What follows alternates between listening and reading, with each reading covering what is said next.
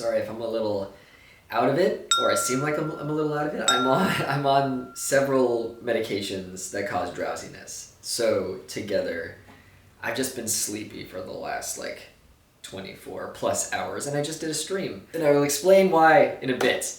But first, I need to go through previous notes. That's how it happens, right? That I have notes on some other things that I need to talk about before I talk to them about the main thing that I want to talk about right now. I'm better at talking than this, I swear. I just did a stream, and I don't think people could tell that I was, like, out of it.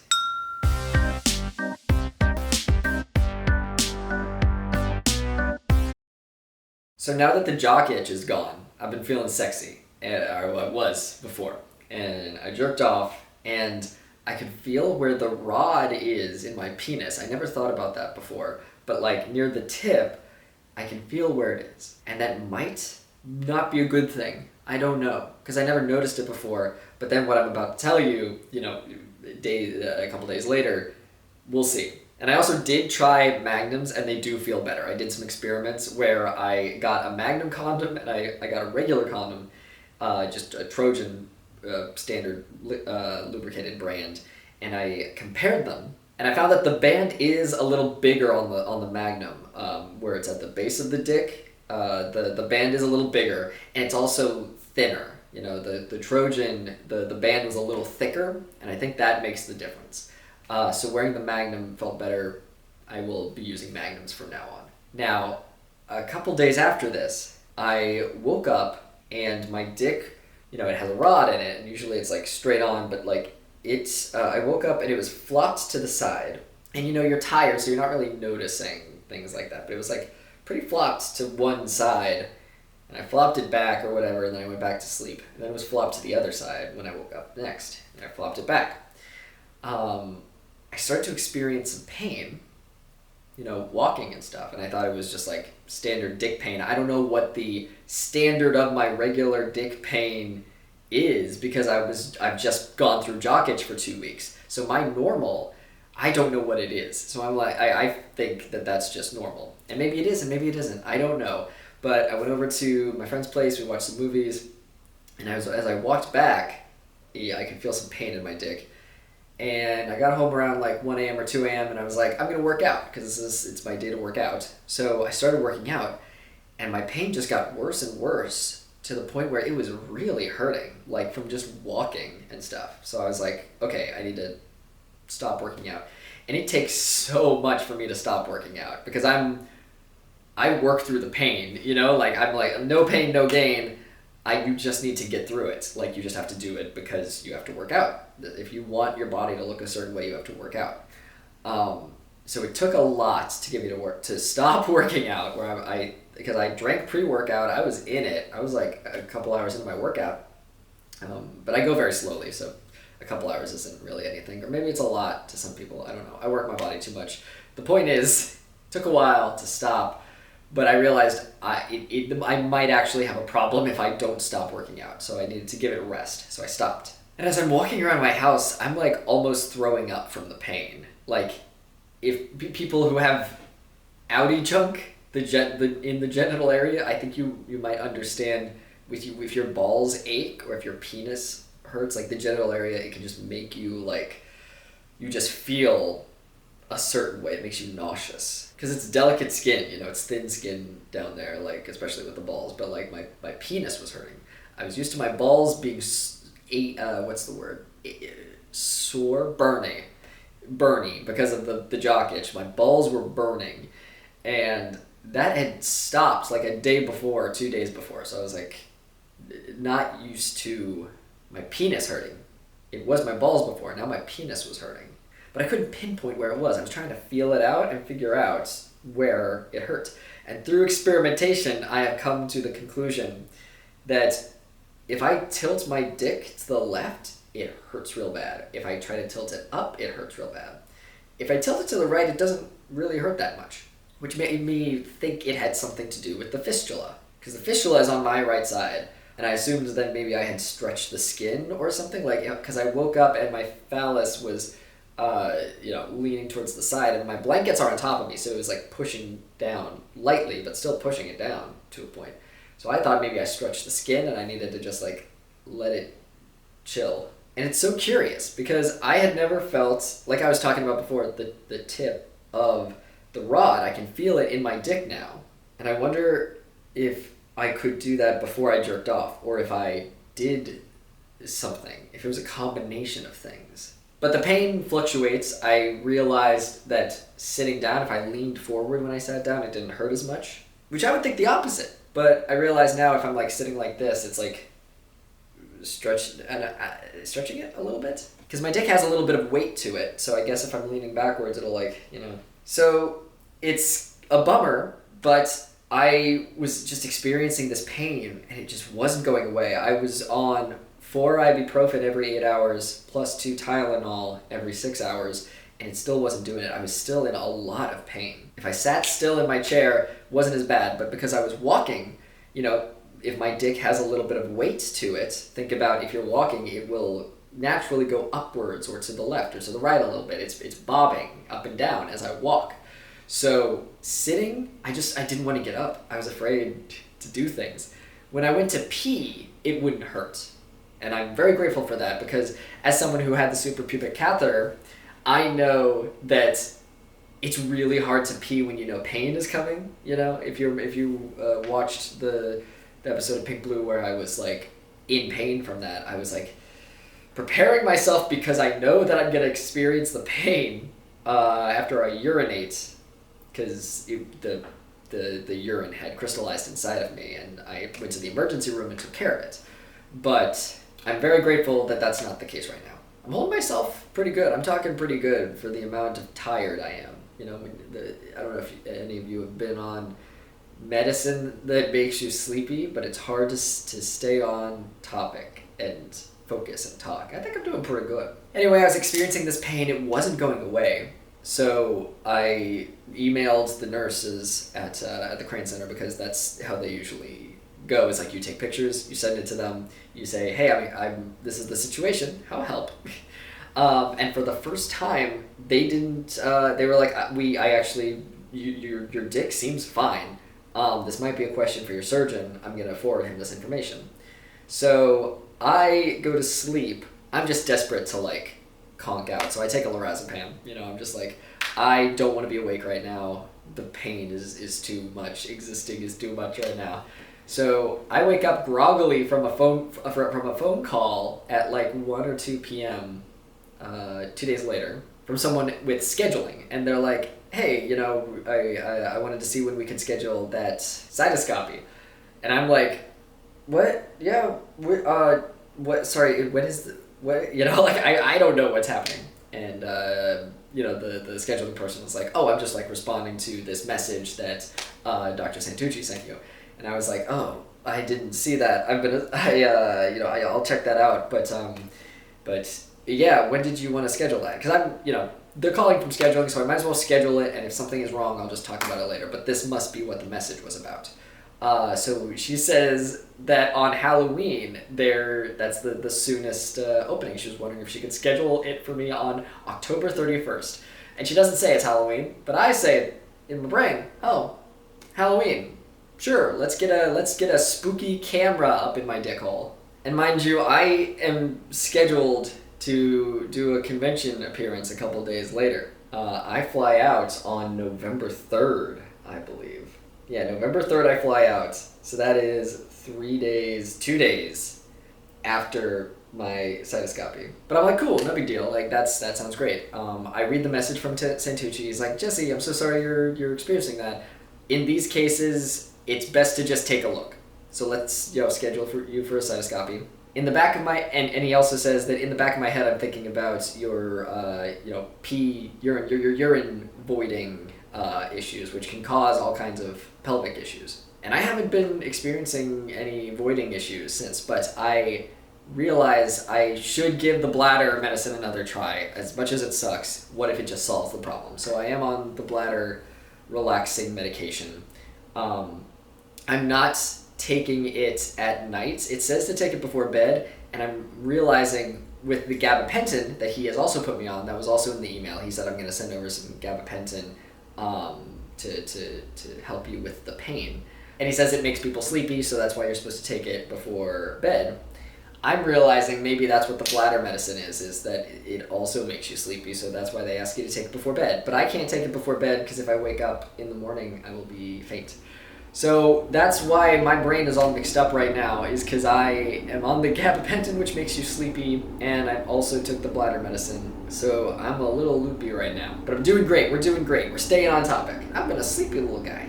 I slept all day. Because I knew I had a stream at 7 p.m. I was like, if you have this medicine in you that's going to make you sleepy, you got to just fill your body with as much sleep as possible. So I asked my friends, and it sucks because like we kind of had a sucky Halloween last year, so we were trying to make up for it. But I was like, hey, what if we had a spooky Halloween where we travel to another city because I don't have a car and I need your help to get there, and I need you need someone to pick you up from the hospital and all that. What if we spent a spooky Halloween in another city and we watched horror movies, and then the next morning I got a camera up my dick hole. And they were so nice, and I'm going to get at least one person to come with me, but that's how I'm going to be spending Halloween. But it sucks. I got a little sad because I didn't realize a cystoscopy was going to be surgery, essentially, because, I need to double check. I think it's just a camera up in my dick hole, because that's how we've been talking about. I don't think there should be an incision or anything. But the hospital that I'm getting the procedure at sent, the standard packet of like things to prepare and whatever. And I need to give them a urine sample. It's like the same stuff as stage 2, where I need to provide a urine sample, and I can't take fish oil or drink or whatever 2 weeks before the surgery, quote unquote. And that means that I'm not gonna be able to like celebrate my 30th birthday. And that sucks. If I'm honest, I've had really shitty, the last like 2 or 3 birthdays have been the worst of my life, and I was like, my 30th, we're gonna do it. I think I talked about that in this video, where I want 3 things. I want to go bowling, I want tiramisu, and I want to fuck. And it looks like I'm not gonna be able to do any of those things. I might be able to get tiramisu, but, I was a little sad when I realized that, where I was like, oh man, because like, my birthday is October 28th, and this procedure is the 31st, so I can't exactly party hard. But I got over it. It is what it is. And I'm going to a convention right after this, so and I'm on drinking panels and stuff. So I will be drinking and I will be hanging out with friends.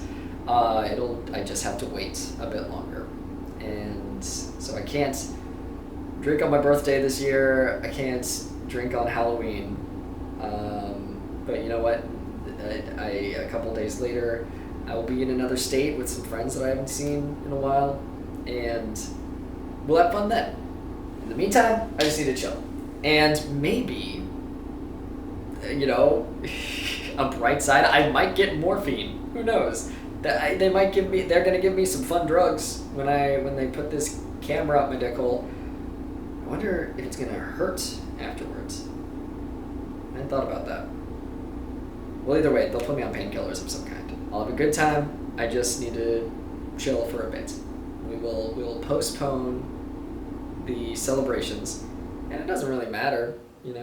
I'll just have a late birthday celebration. So I am on day 2 of the gabapentin, and it does seem to be helping a lot, because I am moving around and I'm not feeling the pain, and I wonder, in the back of my mind, I'm just praying that like maybe the pain has stopped, but I don't think so. I don't know if it's going to heal on its own. Either way, we'll just see if it gets fixed. I did email Dr. Santucci, and an automatic email came back that said, hey, I'm out of the office for 5 days, until Monday or whatever, and I'm like, oh no.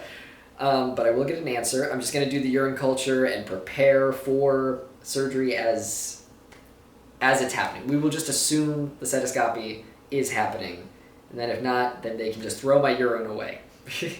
But I scheduled it for tomorrow.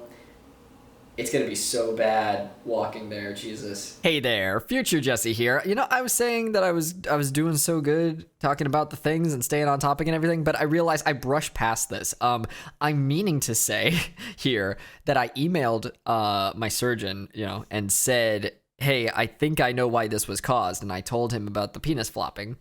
And that's, we don't, if we have to do the cystoscopy, we totally, I don't mind doing it. But I realized that this might have been the cause of the pain, so if I could if we could avoid, if that explains it better, we can go off that and I don't have to come in for a cytoscopy, then that's great. But I want to let you know about that. So that's what I'm saying, that he is out of the office, and I'll find out on Monday if that is a thing, and he could be like, oh, then it must be this, and it doesn't have anything to do with your bladder, so there's no point in the cytoscopy. But I'm editing this right now, and I'm like, damn it, Jesse, you went right past it. So there's the point, and I will continue to let this dumbass talk. Thank you. Walking with this injury is like, oh, it hurts so bad. I could call a Lyft or an Uber, but I am stubborn. I need to do everything myself. That's another thing. I'm learning. I'm getting over codependency because I have to. I need help with things. But like 10 minutes ago, I felt so physically ill because I had to ask my friends for help. I just feel so terrible that they have to like come with me to another city to help drive me around and stuff. They have to sacrifice their time, but they're my friends. Like anytime they have to help me with things, they're like, I want to help you. Like you're my friend and I care about you. Like this is not a big deal. But I feel there's something inside of me that is a trauma response. I'm realizing where usually I just like ignore it and I'm like, it's fine. Like, it seems silly to be upset that your friend is helping you. But because of the experience that I've had with codependency, I feel physically ill. Like I was feeling sick that I need help with this thing. And it's something that you just need. This probably isn't the healthy way to do it, but for me, I'm just like, get over it. That's how I barrel through everything in life. I'm just like, just we have to keep moving.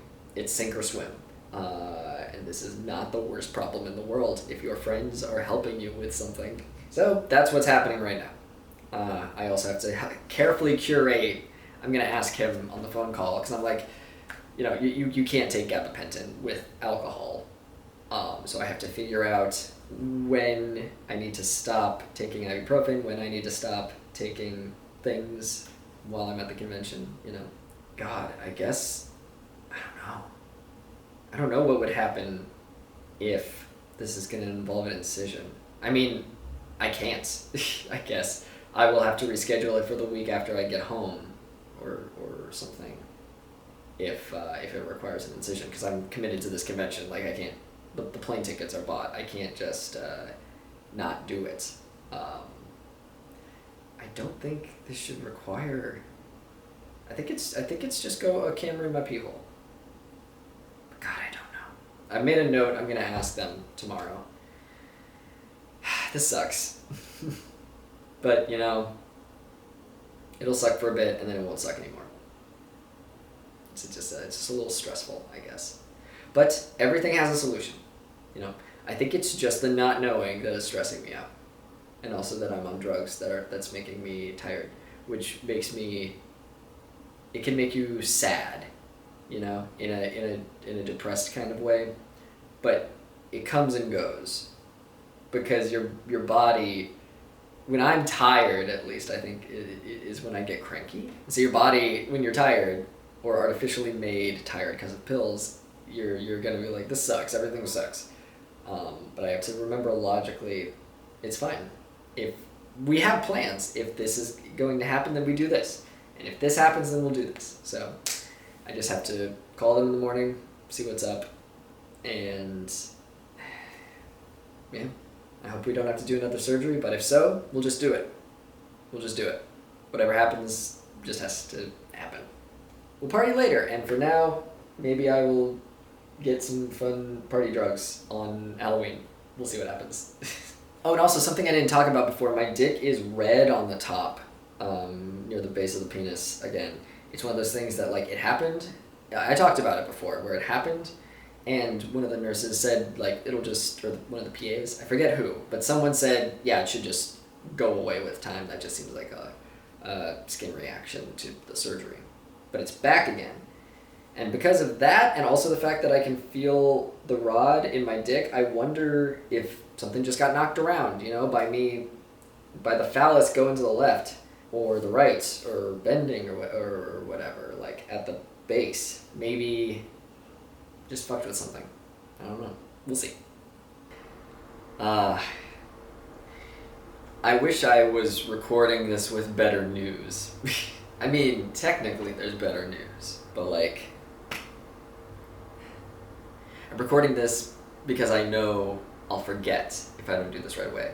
Pumpkin, don't play with the camera. She's so cute. You know, even in our darkest times, there is good news. And some good news is that Khaleesi and Pumpkin are playing together, and it's really nice, and I'm really glad they're getting together. Let's start this off with some good news. That's great. I love that. I love that these two little idiots are enjoying their time together, and Khaleesi has a playmate. Really good. Okay, here's how my morning went. I recorded the vlog last night, and I haven't slept since. I think I've gotten like an hour of sleep total, but I don't know what's night and what's day because I'm on the gabapentin and the bladder relaxer medicine, along with like the ibuprofen and Tylenol. There's a lot of stuff going on in my body, and I was feeling drowsy while I was working, you know, on the computer last night. I mean to say 4 or 5 in the morning. And I'm trying to work. I usually just like barrel through it, you know, but I was feeling like drowsy, so I was like, okay, I should go and lay down because at least your body will rest a little bit. So I went in there to lay down, and I started getting the pain in my dick.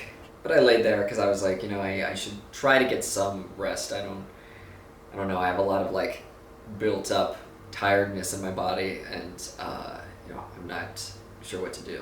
And all through this process, I thought about calling the Crane Center to be like, maybe I should just check. Am I being weak? That's the thought that kept going through my head. Am I being weak?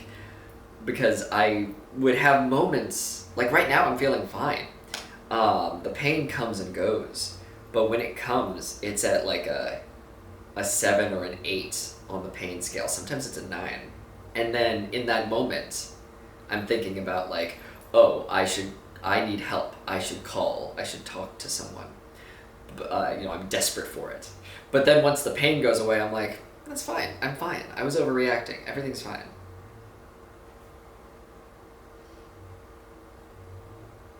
So all through that time, I was laying in bed and thinking like, should I call the Crane Center to see if I could get an earlier date for my cystoscopy? Because I don't know what constitutes an emergency, you know, like I don't know if I should be like, hey, I don't know if I can exist like this for 2 more weeks or 3 more weeks or however long it is. And you know, this isn't even the thought appeared in my head again of like, this isn't the worst pain you've ever been in. Like, this is fine. Be a man, suck it up. You're gonna be there in 2 weeks. It's fine. And right now as I'm saying it, I my friends have been calling it toxic masculinity, but I don't know. I think it's just me as a person. I have that grind set. This will make me stronger as a person. Let's fucking go, you know, that kind of thing going on. I don't ask for help. Don't need it. But my urine culture was this morning, and so my alarm went off at 10:05 in the morning. Plenty of time to make it to my appointment at 11. I usually walk to my doctor's, but then as I was waking up, I felt that pain. I was like, oh, you know, I should call. Let's just call, and because also getting a surgery sooner would be better anyway, even if my pain isn't severe or whatever, which it was, but like I still am in this like mindset of it's fine, but you know, I guess it would be better to know for my convention appearance if I should get an earlier appointment, because like finding out earlier what's going on is better. So I called scheduling, and I knew like it was gonna be, you know, a smiley conversation while the person felt really bad, because everyone at the Crane Center is so fucking nice. The person with scheduling, so nice. You know, she can't do anything about my pain. And so I'm trying to make it as lighthearted as possible while saying, I have to, the squeaky wheel gets the oil. I have to express what is happening to me. But still trying to keep it positive. So, you know, I call and I'm like, hey, so I have an appointment on October 31st, and I think the pain has escalated to a point where I don't know what constitutes an emergency, but it is getting pretty intense, and I don't know, how I'm gonna be, is it possible that there's a sooner date? It would be appreciated. And she was like, oh my god, I'm so sorry, you know, like I could tell she felt really bad. And she's looking and she's like, I can schedule you for October 25th, but if you're in that much pain, I don't know if that'll help. And I was like, yeah, no, honestly, like I'm smiling through, I start to feel a building pain where I know that the wave is coming. I don't know how to explain it, but it's like thunder, where like you can count the claps, and I could tell that there was a pain about to start. But I'm smiling through the pain, and I'm like, yeah, you know what? Whatever earlier date would be appreciated, because I don't know. I'm on the gabapentin, but I don't know, you know. And as I'm saying that, a 10 out of 10 pain hits me. Like my dick is pointed at a left degree angle. And it begins hurting worse than any pain I have felt in it. But I'm still on the phone, so I can't scream. And let me tell you, I don't scream from pain. It takes a lot. I'm very chill, but that fucking thing hit me. And I knew that I needed to get off the phone as soon as possible. Because backtracking a little, while I was laying in bed, I had this feeling of like, I'm sad. And I was trying to figure out if I was depressed or not, because I felt sad. And I don't let myself feel my feelings, but not on purpose. The testosterone has affected me in a way where it's kind of like nerfed my emotions, but to a good level. What are we doing? Where before I was way too emotional, like I cried at the drop of a hat. It was not fun or good. And now it takes me a while to realize that I'm feeling anger or something like that. Which is great, honestly. I much prefer this. But that also means that it takes a while for me to realize that I'm feeling, you know, sad or something like that. So because it builds up, and I realized I've been in pain. I realize I've been sad. And I think about it and I talk out my feelings with myself. It really helps to therapize yourself, like to like talk out your feelings if you're feeling something. And in that instance, I was lying in bed and I realized, oh, I've been in constant pain for the past couple days. It makes sense that I feel sad. Someone in a constant state of pain is going to feel depressed because there's no hope in my brain, you know, like I'm like, this is my normal. And when your normal becomes constant pain, of course it makes sense that I'm sad. So I understood what I was feeling and I talked it out with myself and I let myself feel those feelings. And it was really good for me because I wasn't letting myself feel bad about the situation. But anyway, I let myself feel bad about the situation. I talked out loud to myself. No one was in the room and I was like, this sucks. I feel bad. Why do I have to keep getting injured? Like injury after injury, condition after condition. I was really looking forward to this convention. Why did I have to get injured right before it? This sucks and I feel bad. And I let myself feel bad and then I called the center to see if I could schedule a sooner date. But anyway, back to the present. I'm on the phone call and I feel the 10 out of 10 pain and I'm keeping it together. My worst fear is making someone uncomfortable, so I will do whatever it takes to make that not happen. So on the phone, she's like, okay, so we'll schedule you for October 25th. What you could do is email Dr. Santucci, because I know he's out of the office, but he's checking his emails, and tell him the situation and see what we should do. And you should CC me on that email. You know, CC as in include her in the email. I don't know what CC stands for, closed captions. That's not in this instance. That's a different thing. And I'm like, cool, great, sounds great. Thank you so much for the help. And she's like, no worries, like you'll feel better. And we hang up and I can't describe the pain I felt. It takes a lot to get me to scream in pain. The only other times I can remember it happening are when my leg skin grafts happened the first, like the second or third night, I think, was when it got really bad because your nerves start to wake up.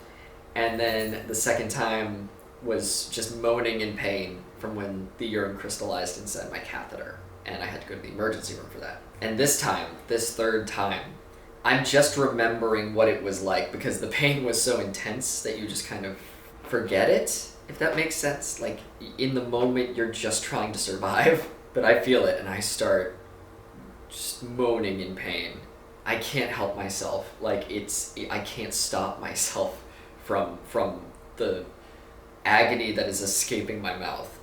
And I'm worried that my neighbors are going to hear, like my downstairs neighbors. But I can't help it. I physically can't stop myself from screaming. My dick is like at a left degree angle. It hurts. It hurts so bad. I am in so much pain. And it lasts longer than any wave of this particular pain has lasted. I think it goes on for about 60 seconds. Pretty consistently at a 10 out of 10. And then slowly, very slowly starts dipping down to a 9. And if I'm honest, that changed me. That connected something in my brain where I was like, this is an emergency situation. And I felt no guilt from trying to get a sooner date to get this looked at. And if I'm honest, I was not sure if I was going to talk about this on camera. I don't want to scare people, you know.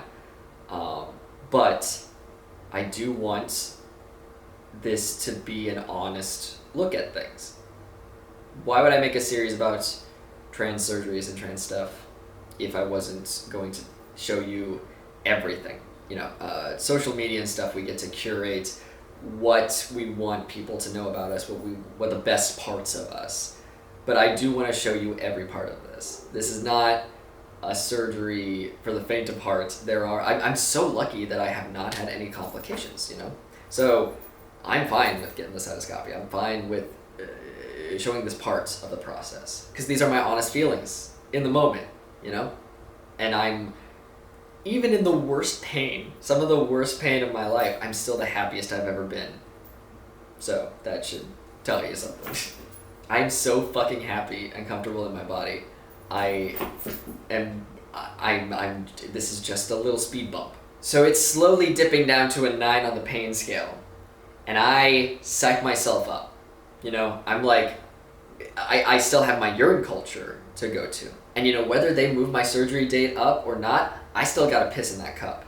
I will give myself some time to feel this pain, but we have to be proactive in this. So it's dipping from a 9 to an 8, and I'm just sitting, I'm like bent over in pain, just being like, okay, let's fucking do this. Yeah, all right. And I'm like talking to myself, psyching myself up, and I moan in pain as I work my way into my living room. I take my blood pressure pills because I don't want to faint. I'm starting to feel faint from the pain. I take the Tylenol because it is time to take the Tylenol. I think I'm 20 minutes late taking it. And I also take a gabapentin because I looked online. My doctor had said, you know, the surgeon, Santucci, had said 1 pill every 24 hours. But with that dosage, I had looked it up. I wasn't planning on taking more than 1 a day, but I was curious what the normal amount was and how much other people take. And according to online sources, I can take twice that amount. So I did, because this was an emergency. I needed to pee in that cup.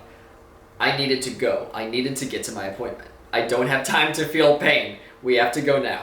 So it takes a second, but I'm like, yes. And like I said before, this flipped a switch in my head that made me be like, okay, it's okay if I need some help. So I ordered a Lyft, and I took a Lyft, and it's ridiculous. It's like a 4-minute drive to my doctor. I usually walk there. And I thought I would feel silly, but you know what? I didn't, because I needed help.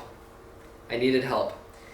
There's an episode of Sex and the City, and I don't really remember anything from Sex and the City, but I watched an episode with my girlfriend and her wife when I was in Philly a couple years ago, and there's this scene where one of the characters lives alone, and she's really happy being alone, but she almost chokes on food, and there's no one else in the apartment. So she has to give herself the Heimlich maneuver, like I think she rams herself against a chair or something, and coughs it up, and then she talks about how, like, I could have died and no one would be there to save me. I think about that Sex and the City clip a lot, because here I was in my house. I don't have a girlfriend here, you know. I've got casual partners but I don't have anyone that I would talk to. I had two options, right? One of the things going through my head was, shit, I need to tell someone what's going on because I might faint from the pain. And then if I pass out, what's going to happen to me? And on the other hand, I was like, I shouldn't. I don't want to tell anyone like that. Like, I got my friends, who live in the apartment next to me. I got people that I trust, but I don't want to text them, hey, just so you know, I'm in an extreme amount of pain, and if I faint, here's some information. I don't want to worry them. And looking back, I probably should have chose that option, but I did not. I chose the stubborn Jesse option, where I just take care of everything myself. So I did not tell anyone. I took my pills, I nutted up, I ordered my lift, and I took my little journey 4 minutes away. I was nervous that putting on pants was gonna be intense, but it wasn't terrible. I was still at like a 6 or a 7, because the pants are like pushing down on you, right? So I've been trying to like be pantsless as much as possible. I got to my appointment, I peed in that cup. It took me a sec, because I was still feeling pain. I was still at like a 5 or 6. I was waiting for the gabapentin to kick in, and it was that feeling of like, I'm scared to pee, whatever, but I did it. And then you know what? I called my friend for help. And I explained the situation. They were like, don't worry, I got you. And they came over, and, because of my fainting condition, sometimes I'm used to not speaking in full sentences. They related it to how Charlie sometimes talks in It's Always Sunny in Philadelphia, where I know what I want, but I don't have the language to communicate it because I'm faint and there's not enough oxygen in my brain or whatever the fuck is going on. So they were like, do you want to go get food? And I was like, I was having trouble communicating. I was like, give me like 15 seconds to think about it. And I put the AC on my face, and I was like, okay, I would like to do that. We could go to food, and I could also be there with you in the, yes, that would be good, please. Yes, I would also be there. And they were like, cool, okay. So I got food, and we came here, and we chilled for a bit. And I realized it's easier to deal with this stuff when there's people around you. Because I'm just alone here. I'm just ruminating in my pain. Still a little out of it. But I'm scared to go to sleep. I want to take a lorazepam so I can just knock myself out and get some rest. But I'm scared because I might wake up and my dick might be at a right degree angle and the pain might be happening. And I think that's what's causing my elevated level of stress. I'm scared to go to sleep. I'm scared to stay awake. That's what pain does to you. But I keep checking my email. We'll see what happens, if they email me and they're like, we can take you next week. I would give anything for that. As it is right now, my pre-op is next Wednesday. And I'm so grateful they were able to move it up to the 25th instead of the 31st, because now I'll have more of a heads up of whether I'll be able to make it to my convention. And that's what's so silly, right? I'm so concerned about other people that while I was in this extreme fucking pain, one of my first thoughts was, I need to let the convention know I might, maybe announce me last, because I don't know, it's so silly.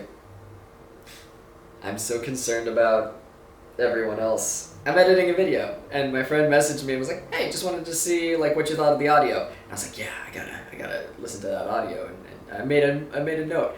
I'm on one hand, I'm like, damn, Jesse, can you chill for a sec and maybe ask for things that you need? But then on the other hand, I'm like, it would be nice to distract myself with work. So this is good. This is good for me, maybe. I'm gonna work on that video. I'm gonna do some stuff. And I guess I won't sleep. No, sleep till Cockland. I don't know. It's not a perfect Brooklyn. Lynn, these nuts. Brook. I don't know. I'm not on my A game.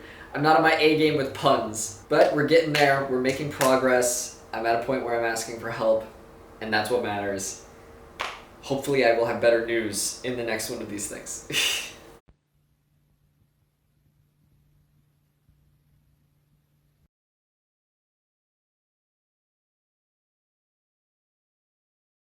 So, here's some good news first. The good news is that my cats are sitting together. That fucking rules. Bad news. So, you know how I was scheduled for a cystoscopy? Is that how you pronounce it? I'll camera up my pee hole because I've been experiencing some pains, some real bad pains. I was scheduled for it October 31st, which is Halloween. I was gonna have a spooky camera up my dingus. The pain got way, way worse today. I woke up with a 10 out of 10 pain. And it takes a lot to crack me. It takes a lot for me to say, I'm not doing too hot.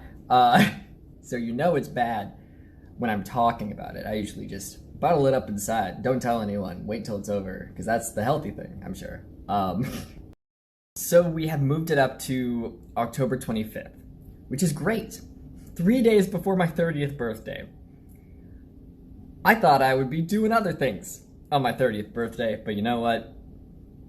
Life is what it is. But even with October 25th, I don't know how I'm going to deal with it. I've been put on gabapentin. I don't know how I talked to the scheduling woman. Very, very nice. Basically, I had to beg my surgeon in an email where I was like, hey, just checking. I don't know what constitutes an emergency situation, but if we could get me in next week, would love that. I was screaming in pain this morning to a point. Nothing cracks me like that. This is some of the worst pain I've ever felt in my life. Now the problem is that the pain comes mostly when I'm asleep because I don't notice my dick flops over. It's not supposed to bend that way, and if I have underwear or like my sheet pressing on it, it's pressing on it, but not like intensely. It's not heavy because it's blankets, but it is enough to and something is wrong. So I've done something, and I'm afraid to go to sleep because I wake up in the pain because I'm asleep and my dick falls over into a bad place and I don't realize it. So I'm just not sleeping. So we're gonna see how that goes. This is a nightmare, but you know what? Things are gonna suck until they are better, and maybe I don't know. I don't have any. There's no light right now at the end of the tunnel, but I wanted to update you, I guess. I wish I had better news. And I know I'm a tough motherfucker because my friends and my mom are concerned. You know, they're checking in on me because I never complain. I never complain about anything. I don't complain about pain. I've dealt with way more pain than a human could possibly take. So they're like, oh, this must be serious if he's actually fucking talking about it. The squeaky wheel gets the oil. You know, I'm accepting help from friends, and I appreciate it. But it's very funny that my mom texted me tonight. She was like, thinking about you, and I call 911 if you need medical attention. But call me anytime. My phone is right here. And I'm like, yeah, she knows it's bad because I don't fucking talk about this shit. But I hope you're having a great night. Fucking fantastic news. I begged my surgeon. I was like, hey, if we could take me sooner, would that be possible, please? A lot of pain. And my cystoscopy has been scheduled to this upcoming Tuesday. Thank fuck. It's gonna be hard to get through the next, what is today? Is today Friday? What day is, it is Friday. It's gonna be, okay, it's about to be Saturday. I can do this. Saturday, Sunday, Monday. I gotta get through 3 days. I can do that. Oh, it's gonna hurt though. And the other piece of very good news is that I caught my cat sleeping like this. In this very uncomfortable position. Sometimes, you know, you gotta do what you gotta do. If she can sleep like that, I can make it through the next couple days. Let's fucking go.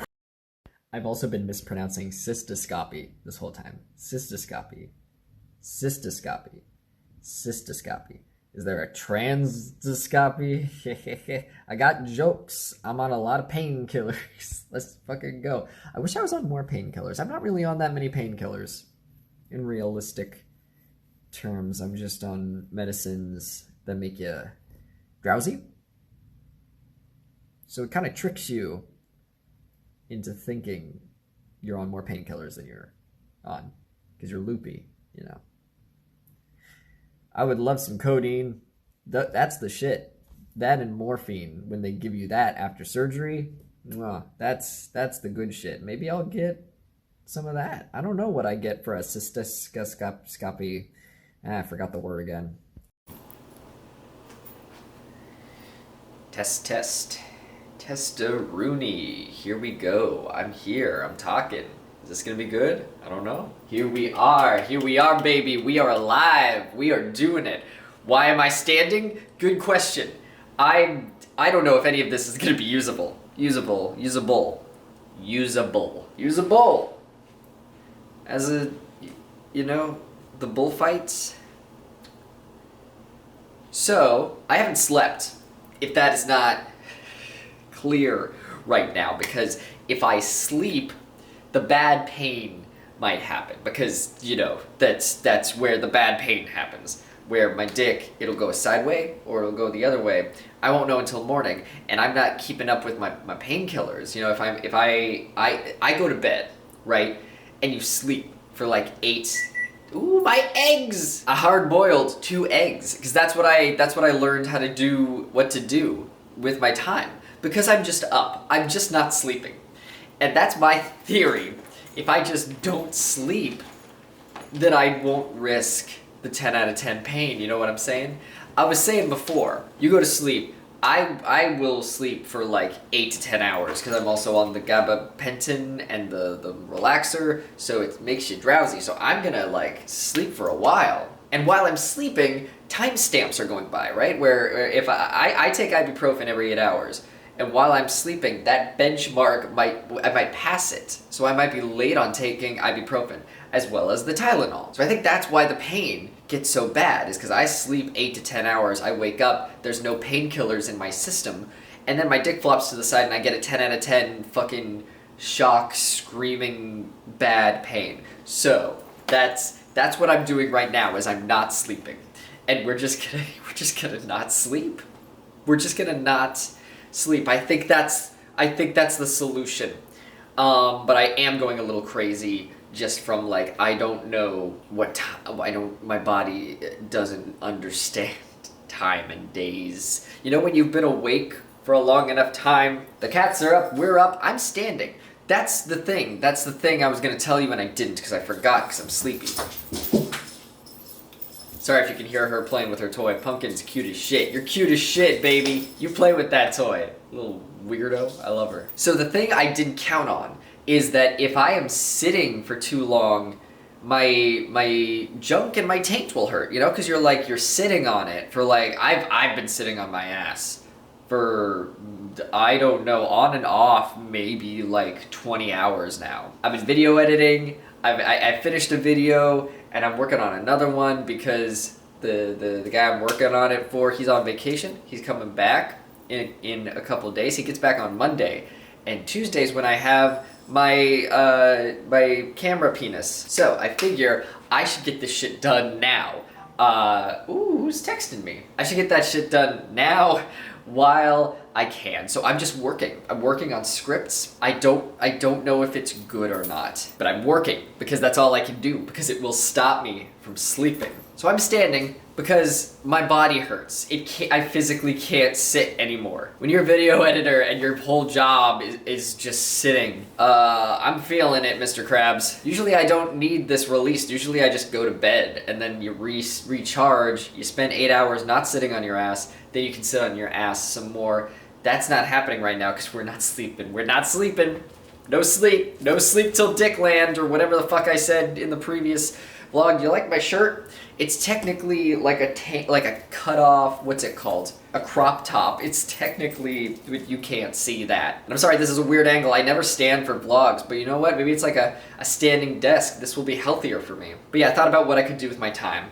And once a year, I would say, I relearn how to hard boil eggs. And that's what's happening right now. Oh, I got notes. Let me see my notes. Oh, my mom just texted me that's great news that my my penis camera cryptocurrency is happening on Tuesday now. Y'all, I'm so grateful for that. Holy shit. I really hope they figure out what the fuck we can do about this shit. I'm glad we're handling it as early as possible. Shout out to my friends, shout out to my surgeon. We're all working together. So my friends were going to drive me when we knew it was weeks in advance, but I had to find a new ride basically because, like, you know, it's a quick turnaround. I can't, you know, my friends work with kids, and you can't just like take off work at the drop of a hat. Hey, no, Pumpkin, get out of there. Pumpkin just climbed into my fireplace. I didn't even know that was a thing I had to worry about. Khaleesi doesn't do shit. She doesn't, she wouldn't think to go in there. I'm getting nervous because I'm feeling that pain. I'm scared.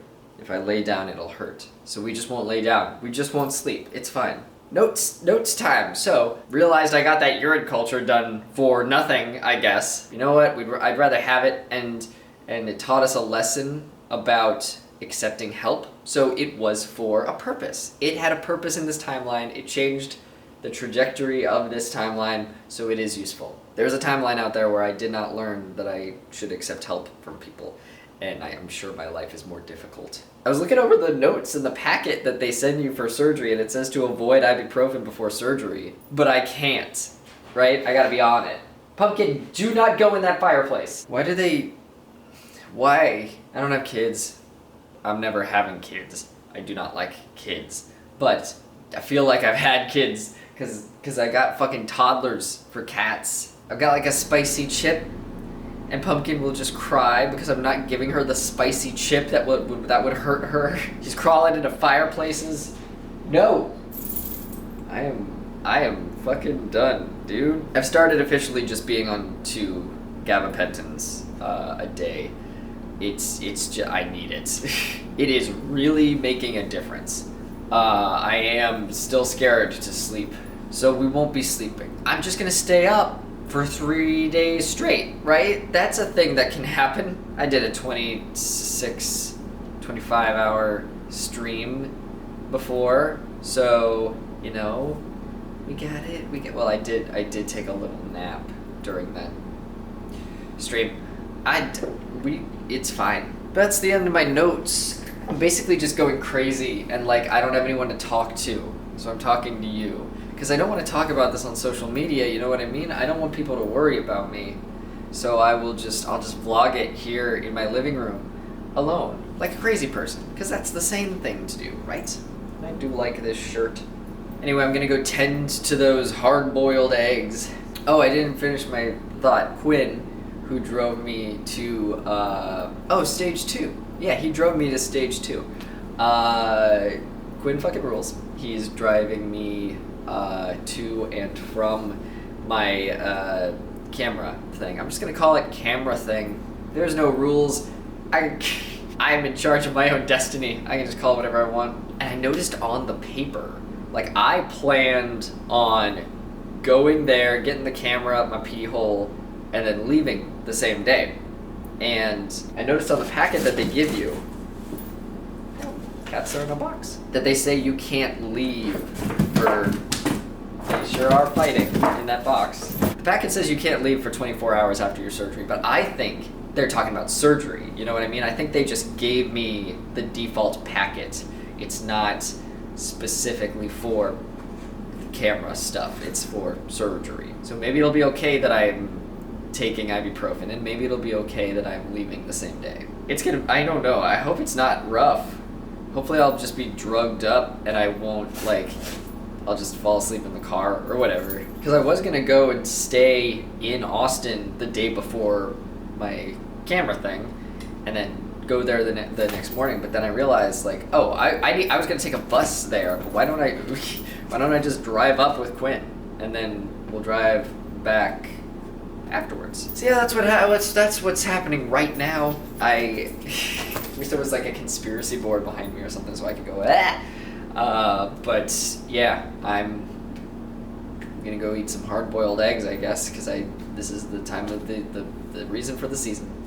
This is the one time a year that I have learned how to hard-boil eggs again. Oh, I'm getting penis pain right now. Gosh, I'm scared. I just want to feel normal. I haven't been able to work out. My milk expired, and I had almost a full jug of milk because I haven't been able to work out, so I haven't been making protein shakes with it. God, I miss working out. I miss being in control of my body, you know, because that's something you can control. Well, I'm gonna eat eggs. I've said that 3 times. And I'm about to eat eggs. The cats are fighting. If you've made it this far in the vlogs, I appreciate you. Watching the ramblings of a madman. I don't even know what I'm doing. Khaleesi, hello. Eggs. Egg time. Now.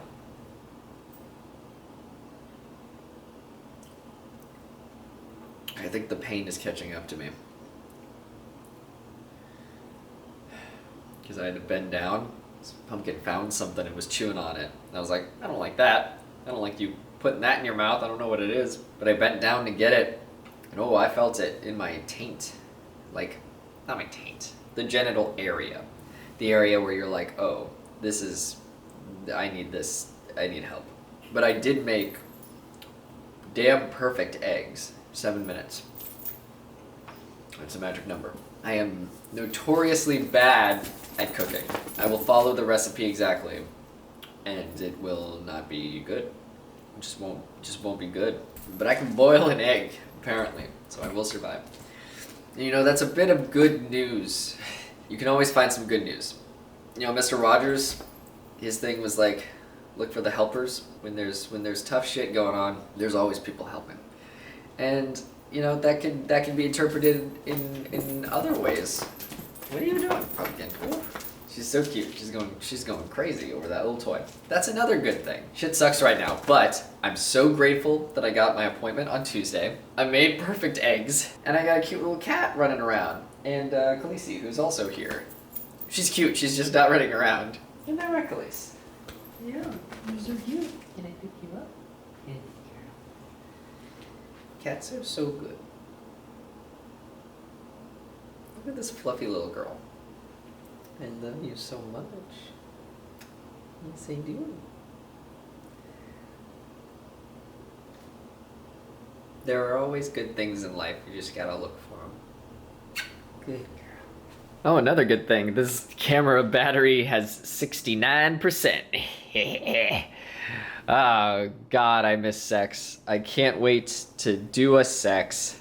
Oh boy, I just called the place that I'm getting my procedure done at because I have a couple questions. Because, you know, like, usually when you're scheduled for a surgery, they'll give you a packet of info where they usually call you and are like, hey, I'm your nurse for this thing, and like, I want to go over the thing with you. You wash with Hybe Cleanse, you do this, this, and this. And because my stuff has, my date, I haven't slept.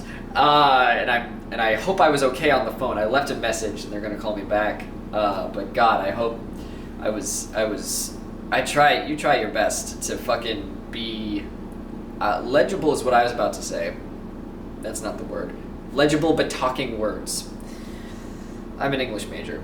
Anyway, I wanted to ask, because, you know, St. Tucci is taking me at around 12:30, what does that mean? Does that mean I have to be there at like 11:30? What time should I be there? Because we're driving up the morning of, and I'm nervous about that. I want to make sure we're early, if anything. And I also don't know if I have to wash with Hybe Cleanse. The packet that they gave me for the 31st did not say anything about Hybe Cleanse. And I believe with my other surgeries, they include a specific page that tells you how to wash with the Hybe Cleanse. So I guess I don't have to. And I also want to ask about the gabapentin, if it's okay that I'm taking that. I have a lot of questions. Well, not a lot, just like 3. God, people think that I am so smooth and cool, but then you get me on a phone conversation. I can't. I'm an awkward piece of shit. The pain is starting to come along, but I think it's because I get to take ibuprofen soon. My friends are so nice. I love my friends. Just people are messaging me and are like, hey, okay, if I can do anything, let me know. And that's very nice. I'm very fortunate to have the friends that I do. It's so weird, right? That you can feel alone, but also have so many friends. I feel like I have to just barrel on through and do everything on my own. And people are offering... I think it's like that clip. I've never seen Meet the Robinsons, but I do. There's like a meme clip where there's like a kid that's like, I'm so lonely and all alone. And everyone's like being really nice to him and like waving to him. And he's like, I'm just so alone. That's kind of how I feel sometimes. Have I showed you the sad cat? This is a picture that I keep. It is an illustration of a meme cat that exists.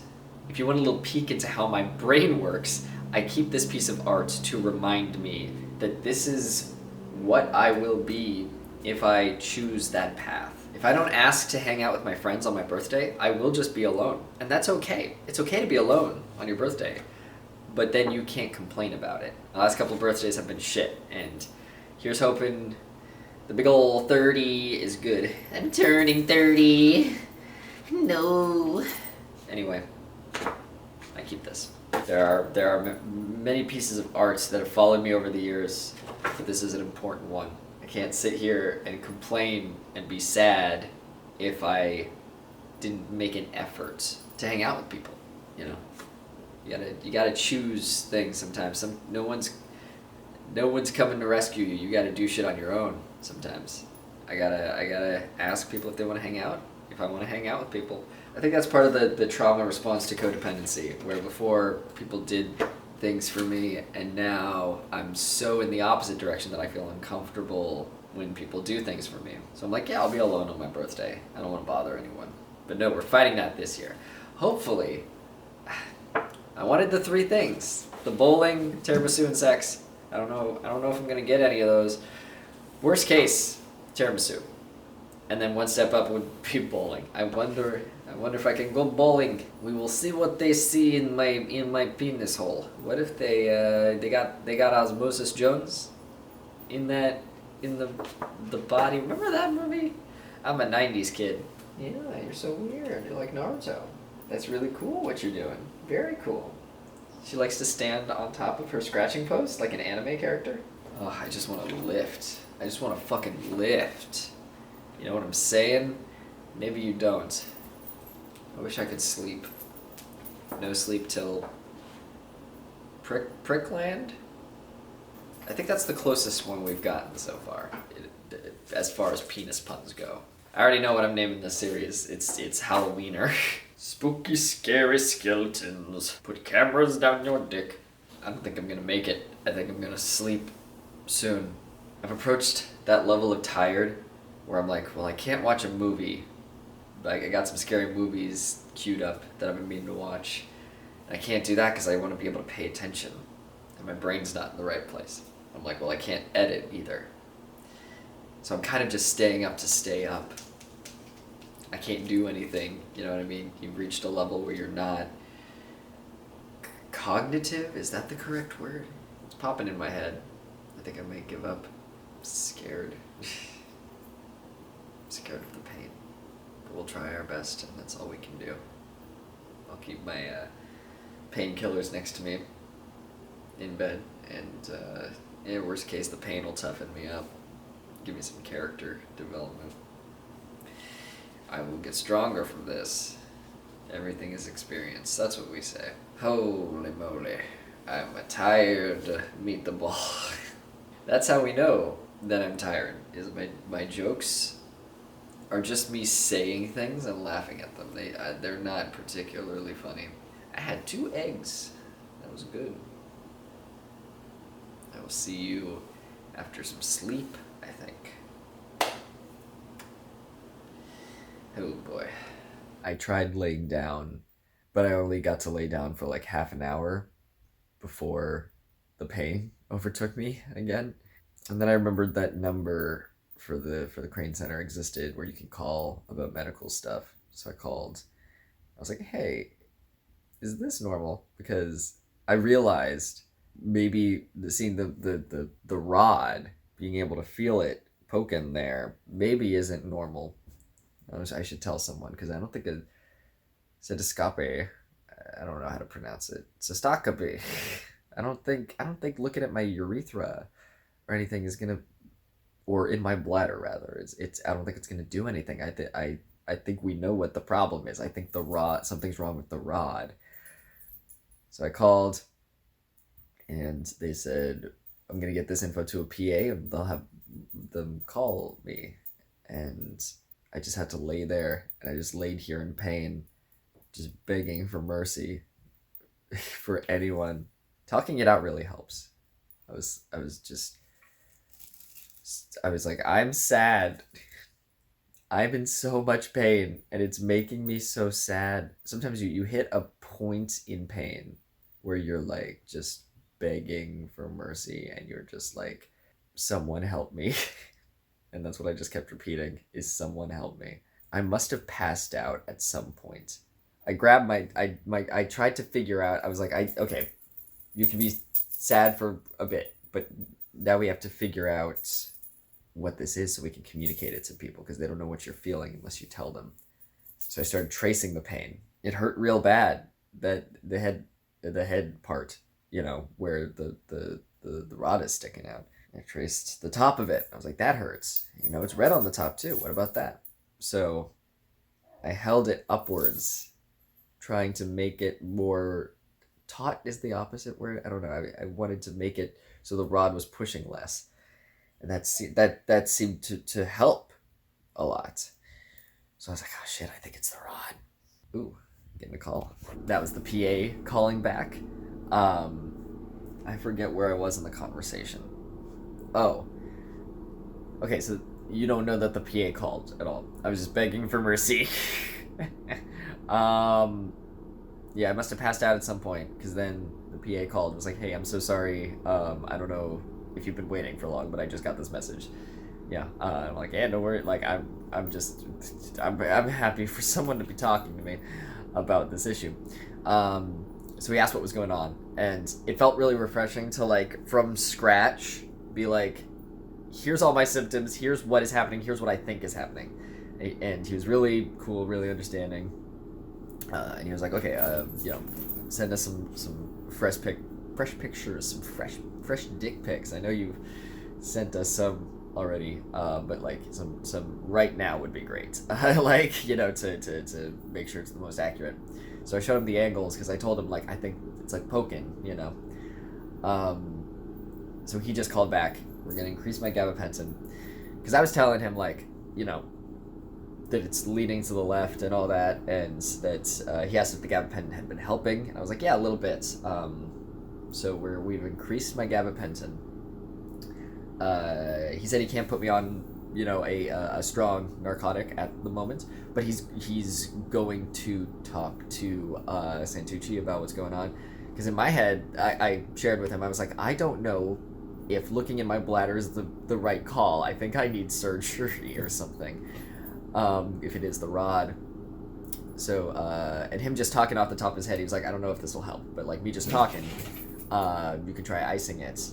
Or you could try heat. It feels like you're experiencing nerve pain, because that's what gabapentin helps with. So that makes sense. Like if the gabapentin helped. But yeah, in between calls, I was like, I can't lay down. It hurts real bad when I lay down. I don't want to stand up. So I've just been like sitting on the bed. But that wasn't. I was just. This is recent. I was standing for a while, and I let him know that I am flying out on November 3rd. So if I need surgery, I want it immediately. So as soon as possible. So ideally, so I can recover. Spend 2 weeks recovering. And he was like, yo, yeah, that's good to know. Thank you for telling me that. So he's gonna relay the information. He's gonna talk to him. I'm just thinking about if I need surgery. Like, I don't know who's gonna take care of me. Might just be on my own. I got my bud Andrew in Austin. Maybe he could pick me up. He'll probably help me. I have friends who will help me, but it's just like so last minute. They gotta be with you, We will find a way. What's that Jurassic Park quote? Dicks find a way. I think. I don't know how to do a Steve Bloom impression is what I was about to say. I get them confused. I don't know. I guess I just took a gabapentin, so maybe I'll try and lay down. Kitties. It's so tough because like Pumpkin just wants to snuggle. She was sleeping on my chest, purring real loud while I was like in so much pain. She's so funny. She's so sassy that I don't know if she could tell I was in pain, but she was just like annoyed that I was in pain because I was crying. I just remembered the pain was so bad it was making me produce tears. So that's new. Y'all playing? I'm gonna lay down, I guess. We'll get through this. And you know what? I'm really glad. I'm really glad that someone's taken me seriously. And everyone's been taking me seriously, but now it's like I feel like we're on a better path than we were before, because I was always feeling like I don't know if the cystoscopy is gonna cystoscopy calliope cantaloupe is gonna help if it's the rod. Okay, I'm gonna try to relax. I put on a new shirt to signify a day change, and also so I don't go insane just being in the same space with the same shirt on every time I talk to the camera. Quarantine taught me that you gotta switch things up, or you'll go a little cuckoo for Cocoa Puffs. Cocoa Puffs are good. I feel like they used to be better, and that could be two things. One, it could be that like you're a kid, you know, and you haven't experienced that much food, which is why I have a theory, and I'm pretty sure I'm correct, that they make dino chicken nuggets out of like the shitty parts of chicken, because they're kids, they're not gonna know what good chicken is. I tried dino chicken nuggets as an adult because I was like, hell yeah, I can buy my own chicken nuggies, and I want them shaped like a friend. They tasted kind of shitty compared to like the regular chicken nuggets. I think that, but so okay, so that's the first thing. You might be a kid. That's my first theory about Cocoa Puffs, which is not what you asked. You didn't ask anything. I'm just talking to a camera. I have doubled up on my gabapentin, if that is not clear. The PA said I could do that. I love the PAs because they're so nice and also like very like funny. He was like, yeah, you can double up on it. Just don't, you know, avoid operating farm equipment. I was like, I got you. I'm gonna tie my shirt at the bottom even though you can't see it. I look like a cute farmer in a music video. Just know that. Woo. Drowsy. We were talking about the side effects, and like, you know, he was like, I'm not concerned about like, you know, drowsiness. Like that's the main thing, is I'm just gonna be drowsy. And that is going to be my thing at least for the next few days. I was lying in bed trying to get more sleep, but I realized like I started getting some 8 or 9 level pains in my dingus, and I realized I had to hold it upright physically with a hand and hold it there, and it's just not worth it. I can't sleep while physically attending. That's just fucking torture, man. I don't know what to tell you about that experience if you've never had it, but I have to physically hold it up or I get a sharp pain. It really feels like a saw fucking riddle thing. Would you like to play a game? Heard you like dicks, huh? Well, what if you had to hold your dick upright, or you wouldn't be able to rest, but also you can't sleep? I haven't seen more than one Saw movie, but I do know the gist of like, you know, I'm going to take revenge on you in this specific way. I know he's targeting cops or something, because I know I saw the trailer for Jigsaw. Like, he's targeting cops in his origin story, because we kept seeing the trailer over and over for it. And the trailer for Jigsaw is wild if you don't know it's coming. I remember the first time I was in a theater, and this must have been like 2020. It was a bit ago. I think it was pre-pandemic times for sure. And you'd sit there watching this trailer and be like, what the fuck is this movie? What is this movie? And then the fucking logo for Jigsaw pops up, and I laughed my ass off every time. I was like, sure, okay. So I'm just gonna be tired. I'm just going to feel like this for at least the next few days. And, you know, if I don't know, this is probably not normal to be this tough on yourself, but I am a survivor. So my first thought was like, if I need to fall asleep that badly, I will fall asleep sitting in my chair. Like, if you need to sleep so bad, then just do it. You'll find a way. Probably not normal, but I am built to survive, and my mind will just do whatever it takes to fucking survive. The cats were hungry and they were running all over the place. I was holding my dick. I was like, you know what? I just need to get up. Ordered some food. I'm embarrassed because I don't have anyone to take care of me if I get surgery next week. My friend Andrew is, you know, totally willing to help, but he has class, so it's like he's busy for these amounts of time, and I don't know how I'm just gonna not get food during that time. Basically just need someone to be with me, to tell me to take pills, and give me food. Because I can order Grubhub to the hotel, but I can't physically go to get it. So I'm embarrassed. I don't know what's gonna happen with that, if I'm honest. I don't know what's gonna happen.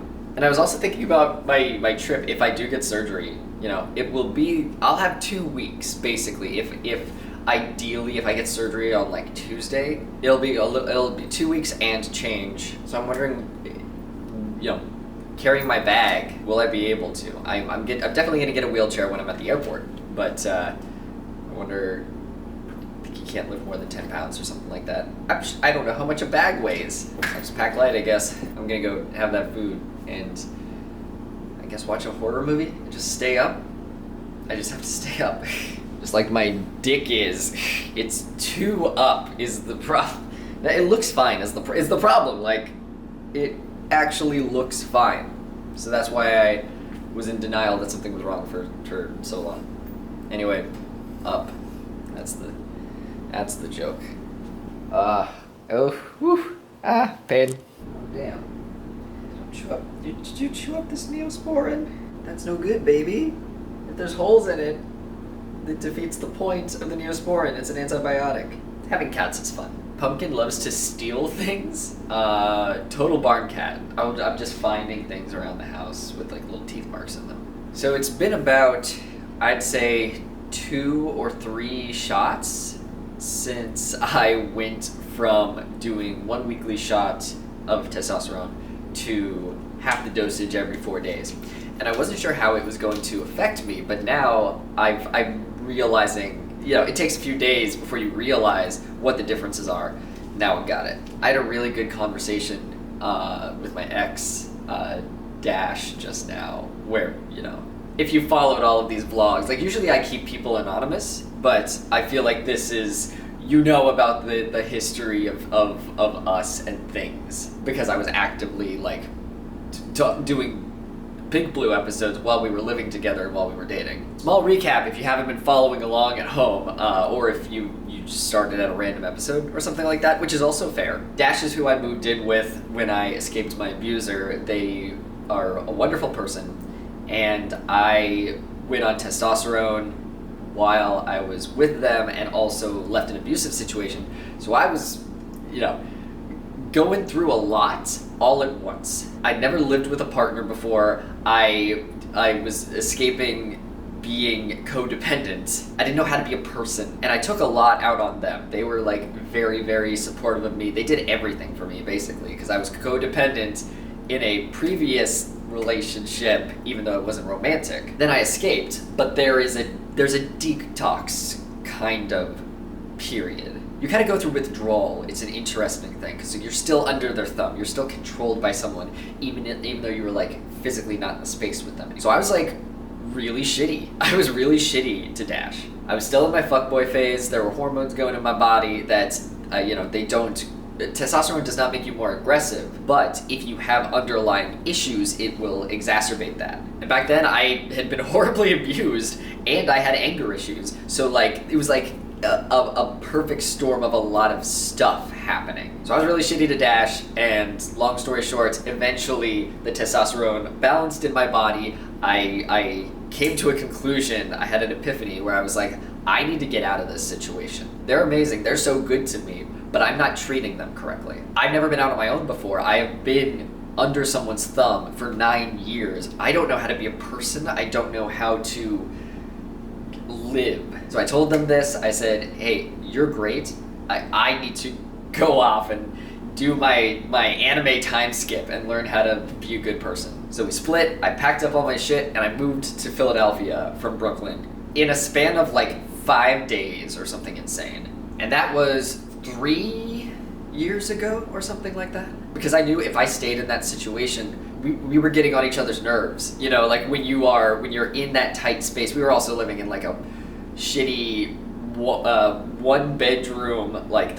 We were in 1 bedroom, existing together. That was maybe the space of this section of my apartment. The apartment was railroad style, so there were offshoots of different rooms, and we were existing in one together. And you're gonna get on each other's nerves if you're in that space, especially with both of us having conflicting things. It was a lot. So I knew that if I did not get out of that situation, we might not be able to be friends anymore.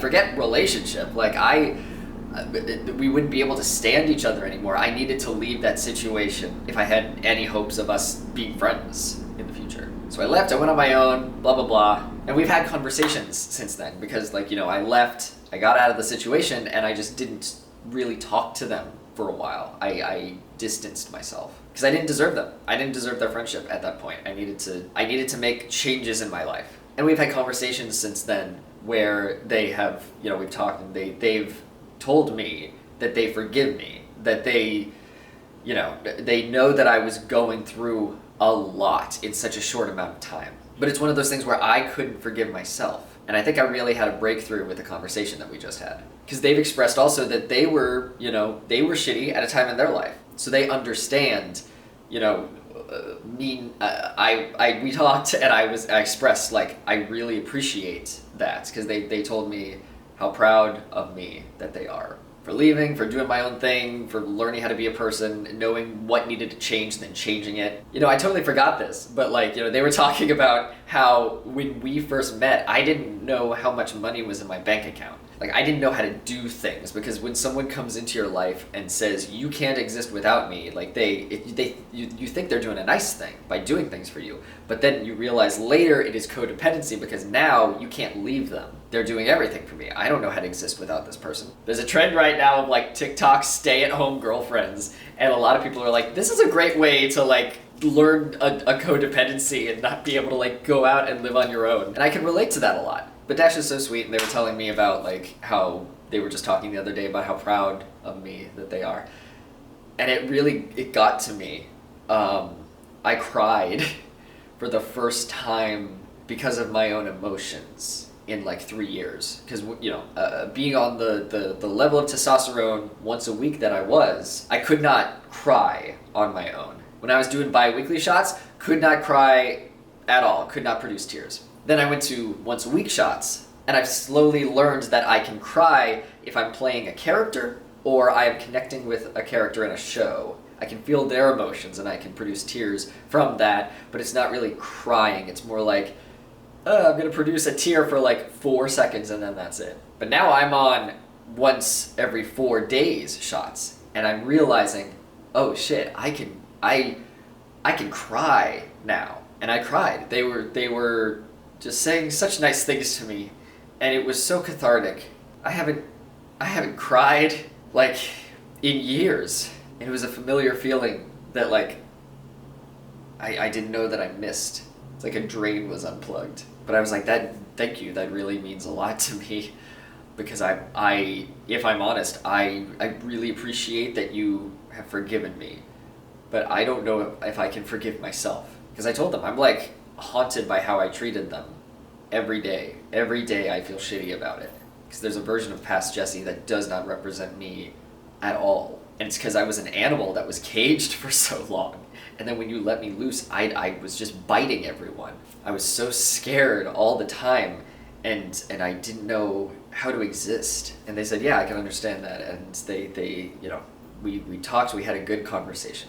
And we talked about how, you know, they think about it more of like, you don't have to forgive past Jesse. Forgive is such a loaded term, but if you can understand them, like you can understand how he acted, you can understand this is a version of me that doesn't exist anymore. Because no one owes you forgiveness. You can change and become a better person, but no one owes you forgiveness. And so for me to get that forgiveness from someone that I hurt so much, it really does mean the world to me. And I just sat there and cried for the first time in 3 years. It really was that fucking clip from Hamilton. Forgiveness. Like, it just played in my fucking head. But yeah, that is a change that I think I like, to switching from once a week shots to every 4 days shots. I think it's a healthier dose. I don't know if it's healthy for me to not be able to cry, but we'll see how I get used to it. I think it's a little bit of toxic masculinity that I'm like, I like when I don't cry. So I think I need to get used to the feeling again. Because it feels good. But it is vulnerable. You have to let yourself be soft, you know. It's too early to tell, but I think it's making my acne better also, which makes sense. If the differences between the shots are that my acne is better, but I also exchange that for being able to cry, I think that's a worthy exchange. Yeah, it was really nice. because we had a really good conversation, and we're just so proud of each other. We both are very different people in the best way from when we were dating, and they were like, I'm really, I'm so proud of you for you saw changes that you needed to make, and you made them. You're scheduling surgeries for yourself, and you're just so independent now. And I told them thanks, and I told them how about it's kind of like in the opposite direction now, where I'm like toxically independent, so I have trouble asking for help. Because their partner Jules is getting top surgery on Tuesday when I might be getting surgery. So that's how the conversation started. The conversation started because I was like, hey, would you benefit from me getting Knives Out on your account? Because that's how queer people work, I think, is we just like all share streaming accounts. Like we're all connected to each other's Netflix and Peacock and fucking Hulu. And if one person has an Amazon account that has a bunch of movies, it makes sense, like, oh, if I want to buy a movie, I'll just buy it on this account, so it's just like a big library that we can all share. Socialism. But it started like that, and then I was a little loopy from I doubled up on the what's the name of the word? Oh, I'm blanking on it all of a sudden. Gabapentin. The gabagool. Hey. I was loopy from too much gabagool. Forget about it. I'm walking here. You gotta take the pills like this.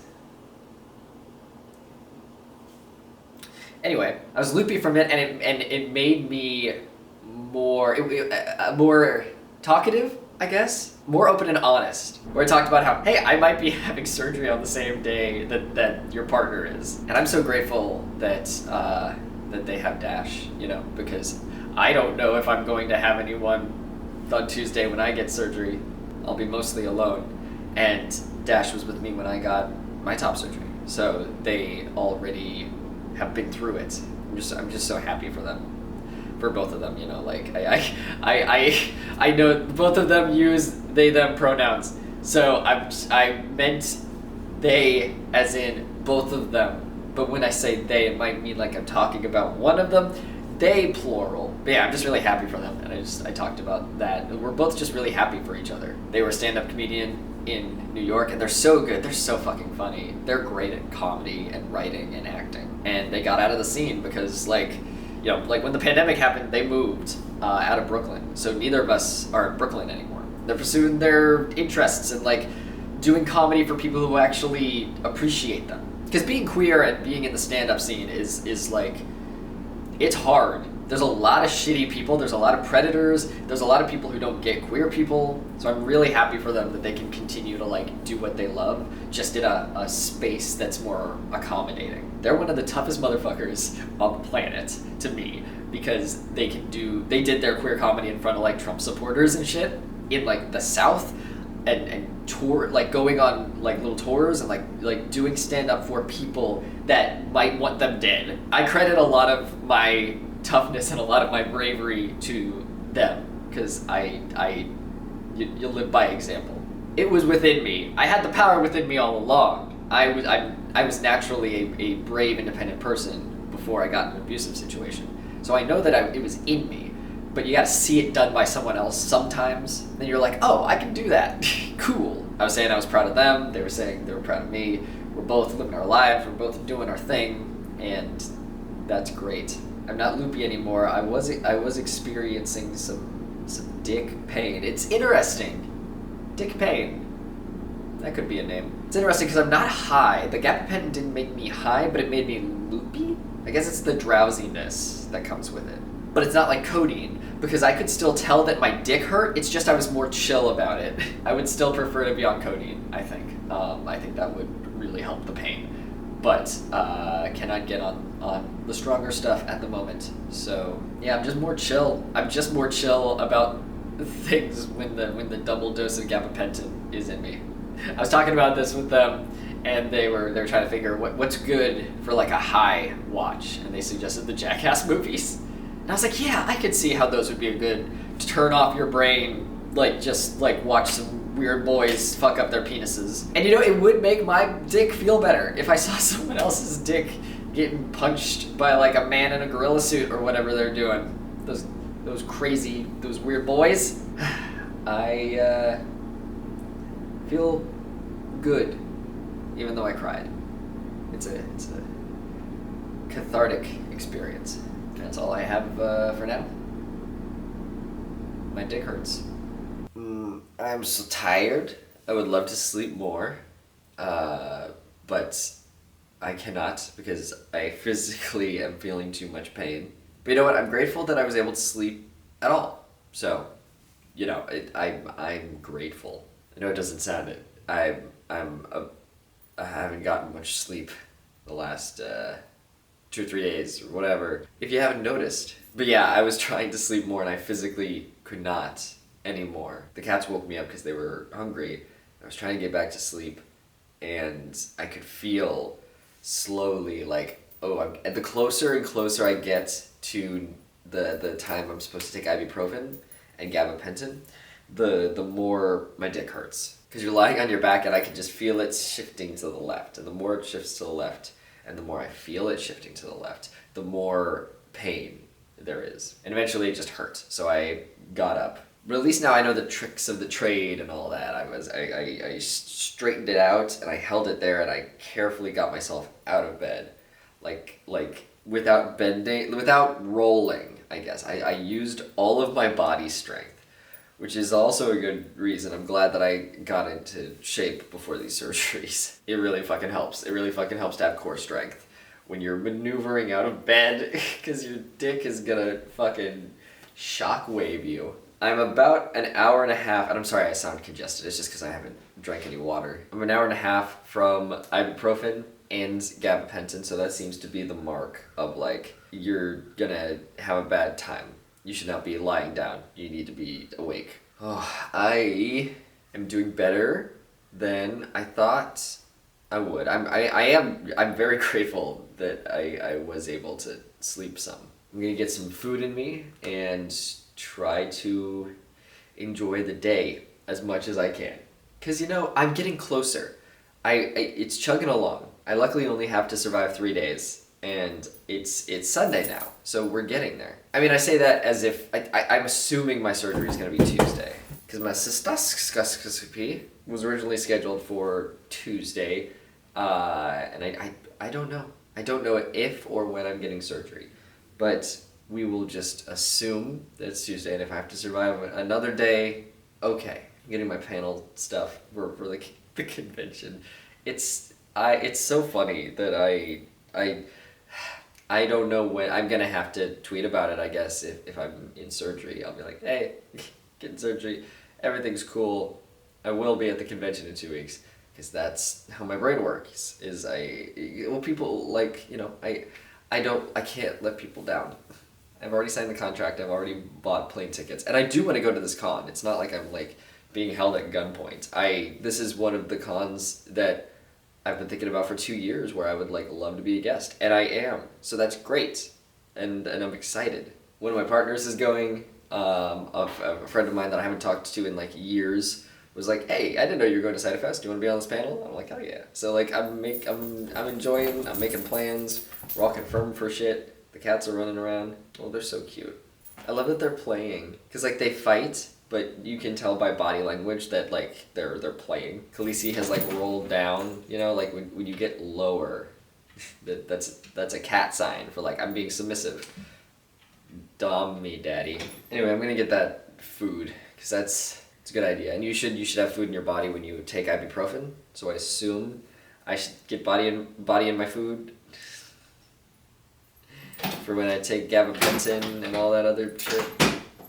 I'm so sorry, that's in the background. Better than the AC. I fucking hate when I forget to turn off the AC and I'm recording one of these things, because then I don't know if it's annoying to you or whatever, but it's annoying to me editing the footage. See you in a bit. It's time to wake up. Time to wake up. It's time to wake up. Oh, ooh, pain. I haven't ordered food yet. There's something else I wanted to say. And I think that's how this is gonna go, because I did not take notes. So I was like, great. Usually I take notes on these things and I'm able to read it.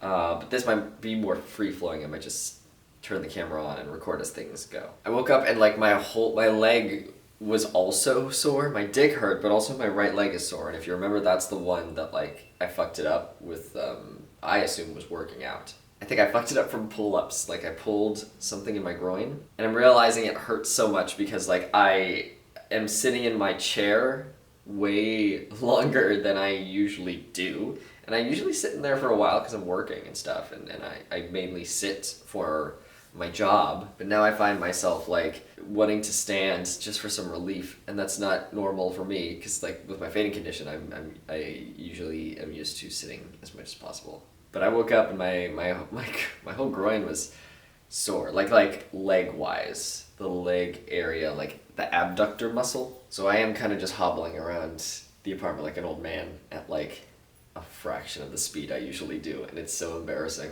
Just to myself, you know. But I got over that feeling pretty quickly once I realized like, Jesse, you literally need surgery. It's okay to like move slower around the house, you little dummy. I told Dash yesterday during our conversation that I'm pretty sure I injured myself from jerking off too hard before the 3-month mark, and they were like, that is the most you injury you could have. It's that thing where I'm not sure if I did injure myself and cause the fistula from jerking off too hard back, you know, after stage 1 for the Valentine's Day video. I said that I injured myself from jerking off too hard, but we don't actually have any proof of that. But the fact that this might have happened twice speaks to my character. But you know what? I regret nothing, even though this hurts so bad. I think I have little regret. I think if I could go back, I'd be like, hey Jesse, maybe touch your dick less, because it fucking hurts if you fuck it up before the 3-month mark, dickhead. I'm sore. It's almost ibuprofen time. I'm scared to sit down because I know I'll be in pain. It's fine. It's so interesting how just I'm thinking about it, like being in bed, you know, sorry, pain. Ouchie. Laying down in bed, the pain is happening, and I shifted upwards. I like, you know, tried to sit up, and the pain started to go away. So it's very interesting that that's happening, and I'm glad that I know that. Anyway, I'm gonna get food. So in making my schedule for the next couple days, everything is kind of up in the air, but I am proceeding as if we're doing the I need to like, well, learning how to pronounce it is out of the question. I will not learn. I gotta think of a word that we can sub in for it. Sickle, creamsicle. Yeah, it's a creamsicle now. I'm gonna assume that we're going to proceed with a creamsicle, but I might need surgery. But we'll just assume it is a creamsicle. We are assuming a creamsicle until we know it isn't. And in making my schedule, I have put on Monday that I need to stop eating and drinking at, you know, midnight. Monday to Tuesday. And if you remember last surgery, I took a lorazepam because I just wanted to like sleep, but I've realized I can't do that because I can't sleep, you know, like with my situation the way it is. That fucking AC, I hope that isn't bothering you. It's gonna bother me when I'm editing. Ooh, I could turn it off, but that means I have to walk several feet over there, and I don't feel like walking more than I have to right now. But yeah, I can't fast travel, and my sleep schedule is so fucked up that I'm nocturnal right now, which means I'm gonna feel every second it takes of not eating and travel, like waiting to travel to Austin. I'm gonna feel every second of it, and this is fine. We fucking got this, you know? Life's gonna be hard until it's not hard anymore. I think they're in love, is the thing. These two girls love just beating the shit out of each other. Yeah. In like a fun, cute way, where I know they're playing, but it's like, it's so funny. Because like, Pumpkin has kitten energy, that's what's happening here. Khaleesi does not play, and now every second of every day, Pumpkin's like, what if we fucking wrestled? Like a drunk white dude, just be like, what if we just wrestled right now? I love that energy for y'all. Food helped, getting water helped. I'm sure my energy was like a lot lower when I filmed this before I ate.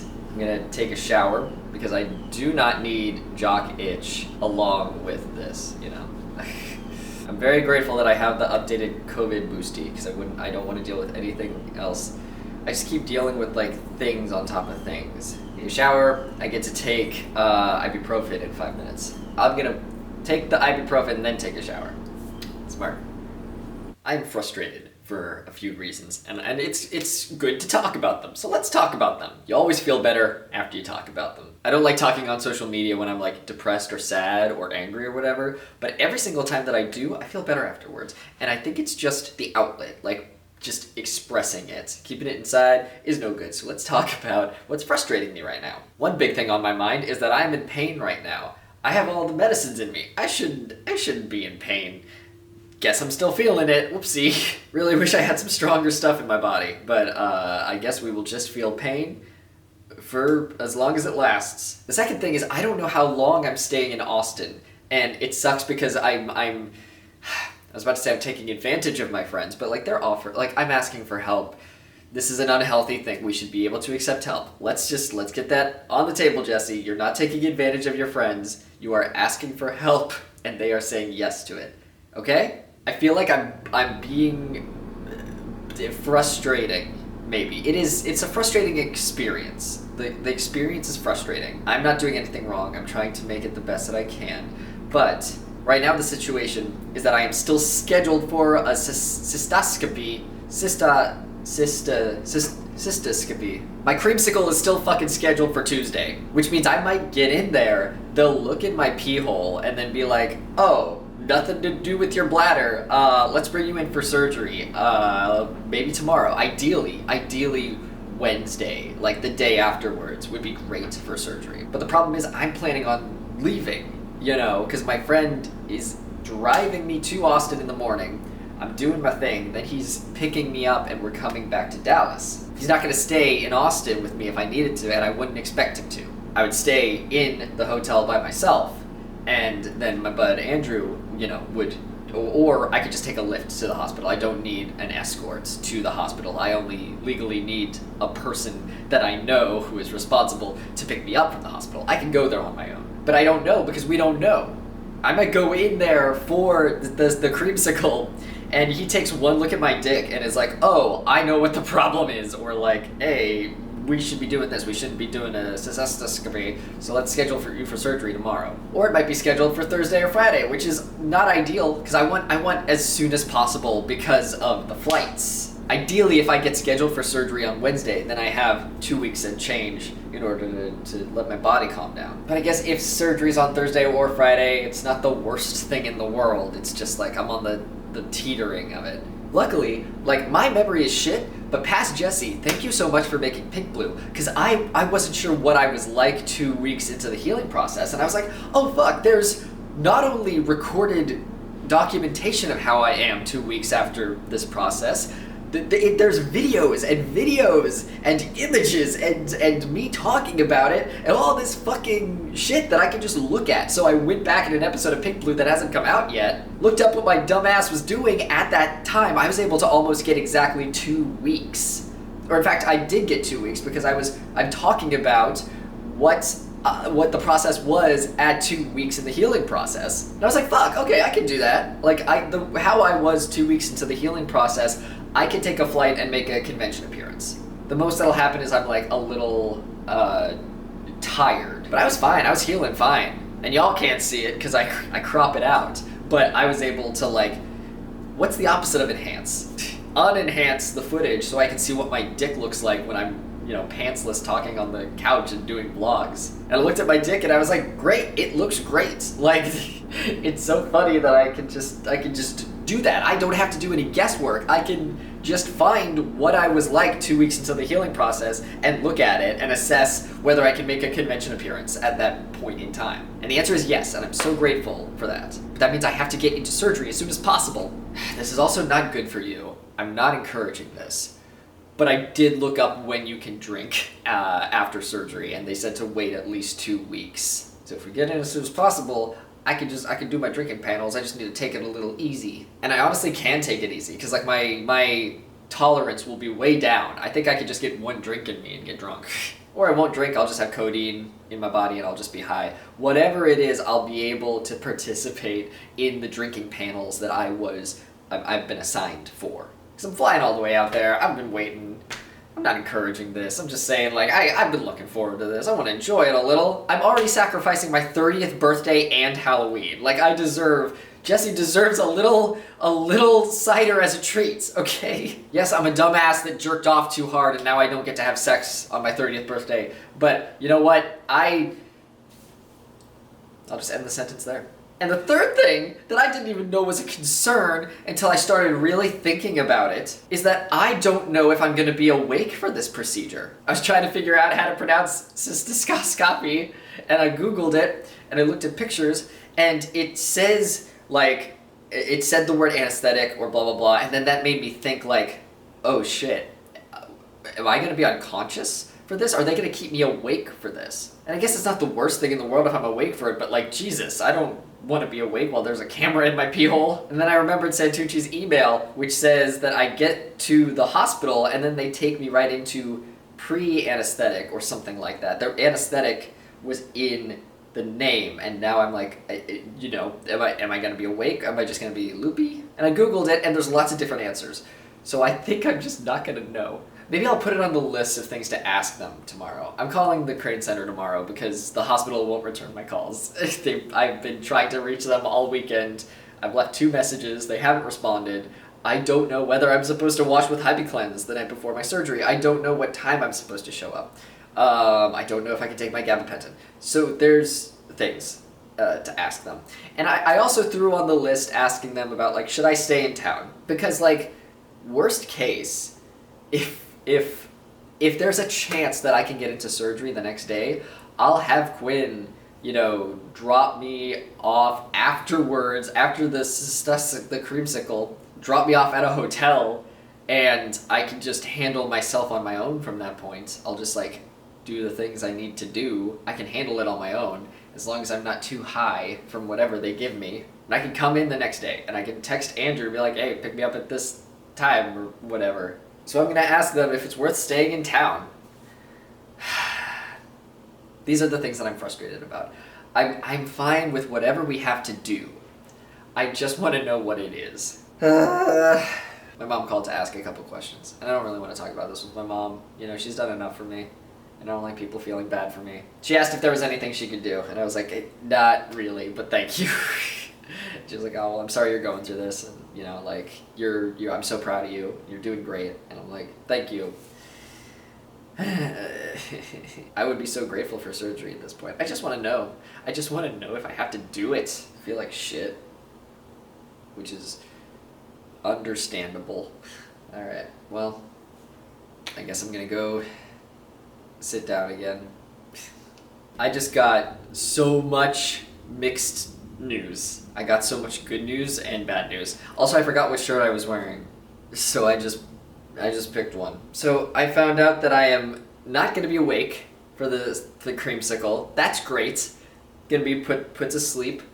That's awesome. I don't have to look at a camera going in my pee hole. We figured out. I've just been calling the Crane Center and the hospital back and forth because they didn't have all the info. Because I left those messages for the hospital. So she called me today and it's like, hey, sorry, we're not here on the weekends, so I couldn't return your call. Also, your procedure isn't for a couple weeks. And I was like, okay, so they haven't called you yet. So you're probably going to be calling me in an hour or two because I just spoke to the center and my thing is tomorrow. She was like, oh, okay. And then she called me a couple of hours later. It was like, Jesse, it's happening. We got the info. I can go through the things. And I was like, awesome. So we went through them and... God, I'm so sorry. My heart is racing. I feel genuine terror at the news that I received. But we'll get to that in a second. So it's gonna happen around 12:30, so I have to be there at 10:30, which means we probably have to leave here at like 6 in the morning or some shit. And I'm like, that's cool. That's fine. I'm nocturnal. I'm not sleeping because the pain is so bad. I don't have to wash with HybiCleanse. They just want me to take a shower like the morning of, just like be a little clean. Which makes sense. It's not like an incision. Someone messaged me on the Discord. We talked about, how I'm taking gabapentin, Tylenol, and ibuprofen. And I asked, like, hey, I know it's a bleeding factor if, like, ibuprofen. Should I continue taking it? And I'm talking to the hospital at this point. And she's like, Yeah, you know, I don't want you to be in pain, so you should check with your doctor. And I was like, cool, all right. So I checked with the department that deals with that, and she was checking. She was like, so cool, and like, everyone at the center is amazing. I just want to like keep saying that. They've been so sweet, and I always call with a million questions, and they're always very nice and like trying to make sure they give me the right answers. But I was told I should not take any of these things after midnight. So that means I'm not going to have gabapentin, Tylenol, or ibuprofen in my system for 10 and a half hours until I get to the hospital. And I have not felt that much horror and scared feeling in a while. I don't know if anything has rocked me to my core like this. Even with the gabapentin, the Tylenol, and the ibuprofen in my body, I'm still getting pain. I'm still at like a 6 or a 7, sometimes an 8 on the pain scale. So that means I'm gonna have to take a car ride from Dallas to Austin with no painkillers in my body. And I feel so bad for Quinn. I don't know what kind of huge baby I'm gonna be tomorrow, but this is gonna be the worst car ride of my entire life. Like, I really do not think there could be a worse car ride of just, I'm gonna be in agony. I think I'm gonna get to the hospital and they're gonna have to like put me in a wheelchair. Like, I'm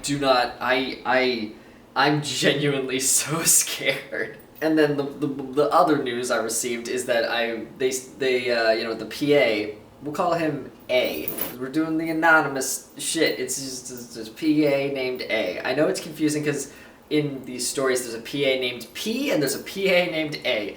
And I know it's confusing. Maybe you just roll with it. All the PAs are really awesome. I've been dealing with A the last weekend where I've been like, I think I'm in trouble. And he was like, I got you. He talked to Santucci and they sent over, what's it called? An antibiotic, I think? So that's going to my pharmacy and I'm going to be taking an antibiotic. I don't know if that's special for me because I'm having so much trouble or it's a standard thing that I need to be taking with a creamsicle. Oh my god. I'm so scared and I'm so tired. I hope I'm making sense. But also I was like trying to figure out, is it worth me staying in the area? Like if I had to have surgery, would it be Wednesday? Because my friend, worst case, I thought, is my friend is off Thursday and Friday, so if I need a ride, I can get a ride with them. But like, as it is right now, Quinn is my ride, so I'm going to and from Dallas, and they keep advising me to stay at least one day, but like, I can't. What am I gonna do? Like, I'm gonna have to like get a lift back from like a literal like LYFT, as in a car ride share.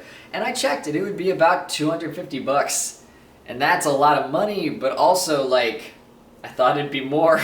So no, I will not be staying the day because I will not have a ride back. If they could schedule me for a surgery like the next day, then I would I could stay there. But I was on the phone, and she made it sound like we wouldn't be able to get a surgery with that quick of a turnaround, which also struck terror into my heart. Because what the fuck are we gonna do about this? If I can't get surgery in the next couple days, what's going to happen to me? I don't know how to exist like this. I can't sleep, I can't eat, I can't work. I don't know what's going to happen. So yeah, all of this is like up in the air and I don't know. And I'm honestly really scared right now because I don't know what's gonna happen. How am I gonna survive that car trip tomorrow? How am I going to survive after that? Unless they put me on codeine or something. You know what? Okay, maybe that's what's going to happen. Maybe they're not gonna be able to schedule me for surgery before I leave for my business trip. And I'll get it when I get back. And in the meantime, they're like, here's a bunch of painkillers because we don't know what's wrong with you. Okay. At least I'm getting looked at. I think that's the main problem.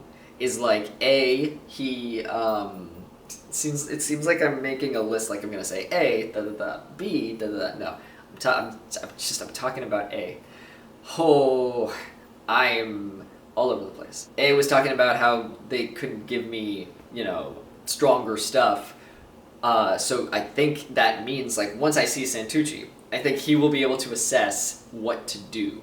It's a good thing. At least I'm getting looked at by the doctor. That's just, we'll figure it out tomorrow. Maybe he'll see what a quivering mess I am when I come into the fucking hospital shaking like a chihuahua, like a leaf in the wind, being like, I want to die. Please help. Maybe then he will see and understand the severity of what is happening. But until then, we'll just vibe. Everything will be fine. I'm gonna order some chipotle. Everything's gonna be fine. It's just gonna be frustrating for a bit. God, just that car trip. I just have to survive that car trip. I'm so scared. I'm gonna put a quesadilla in my mouth and try to forget that I'm about to have one of the worst times of my life. I've done it. I was wearing my gunner glasses for dramatic effect. It was on purpose, of course. Okay, listen. I had a quesadilla and I had a thought. So, what I will do, I really wish I had a conspiracy board here so I could be like, math. I suck at math. Me English major. Me no do math good. I figured out exactly what time I need to take all my painkillers so that I can take all of them, or, the dosage that I can at 11:59 p.m. Like, whatever, I don't know how to explain this, but time left over, I can't take the full dosage. I can't take 4 ibuprofen at a certain time or whatever. But if I just take a certain one at a certain time to make good, do you know what I'm saying? Oh God, I can't explain. So sleep deprived. I fell asleep in my chair a second ago. I was thinking what I gotta do is in order to maximize efficiency, try to do the passing out of whenever I do become so sleep deprived. I need to make that at midnight, to make sure I'm experiencing awake time with the painkillers and experiencing the most sleep time when not on painkillers. You know what I'm saying? But you know what I'm saying about the painkillers, right? Like where if I have to take 2 Tylenol every 6 hours, I timed it out so that it's okay. I can't take 2, but I can take 1 3 hours. If I even it out, midnight. This makes sense in my head. I don't know if I'm making sense when words come out. Ugh, I was sitting in my chair and I was experiencing pain, and I'm already on my pills. I don't have a new time. I really just need to be on something stronger, or we need to figure out what is up. Yeah, math will help us. I'm very bad at it, but I can figure it out if it's I'm a visual learner, right? So if you have a number of beans in front of me or a number of pills, it's how many should you take? If you take it every 8 hours, how many? That shit, I can know that. I hope I made sense. Now it's time for me to stop the camera. So I'm gonna do that. Okay, I just remembered why I was experiencing pain. So it might not be as bad tomorrow, because I've been experiencing pain because I'm sitting for too long. It's the whole thing of I need to lay down and I can't lay down. So more than messages. That's why I'm experiencing pain, because I'm also experiencing pain in my nutsack, and it's I stand up and I walk around and I'm fine. It's just that I've been sitting on your ass for too long is not healthy. I don't think it's healthy in any of the ways. So usually I have a break, like I was explaining before. I usually go to sleep at some point, but instead I'm staying up, and now I'm I gotta stay up even more to maximize midnight time. If I ideally, which can't, I don't think it can last that long, but ideally, if I could not sleep until midnight, that'd be great, because then I can just snooze my way through, make myself so sleep deprived that my body has no choice but to shut down. Don't think I'm gonna make it that long. I did fall asleep in my chair just now. I think I started telling that story and I didn't finish it, but I was sitting in my chair and I'm feeling I'm gonna sleep for a second. So I put my chair back a little and just fell asleep. I was out. I was asleep, laying back for I think a solid like 4 minutes or something, and then someone messaged me and woke me up. But gosh dang. This sure is an adventure we're on. What a crazy fucking thing life is. Whew. Go back to watching the Barney documentary. Don't worry, Cheezer is here. Cheezer is here, everyone. Don't panic. I'm gonna bring this little guy. You know what? Because I forgot him last surgery, and I felt bad. And you know, my dick hurts now, so maybe he's a good luck charm. Oh no! I am preparing to stop eating at midnight and stop my painkillers at midnight. I've lined up all the prescriptions that I need to take at like 11:59 p.m. And you know what? I'm feeling great. I was experiencing some, like, I would say I was at like a 6 or 7 when I woke up. It was also hard to move my legs. They're feeling sore, and I fully believe it's just because I've been sitting for so long. I was sitting a lot before, but now I'm putting in like 20 plus hours of the day. My legs are fucking feeling it, Mr. Krabs. I already made that joke.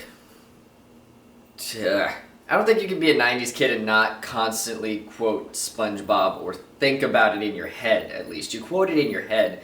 You see things, there's a relation, you know? As a writer, it's a little trick of the trade. It's a little theory of mine.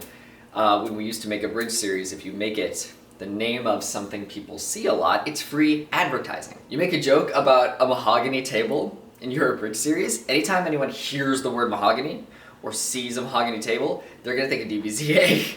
They're gonna be like, maybe I should give that another watch. Pumpkin, don't touch the camera, baby. She wants this camera so badly. Oh, she's so cute. No. Despite the shit I'm going through, I'm really in a good spot right now. I wonder how long this period of no pain will last, or less pain. I think I'm like a 3 or a 4. But God, when you're used to 9s and 10s and 8s, that 3 or a 4 is fucking great. I put on Megan Thee Stallion's new album. I walked around my house butt naked and, what's her lyric? Butt naked and admire my own posterior or something like that. And I wasn't even trying to do that because I was listening to Megan Thee Stallion. I'm just walking around my house naked because if I put pants on, my penis will go to hell. But I'm just walking around and I feel so good and so sexy. Despite the pain that's happening, despite the fact that I'm gonna have a cam in my pee hole tomorrow.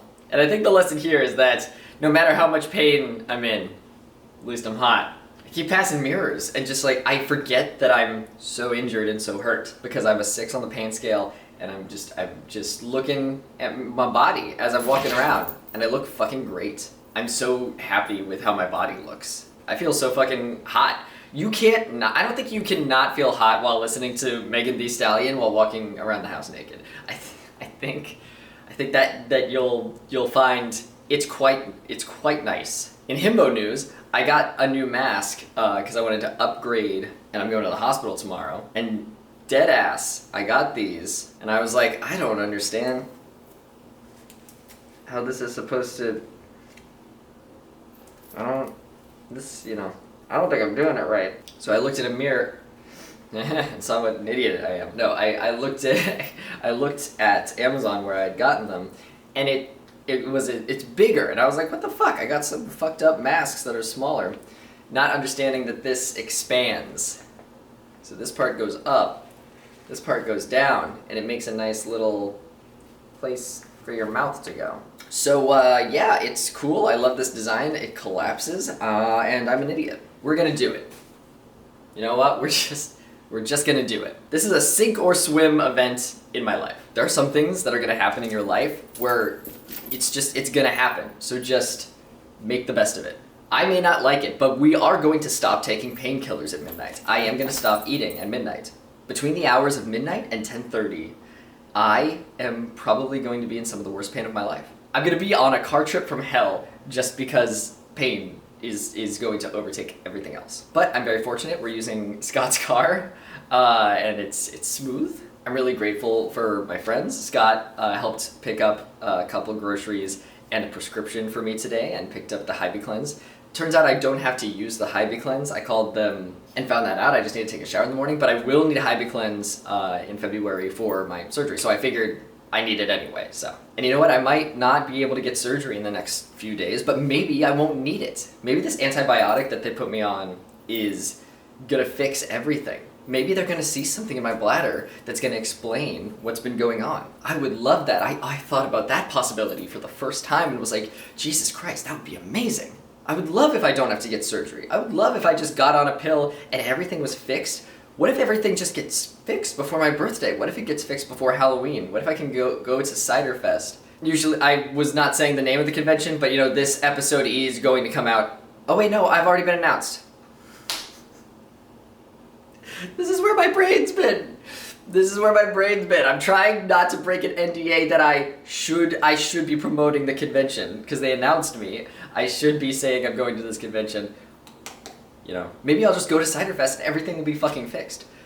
That would be wild and amazing. So let's just see what happens. I'm going to see my doctor tomorrow. He's literally doing a procedure where he's looking at it. It's not like I'm going to him and having him just look at it. I'm going and he's doing a deep sea dive into my penis, Magic School Bus style, to see what the fuck is going on. Can't we just have a normal surgery day with the frizz? No way! Into the penis! Anyway, I'm stoked. I'm gonna keep in high spirits. We're gonna be in pain when we're gonna be in pain. Ah, boy. I took a lorazepam. I took it at 8 p.m. because I know that will be enough time that it won't be in my system when the anesthesia gets into my body. I don't know why that clip from Anastasia, as I was gonna say, anesthesia, just like the SpongeBob thing. I think you grow up with things and you hear certain clips over and over and over, and so they just play, just whenever, just for funsies. Make you seem like a fucking crazy person. We're gonna do it, this is gonna fucking rule. It's actually chilly outside in Texas. It's like 60 degrees or something. Every time I open my door, I'm surprised. I can't go downstairs to take my garbage out, so my garbage has been like on the teetering of overflowing, where like it's all stuffed in, and then I'm just putting garbage next to it because it can't fit in the can. So I finally pulled it out. My pull-out game is strong. Do not fucking worry. I have a 100% chance accuracy that I will not get you pregnant, and that's a no-wag guarantee. I tied it up and put the bag outside of my door, and I guess I'll carry it down tomorrow, or I'll ask Quinn to do it. Either way, it'll get done. I'm not spending money on a hotel. Things are good. Things will be good. Look for the helpers. In times of bad, there are always helpers. Stefan messaged me to check in on me, and I was like, shit sucks. And he was like, damn, that sucks. And I was like, yeah. And he was like, let me know I'm here, if you want to like hang out or whatever. Scott got my medications and my fucking little, I needed eggs and pasta because I know those are things that I can make while I'm out of it. I'm a dumb piece of shit, but I can boil some water. I did feel like a fucking freak the other day, just like hard boiling eggs, standing in my kitchen and just like eating them, just putting salt on it and eating it. I felt like a serial killer. I just rewatched Get Out, where, I don't want to spoil, there's a character that's fucked up, and she's eating cereal and then drinking milk with a straw, and it's such a good detail. Like, really good, just odd sociopath thing to have her do it. That movie's so good. I saw Us for the first time, because, okay, let's go on a tangent. If I talk about movies, I won't be talking about my problems. I understand why we collectively, as a society, chose not to talk about Us. Us is the second movie in Jordan Peele's like scary movie anthology series. I don't know if you'd even call it that. His take on horror movies. He doing horror movies. He does horror movies, and that's the second one. It comes after Get Out and before Nope. And I understand why we chose not to talk about it, because Get Out is so fucking good, and Us is just kind of goofy. Like, it wasn't scary at all to me. It was just kind of a goofy time.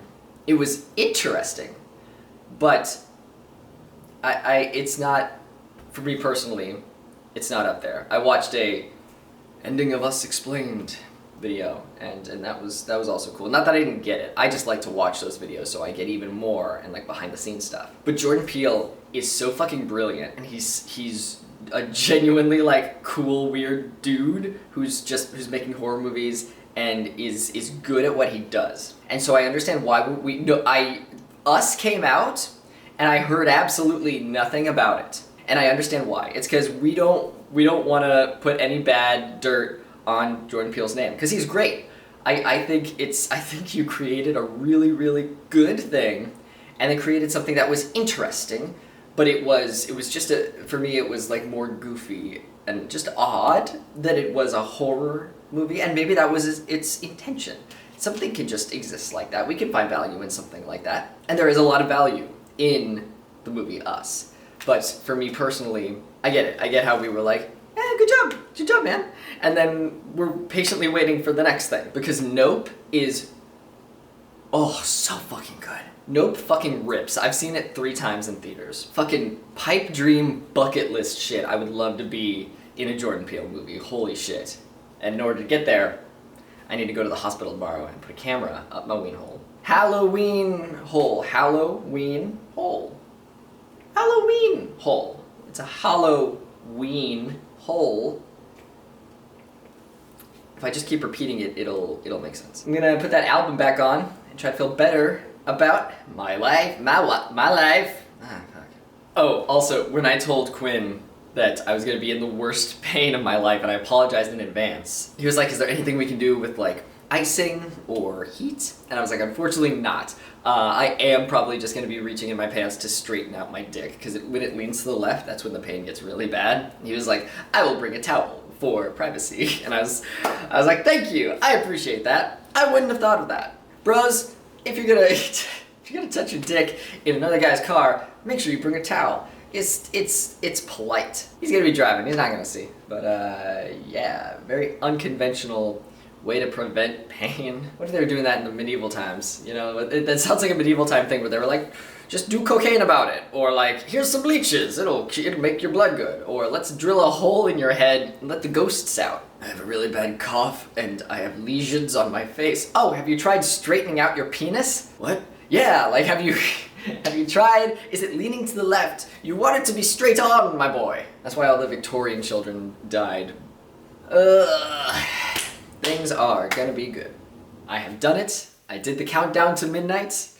At 11:49, I had my pills in my hand and I was just drinking as much water as possible because I'm like, shit, I'm normally a dehydrated motherfucker, so I need to get some water in me.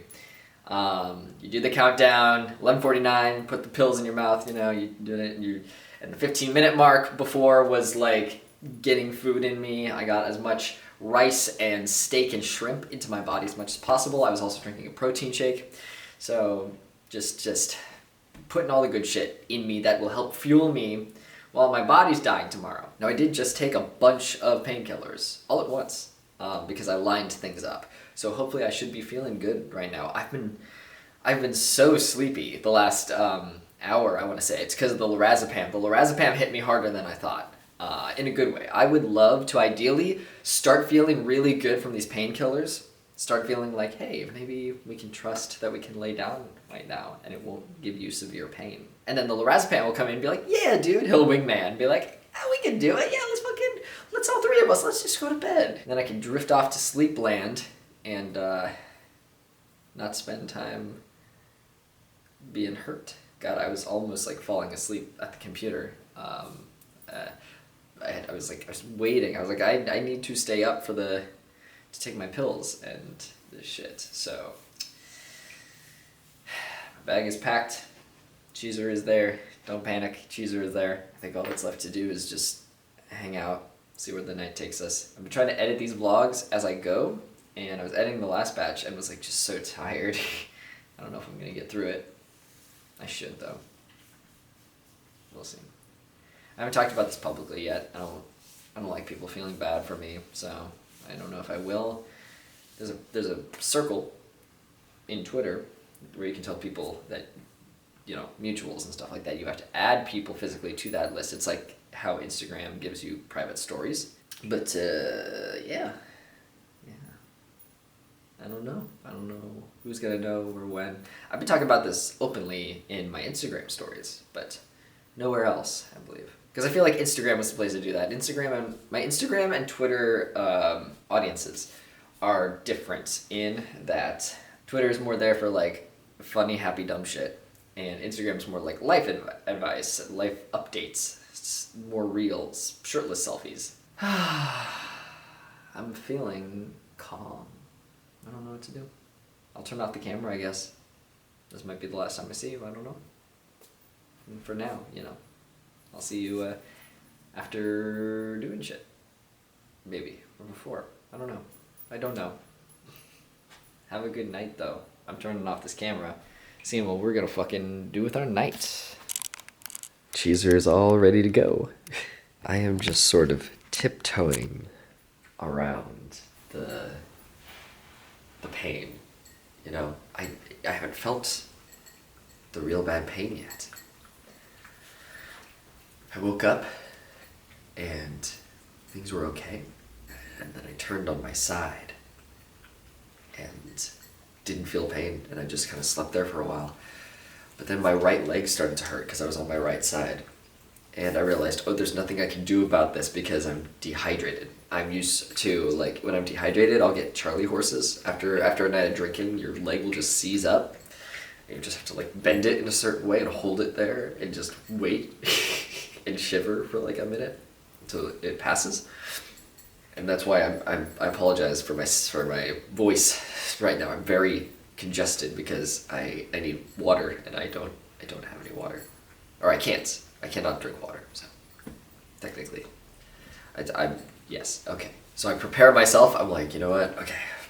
It is almost 6. I just have to wait till 7. I think we can do this. So I roll onto my back, expecting pain, and there isn't any. And I'm like, okay. And then I get up, and there's no pain. I'm like, all right. And then I fuck up because I move it funny. I move my body funny, and then I get like a 6er, 6 or a 7er. And I'm like, ooh, okay. That's, all right. So the pain wants to remind me it's there, but not yet. It really feels like I'm walking around like an abusive father or something, you know? Like, I'm walking around the apartment so slow, just not to anger it. So yeah, midnight was not that long ago, and I have to remember that. That's why this pain isn't that bad. I do feel very faint. I could take my mitogen now. My triggers for my fainting condition are heat, pain, and stress. So if I'm feeling faint and I feel pain, I might have a bad time. So let's do that. I love this shirt. It was good for sleeping. It kept me warm, and I could like have my penis exposed. I love having the covers on my body. It feels wrong when I can't sleep with covers on my body, but I can't put covers on my dingus because it's way too sensitive and it'll fucking hurt. So I figured out that if I wear a warm shirt and I pull the covers up to like my legs and have my dick just like exposed, and I'm also wearing this shirt, then the temperature in the room is satisfactory. And it's also like getting colder. It was like I can tell the chilly weather is coming. And it's October, so we should expect it, but like I'm just, Texas has been so hot all the time, every day. Pumpkin, are you eating Khaleesi's food? Khaleesi doesn't seem to care. She's looking at you do it. Khaleesi, do you care? Your sister's eating the rest of your food. You see her? Well, I'm not going to start a problem where there isn't. You'll figure it out. God, I love my penis. It looks so good. Like, just looking down, it's like, it's the same shade as the rest of my body. It's realistic for what color it should be. It looks really good. I can't wait for it to feel good. I just keep getting condition after condition. But we go. We fucking go. This is a marathon. I'm fucking ready for it. I could do this all day. Oh, Cheeser is here. Everyone, don't worry. Cheeser is here. I am so grateful for today. I cannot tell you. Like, me just sitting down is it's painful, but it's not 1/10 as painful as what I was feeling before this morning. Okay. I think I'm just gonna combine things, and I'm just gonna tell you here. You should have seen me a minute ago. I was not in pain and stuff, but I just changed my bandage, but that's skipping ahead in the notes. The only reason I'm like this right now is because I changed my bandage. Where's my bandage? You'll find out in a second. So, morning of. Quinn comes to get me. Moving fucking sucks. Like, walking around and shit. But as soon as I get in the car, everything's fine. I feel like barely any pain during the car ride. We're going over bumps and stuff. And I think it is because Scott's car is it's a smooth ride, so thank you, Scott. I assembled a 4-man team for taking care of me today, and I had to coordinate them while loopy. And we got two so far. We got Quinn, who drove me to and from my appointments. Really appreciate it. And then we have Scott, who loaned us his car. So two of them so far. Anyway, I get to the hospital, and like I said, moving around sucks. So like I'm walking slow. I've noticed I mask right away when there's other people around me. Like the nurse comes to get me and I just start walking at normal pace like she is. I don't think about the fact that I'm in pain. But I really think sitting in the gamer chair for so long fucked with me because I was not in as much pain as I was moving around the house. And I wasn't on painkillers at that point. But like sitting down in the waiting room chair was like a 6 on the pain scale, and just remaining sitting was like a 3 to a 7. It fluctuated. So I got the same nurse as last time I was there. She was like, "Sorry, you look familiar. Have I had you before?" And I'm like, "Yeah." She remembers my Spider-Man shirt. And I was like, "Yeah, I wear this to all of my surgeries because I'm a big dork." So we get in the room, the little...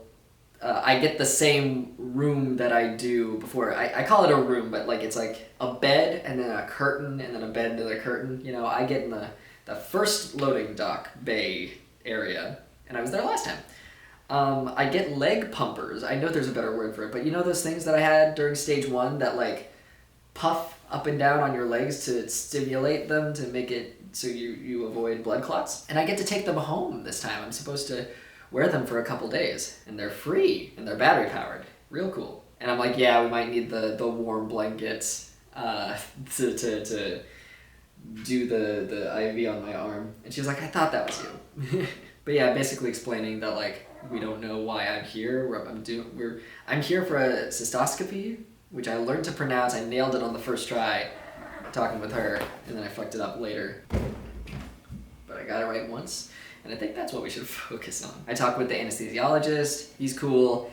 And I get my IV, everything, and then Santucci comes in. I recognize Santucci by his footsteps now. I've been with him so many times that like the curtain was drawn, and I heard and felt. I just felt in my soul that it was him, and it was. And he appeared. It was like, "Jesse, I'm so sorry," and I'm like, "Yeah, I thank you so much for fitting me in. I'm so grateful." And he's like, "No, we're no worries. We're like the fire department. Like we'll show up when you need it."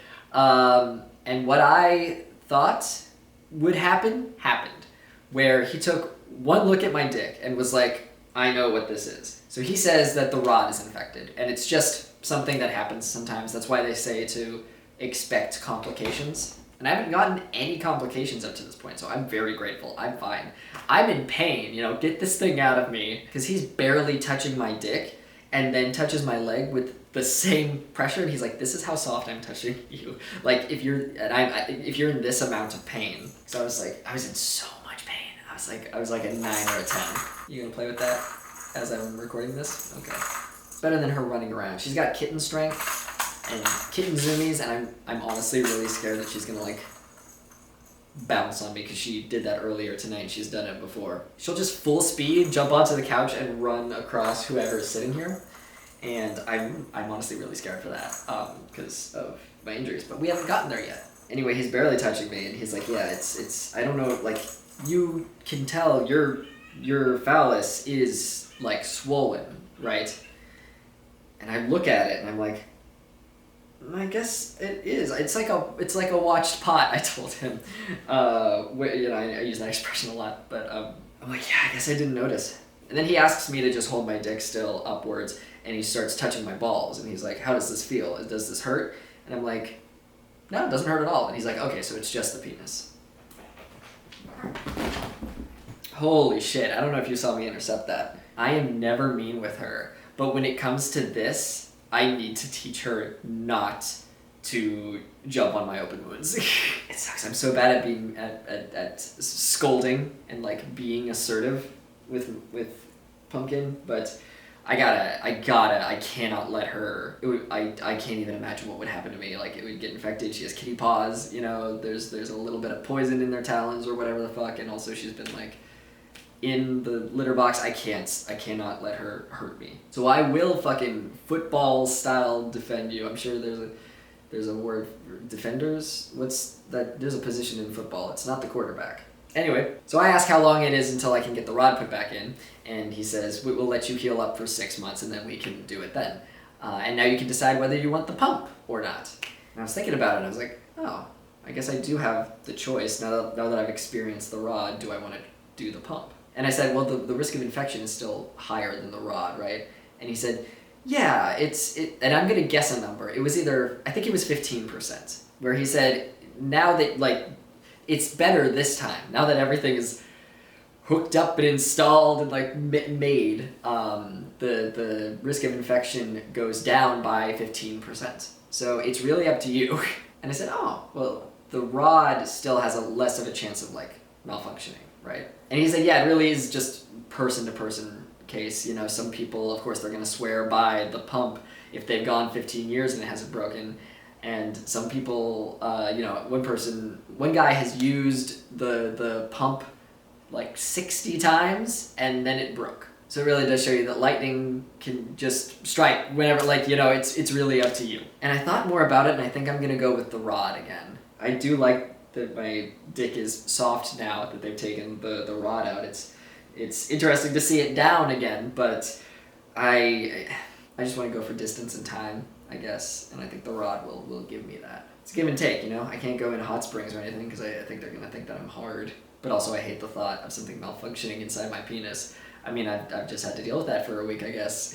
So we do the surgery, and it's the familiar thing of, like, the path. I know where we're going. We go this way down the hallway, we go left, we go in the room that I was in last time, and honestly, I don't super remember much else. I think I knocked out pretty quickly.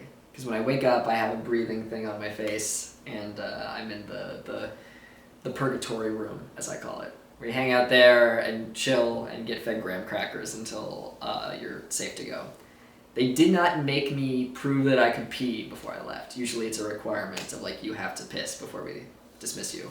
And I remember at one point I got dizzy, and I forget what that was. Because I think I was so sleep deprived before they put me under, so I guess that must have contributed. Like, I was really tired. So I'm having trouble remembering things, but I remember I got dizzy. And my nurse helped me. She was very nice. I remember we talked about the trans experience of things, like we were talking about trans stuff. She was inquiring about things in, like, a respectful manner, because I believe I brought it up at first. And I think that cis people take that as a sign of, like, oh, maybe I can ask a question. Is this inappropriate? Am I allowed to, you know? And she was very courteous and, like, you know, engaging in a way that I felt comfortable talking. And we were talking for a good, like, 10-15 minutes because I was high. And I just remember at the end she was like, thank you for talking to me about that. Like, and I was like, yeah, no problem. I appreciate you asking about things in a I forget what word I used, but basically, like, thank you for being respectful, like, you know. But yeah, I got dizzy, and so she gave me a pill that helped with that. I put it under my tongue, and I let it dissolve. And then she also gave me a good pill. I think it was Percocet. Don't quote me on that. I think it's Percocet. But it was a pill that I had never tried before, because I remember she asked if I've ever had it before, and I hadn't. And she was only allowed to give me one of them. So that sounds like Percocet to me. But then I went to sleep for a while. I had some crackers and juice, and I think that made me faint. But I did just go through a lot, so. There was a guy in the curtain next to me in the bed whose name was Julian, and we both have J names, so she kept mixing us up. But as I was going to leave, we were talking about prescriptions. And in that conversation, I realized, like, oh, the prescriptions are going to be at my pharmacy in Dallas, and we're not going to get there in time before it closes. Because she asked, she was like, are you going to get there in time? And I thought about it, I was like, oh shit. So I called my pharmacy. They haven't received any prescriptions. So I finagle the third of our four-man team, which is Nick. Lanny, I text him and I'm like, hey, would you be able to pick up some prescriptions for me in Dallas? Because Quinn and I are not going to get there in time. He's like, yeah, sure, I got you, man. And I'm so fucking grateful, because the other option was, like, you know, sending Stefan a lift and having him do it, because he doesn't drive. Whew. I'm used to my dick being hard and being up in the air, so I forgot that you have to, like, finagle it when you sit down. Otherwise, the dick is drooping, so it's just gonna plant head first in this couch if I don't lift it up first. I miss my rod. Sometimes I took it for granted, where I was like, dang, I'm wearing these pants and do I look hard? I don't know. But now I miss it. I will be grateful when I get to get it back. We're just gonna let this buddy rest. So I am high, I would like to remind you, in this story. But I ask my nurse if she can help me put on my shoes, because I cannot. One of the nurses came over and saw my shoes, and she's wearing the same ones. And she looked at them and were like, I'm confused. You know how your brain connects things and you're like, wait, am I not wearing my shoes? Now we both just have good taste. And Julian next door this whole time has been like calling with people and stuff, and I can tell he's very high. And as they were packing me up in the wheelchair and stuff, he was like, we really have the best nurses, because I was thanking her for tying my shoes, and I was like, we really do. I hope you're doing all right, man. And he was like, yeah, you too. And I left. She helped wheel me to Quinn, and Quinn, I felt bad, but I'm high, and I'm trying to communicate with like four people at once. So I'm talking to the Crane Center and being like, hey, I need my prescription. I'm talking to Nick, and I'm also now talking to Quinn. And Quinn's like, I'm chilling. And I'm like, hey, I'm so sorry. I'll explain in like 15 minutes. But right now I have to call my pharmacy. But yeah, so it is 4 people. No, it's 3. I'm high. Oh, and I also pee before we leave. And I have trouble peeing. I'm like, oh boy, the voiding issue, because I need Miralax and I need my bladder relaxer. And it's normal to like not be able to pee. I just had things inside my penis. Oh right, I didn't tell you. Okay, so he said for the removal of the rod, we're just gonna make an incision, you know, above here, and he pointed to the space between my belly button and my penis. And I love that he's like a plastic surgeon and like things just aren't a big deal to him, because he was like, oh, and yeah, I put an incision there, but we'll just get rid of that when I do this other thing. And I'm like, okay, all right. He's confident, and he can back it up, is the thing. Like, he removed that suprapubic catheter mark on my stomach. It's just gone. There's just no trace of it.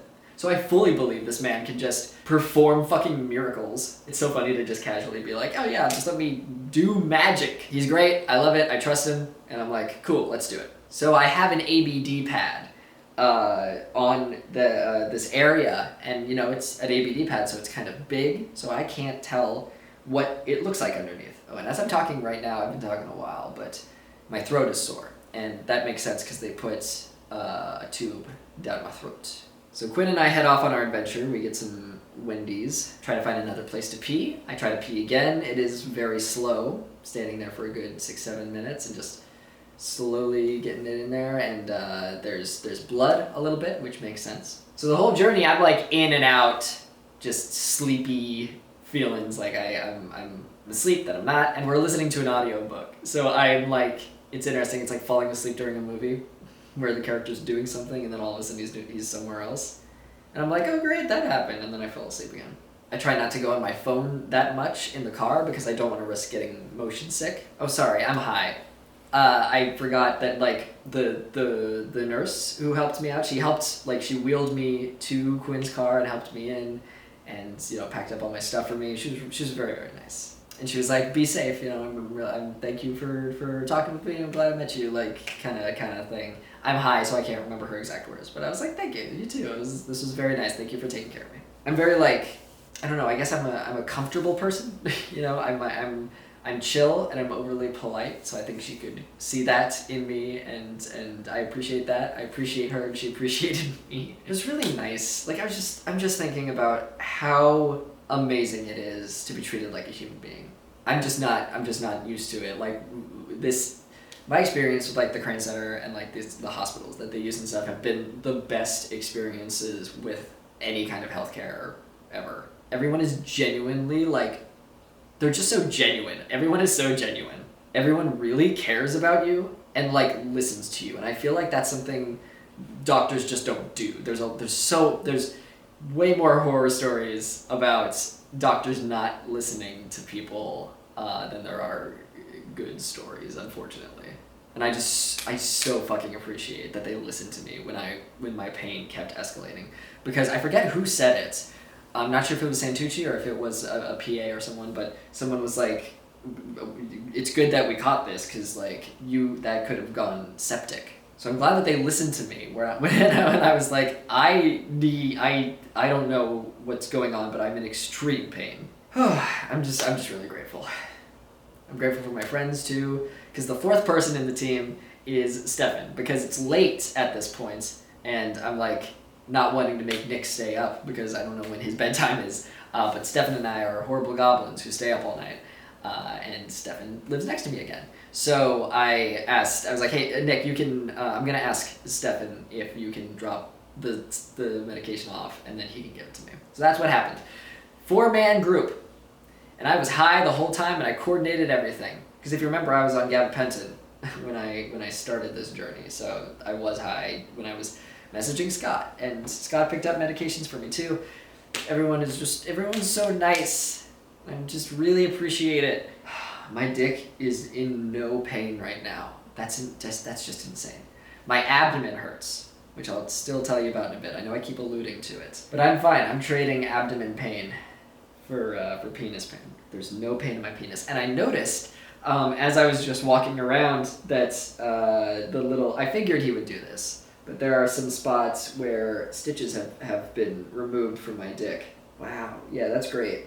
Fuck yeah, dude. I figured he would, because it seems like every surgery, he lets the things happen and heal how they're going to, and then he fixes whatever hasn't during the next step. So I'm not sure how much I've been talking about it, but there have been just little thin stitches that remained in parts of my dick that I couldn't get out with tweezers or anything. And I was like, you know what? I'll leave it alone. Santucci will probably just take care of it for me without me even asking. And he did. That was so nice. Wow, that's great.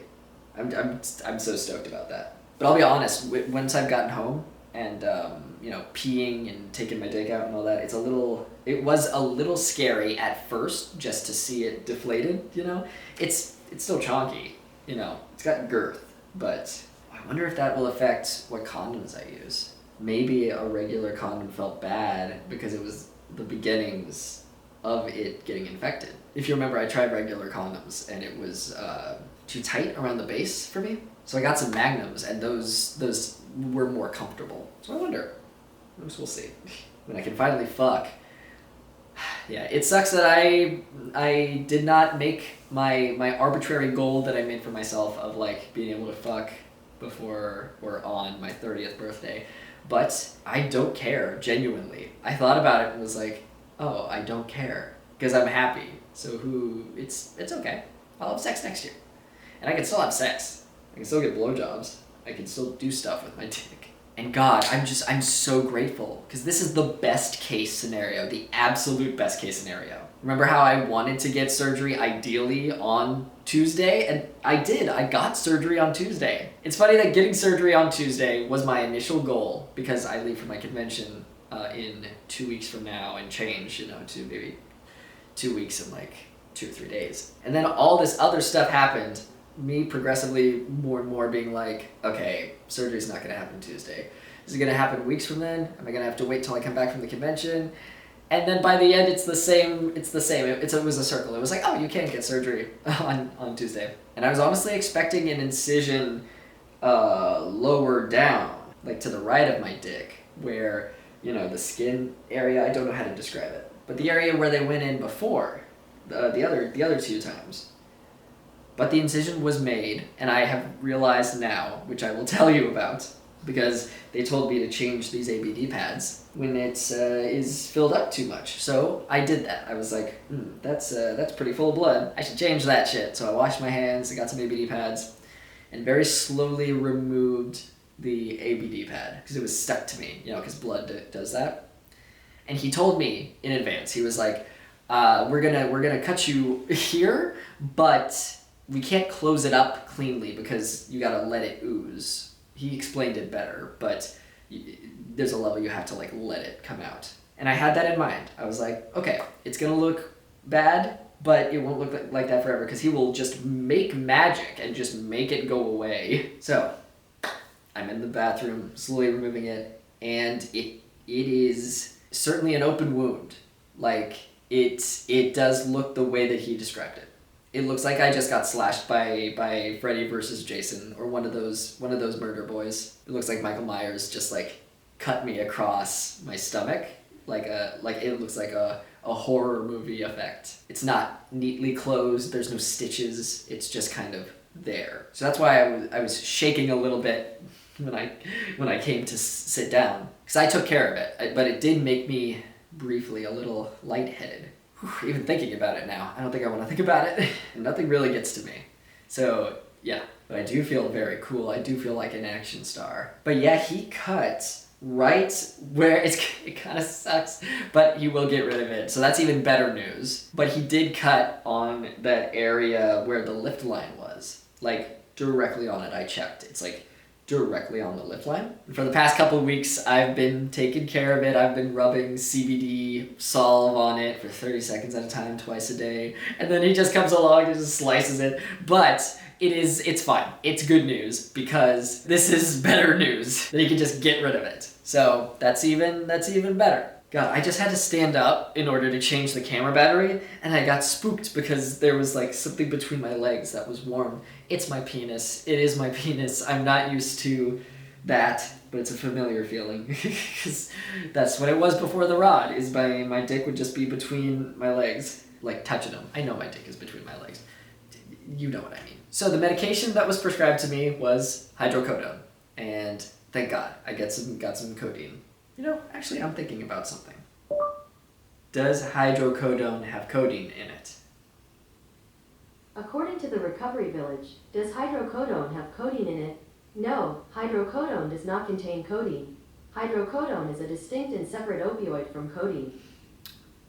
Guys, I've been wrong this whole time. And you know what? That's PinkBlue. Is me just learning as I go. Well, I'm glad I got some hydrocodone, which is distinctly different than codeine. And I've got that and the gabapentin. And a fun thing that happened was that I took the hydrocodone somewhat, it wasn't somewhat close. It was like 7 hours or 6 hours between my gabapentin. And I was like, I wonder if they have interactions. And the internet kept telling me, you're gonna die. Like, it kept telling me things that I'm also high, so I'm trying to interpret things. And Stefan was here and he was able to like read it and be like, I think this just means like you're more likely to get addicted to things. Like and you're not addicted to opioids. So you should be good. So I called the Crane Center after hours number and I felt bad because it was like midnight and I'm like, I don't want to bother with this, but I do want to know if I am going to die a horrible death. So it was very funny when the person on the phone was like, great, we'll get this message and you should get a reply within 30 minutes. And in my head, I was like, great, my last 30 minutes on Earth. But I was fine. He texted me. And it was so nice because I've never been texted before from that number. He was like, hey, is it okay if we text? And in my head, I'm like, oh, you were in bed. I'm so sorry. But he said it's good. Just expect to be more drowsy. But right now, I am at a state where my gabapentin and my hydrocodone have synced up, and I have to take both of them at 3:50 a.m. Oh, it's 3:33 right now. Love that. And I just know I'm gonna hit that gabapentin and that hydrocodone at the same time, and I'm gonna go to La La Land. I hope it puts me to sleep. That'd be nice. So I can put my little booties on my legs and just vibe. I have to wear those squeezers on my legs. Squeezers, cheeser. I gotta wear the squeezy boys when I am laying down, when I'm sedentary, you know. And I asked her when I should stop wearing them, and she said when you're like moving around normal and all that, which is not an answer. I am autistic. Please give me a date, a time. I don't know how. I don't pick up on social cues. I don't know how to infer my own thing. Please just tell me 3 or 4 days, maybe 7. Maybe 12? I don't know. So that'll be fun to guess because it's not gonna be fun. I didn't want to watch too much because I have gotten motion sick on hydrocodone before while watching things, but I got high. And Stefan was here and we got Taco Bell and we watched a few episodes of It's Always Sunny in Philadelphia. And it was good. Life is really good. I am so thankful. I have no pain in my penis. Like, the abdomen pain, sure, that can be distracting. But it's so quiet. Like, it's so quiet in my body. And I didn't realize how loud it was before. I'm so grateful. Oh, there's a list of, you do a list of your medications, like a check-in when the nurses takes care of you in the beginning, and then at the end they put marks on things next to the medications to be like, don't start this until your next post-op in a week. And it was ibuprofen, Tylenol, and testosterone. And the first two I could understand, but the testosterone, I was like, eh. And I was talking to A anyway on the phone because I had been like, hey, I don't have my medications. And I was like, while I got you here, I'm supposed to do my next T-shot tomorrow, and I'm doing, 4-day shots instead of 1-week shots. Can I take my T? And he was like, yeah, I honestly, I don't see how that's an issue. Like, I think you're fine. I'll let you know if I find conflicting opinions on that, but for now, just assume you can do it. And I was like, good, okay, because I don't know how that would affect things, because it also, Santucci was having me do it because we know that it helps with my fainting condition. So if I'm like this and I'm also not putting the things in my body that it needs to function, I feel like it's in the same category as the Midodrine. But yeah, I cannot shower. Gotta wait for tomorrow to do that, and that makes sense because it is an open wound on my body. Oh God, I just remembered. I feel really bad because when I was in the bed and Julian was next to me, there was another patient who was a girl, and she was across the way, and she was just like crying and like screaming. I'm remembering I was high, but I remember she was like, I don't know if she was having a reaction, because they were asking like what medications she's on, that maybe she needs the medications. But she was like crying and screaming that like, please don't let them, they're gonna kill me. Like she was I don't know, like just like paranoid, like don't let them hurt me, kind of thing. She's gonna find me, kind of stuff. And I was high, so that was not, obviously this is not about me, but when you're high, you don't want stressful things around you. And I was like, oh God, I hope she's okay. And I had just seen Halloween 2. And if you know what Halloween 2 is about, that struck a chord with me. Please don't let them put me to sleep. I was like, oh no. So I hope she's okay. That sucks. I'm sure she was very stressed and confused. No strenuous or vigorous activity, no lifting more than 10 pounds. Okay to shower in 24 hours, gently wash incisions daily with soap and water, rinse thoroughly, pat dry. Showers only, do not submerge incisions. Okay. No pools, no baths. Gently massage lower abdomen and penis when rinsing. Apply ABD pad to incision and change regularly to keep incision clean and dry. That makes sense. We have not scheduled my post-op appointments because this was so moved up multiple times. So I'll have to check with them, see when they want to do that. Oh, and complete antibiotics as instructed. I should write antibiotics on my list so I don't forget to take them. And those antibiotics I will take for 5 days total, and I started them the day before surgery. My surprise surgery that wasn't actually a surprise that I knew was gonna happen. 7 minutes away from Happy Land. What else we got? Oh, that gabapentin and that hydrocodone. I don't know what's gonna happen to me. I hope I don't get too high. Do not operate equipment for 24 hours. Damn. I can't operate the stove? Okay, driving a car I understand, but it says, do not operate equipment for 24 hours. Lawnmowers, power tools, or kitchen accessories, stove, etc. How am I supposed to boil eggs? I'm gonna boil eggs. You can't stop me. Oh, but walking around does suck. I think it's just because I haven't had my painkillers. But when I get up to change the camera battery, I'm like hunched over. Like I'm like very slowly. I can't even bend upwards. Bend upwards? You know what I mean. Bend upwards. Do not consume alcoholic beverages for a minimum of 24 hours? I feel like that's low. I feel like it should be more than 24 hours. But I mean, the sheet don't lie. I'm not gonna do it. I'm gonna wait 2 weeks. Plan to spend today resting quietly at home. Notify your physician if you have not voided within 8 hours post-procedure. Oh, okay, yeah. For a second I thought that was pooping, because it sounds like pooping, but they're talking about peeing. Yeah, I'm remembering now. They did do the cystoscopy because he was talking to me about it, and because we had already looked in my urethra 3 months ago, and he said everything looks great and fine, but we do want to just look in there just to check it off the list. And they didn't find anything, but they collected blood or something from me. to like test it or whatever. I don't know, but I'll find out at the post-op appointment that I don't know when it is. But I'm just gonna chill. I'm just gonna vibe. I got some saltines that I took from the hospital. I got some peanut butter crackers, and I'm going to plan to spend the day quietly at home, as my instructions instructed. Cheezer is here. Cheezer makes good things. Cheezer is a good luck charm.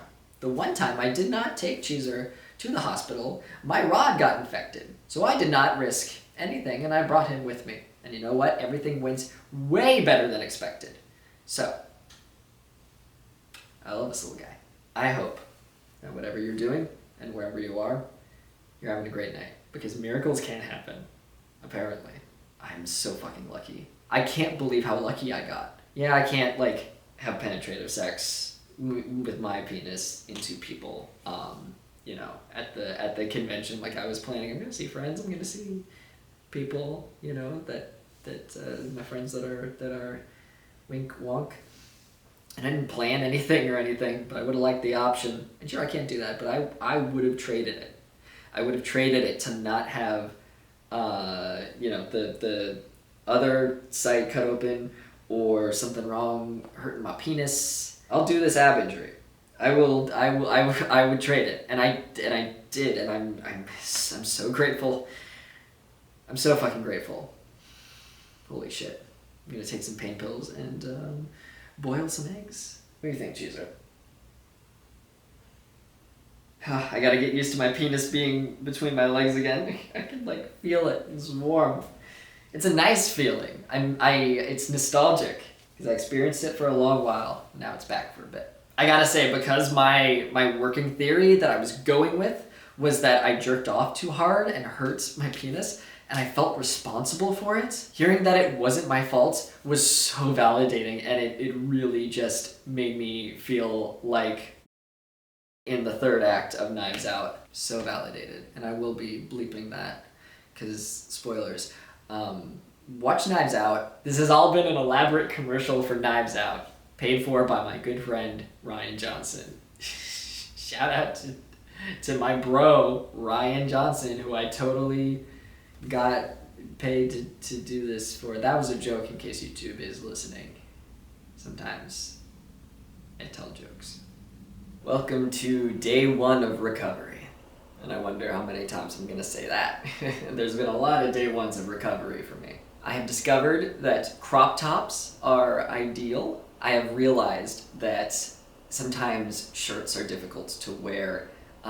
It's getting chilly, you know, it's cold actually in Texas for the first time in fucking forever. And cold for here is like, you know, still chilly for me because I do prefer colder climates. Hello, Khaleesi. You're so nice. But I remember I was joking with my my nurse yesterday that, you know, it's chilly, but I moved here from Philly, so and she was like, oh, so it's not cold for you. This is nothing, and I'm like, yeah, I am used to snow and, you know, everything that comes with it. But I was born in California, and I've got my Mexican blood in me, so I get cold easily.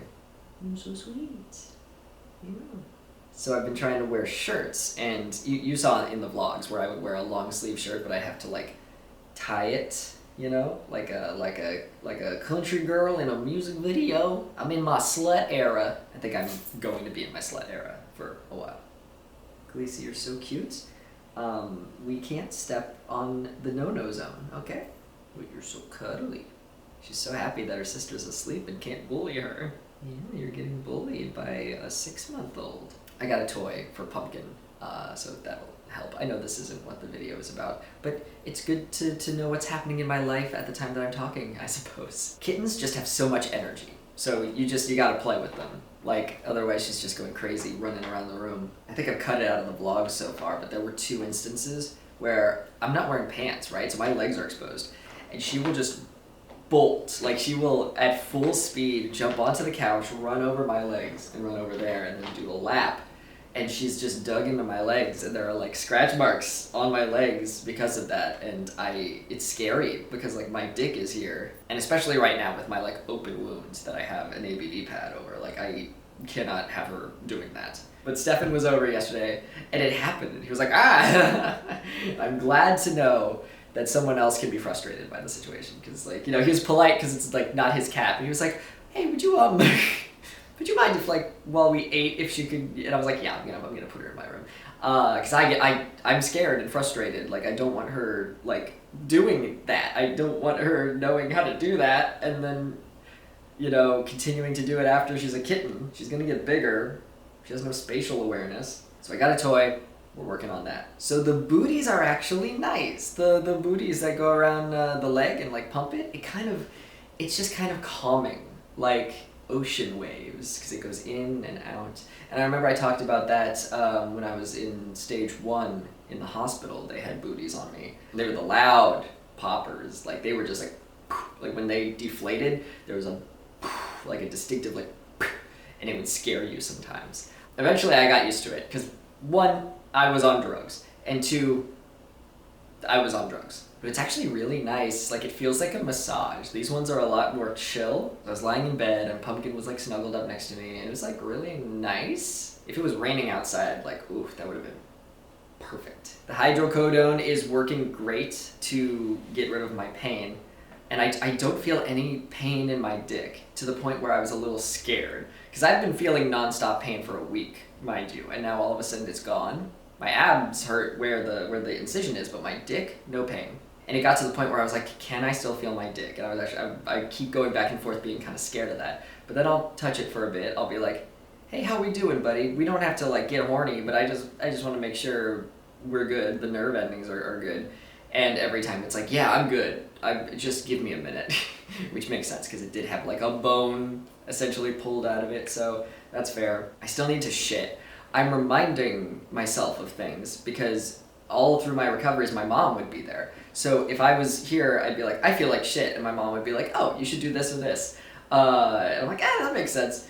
But I'm alone, and I'm not, you know, I forget things, because I'm also, you know, I'm on the hydrocodone. My brain is fuzzy. And I was like, I'm having pee troubles, and reminded myself, oh, you need to shit. And by you need to shit, that means you need to make yourself shit. It's not just a waiting for it to happen thing. My mom would, you know, tell me to take Miralax and milk of magnesia and that shit to make you shit. The shit to make you shit. So I'm going to be drinking Miralax daily, and I think I'm also going to take a stool softener, because I think the combination of those two really helped me last time. But again, I can't remember really, because during this process I'm a bit high, so trying to remember what worked last time. Luckily the vlogs, I'm so lucky. I can't believe that Past Jesse was so detailed with the vlogs. Thank you, Past Jesse, because now I know things. If I don't remember, I just go back and look. And that also made me remember that day 2 of recovery is the worst day.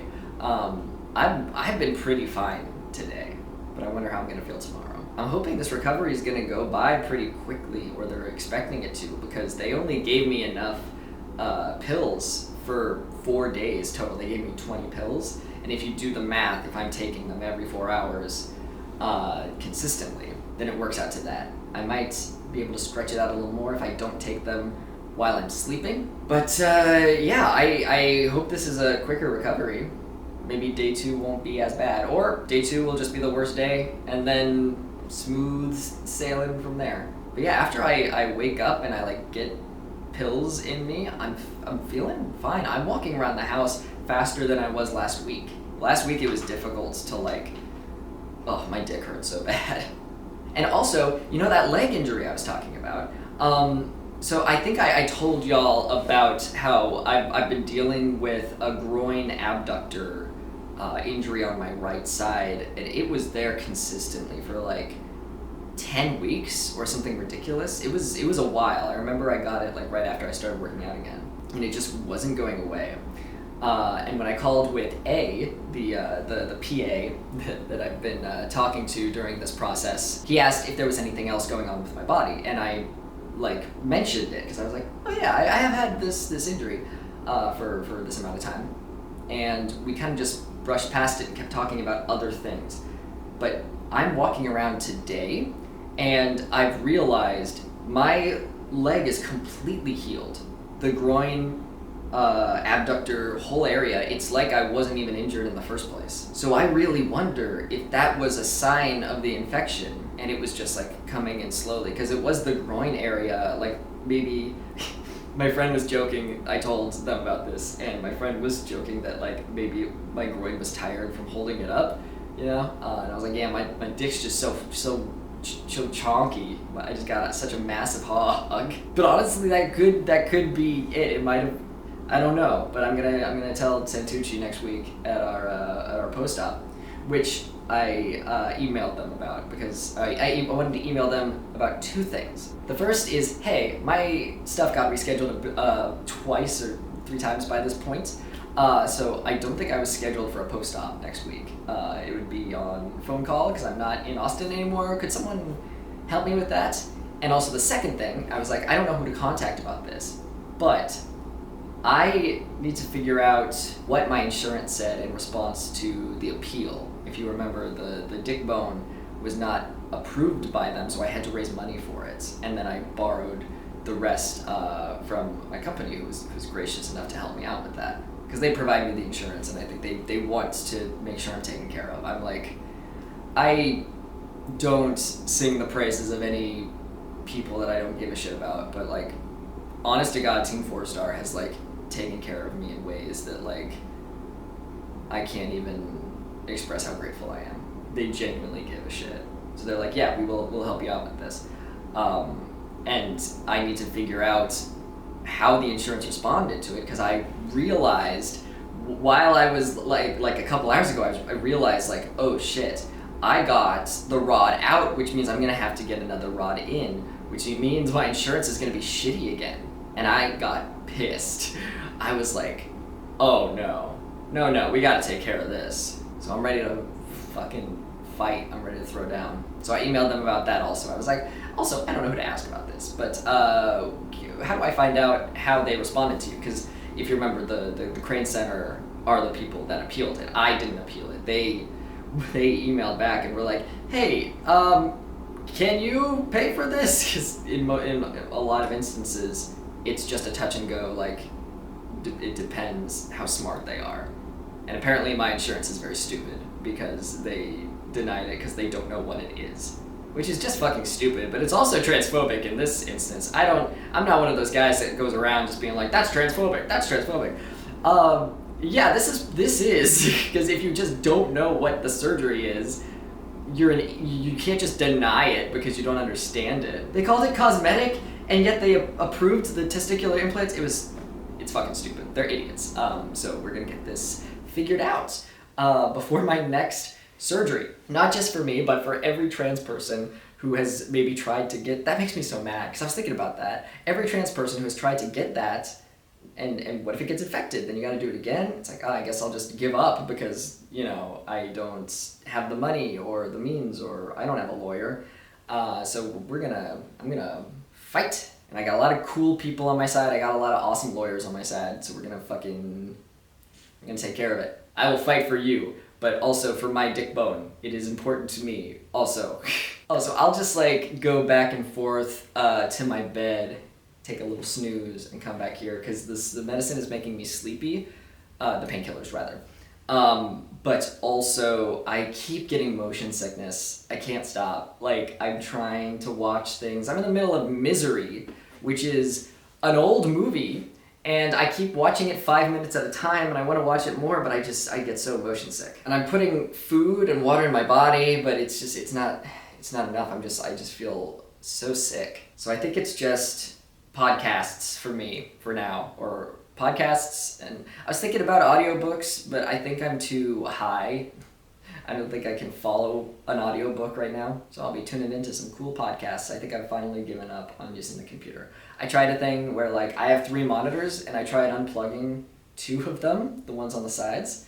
And I'm like, does this help? And no, it does not. I'm still very sick. But while I was laying down, I rolled onto my side, and my dick hurt. And I was like, oh God, why does my dick hurt? And then realized, oh, I'm sandwiching it between my thighs. Like, I'm used to it being hard, so I'm used to it just following me. But I forgot, before the dick bone was put in, it's it's just a penis just hanging there. So I gotta account for it. Like when I sit down, I have to touch it. I have to like prop it up with like a tissue, or just make sure I'm not like, I don't sit on it, but if you think of the head of a dick, it like goes head first into the chair. So that's not comfortable for it. I don't want my pee hole pressed against a chair, so I moved it. Oh God, I'm high. I didn't finish my thought from before. Okay, just pretend I'm saying this for the first time. I realized that it's difficult for me to wear shirts, you know, because in the vlogs you saw I was like tying up the shirts so it doesn't touch the ABD pad or my penis. And I found the solution to it, and the solution is crop tops. We're bringing them back, fellas. And I see those posts where it's like, can we bring this look back? And it's like men in the 90s and 80s or whatever in horror movies where they were wearing crop tops. And I'm like, yeah, that's pretty damn hot. Like, I don't think about it too often of like what I find attractive in men, but like a dude wearing a crop top who's like secure in himself is like very hot. And as I've become more secure in myself, I was like, you know what? I will get this crop top because it was on sale at Target. And holy shit, do people like me in this crop top. I just posted it on a whim on Twitter and Instagram, and people are very much enjoying it, which is so funny because I'm like at my weakest state. You know, I have an ABD pad over an open wound, and I'm wearing this crop top, and I'm getting some messages. So I feel sexy. But the second thing I've realized is robes. Robes feel great. It's not pressing on any of my areas. This robe ties right above the ABD pad. It's like on my belly button. So it's very non-invasive. If I get food delivered to my house, I just throw this bad boy on. And now I've just been kind of lounging around in a robe. But when I'm wearing my gunner glasses and this, I do look like just a rich fuckboy philanthropist, like tech bro. But I wear my gunner glasses to help with eye strain, and I won't be on the computer, so I won't look like that anymore. Instead, I'll just look like someone who lost the tie to his black robe and now has to use a white one. I do fucking karate. Is a white belt good? I don't know. My friends came over and talked with me for a bit, and that was really nice. They brought me a taco. It's the socialist like exchanging of like friends. It's not a barter system, I wouldn't call it that, because we're just like nice to each other. It's not bartering, but like I was like, hey, do y'all want Smoothie King? Because I'm ordering some, and they were like, yeah. Do you want a taco? And I was like, yeah. So they brought a taco over, and I gave them their smoothies. And while they were over, I asked, hey, I have to take my first shower tonight since surgery, and I would like to change my sheets. Would you be able to help me with that? And also my garbage is piling up because the thought of going down there, those stairs makes me want to die. They were like, no problem, we got you. So I've been trying to psych myself up to go in the shower, but if I'm honest, I'm really faint right now. It's difficult to get food in me. I'm glad I have the taco, but I ordered Wendy's, and it's just been tough to like get me to eat. My body's just recalibrating. You know, I haven't shit. I'm putting Smoothie King in my body, which is good because I need protein. I remembered another thing is that if my mom were here, she would have me drink protein shakes. But Smoothie King's shakes are like really good, but also like sugary in a way that my body is like, no. And when that's all I've had today, I feel faint. I'm trying to eat chicken nuggets. I'm trying to eat taco, but it's tough. So I honestly don't know if I'd faint in the shower because I'm thinking about my wound. I don't get skeeved out easily. I don't get grossed out by my own wounds, usually. But this one is intense looking. It's not closed properly because you're not supposed to, you can't close it properly, they explained. So it really does just look like one of those murder boys just slashed my stomach, and I think I'll be okay. It's interesting, it's closed with like one stitch, like a singular string, where if you think of the injury like that, the string is in the middle, just holding it shut. So it's barely holding anything shut. It's just funny, I guess. Looks like someone started stitching it up and was like, But talking to my friends made me realize, like, I should not be on the computer. I felt so much better just not looking at a screen and just being in this room. And they offered to, like, you know, they were like, do you want to hang out on Discord later? But I'm like, I can't look at screens.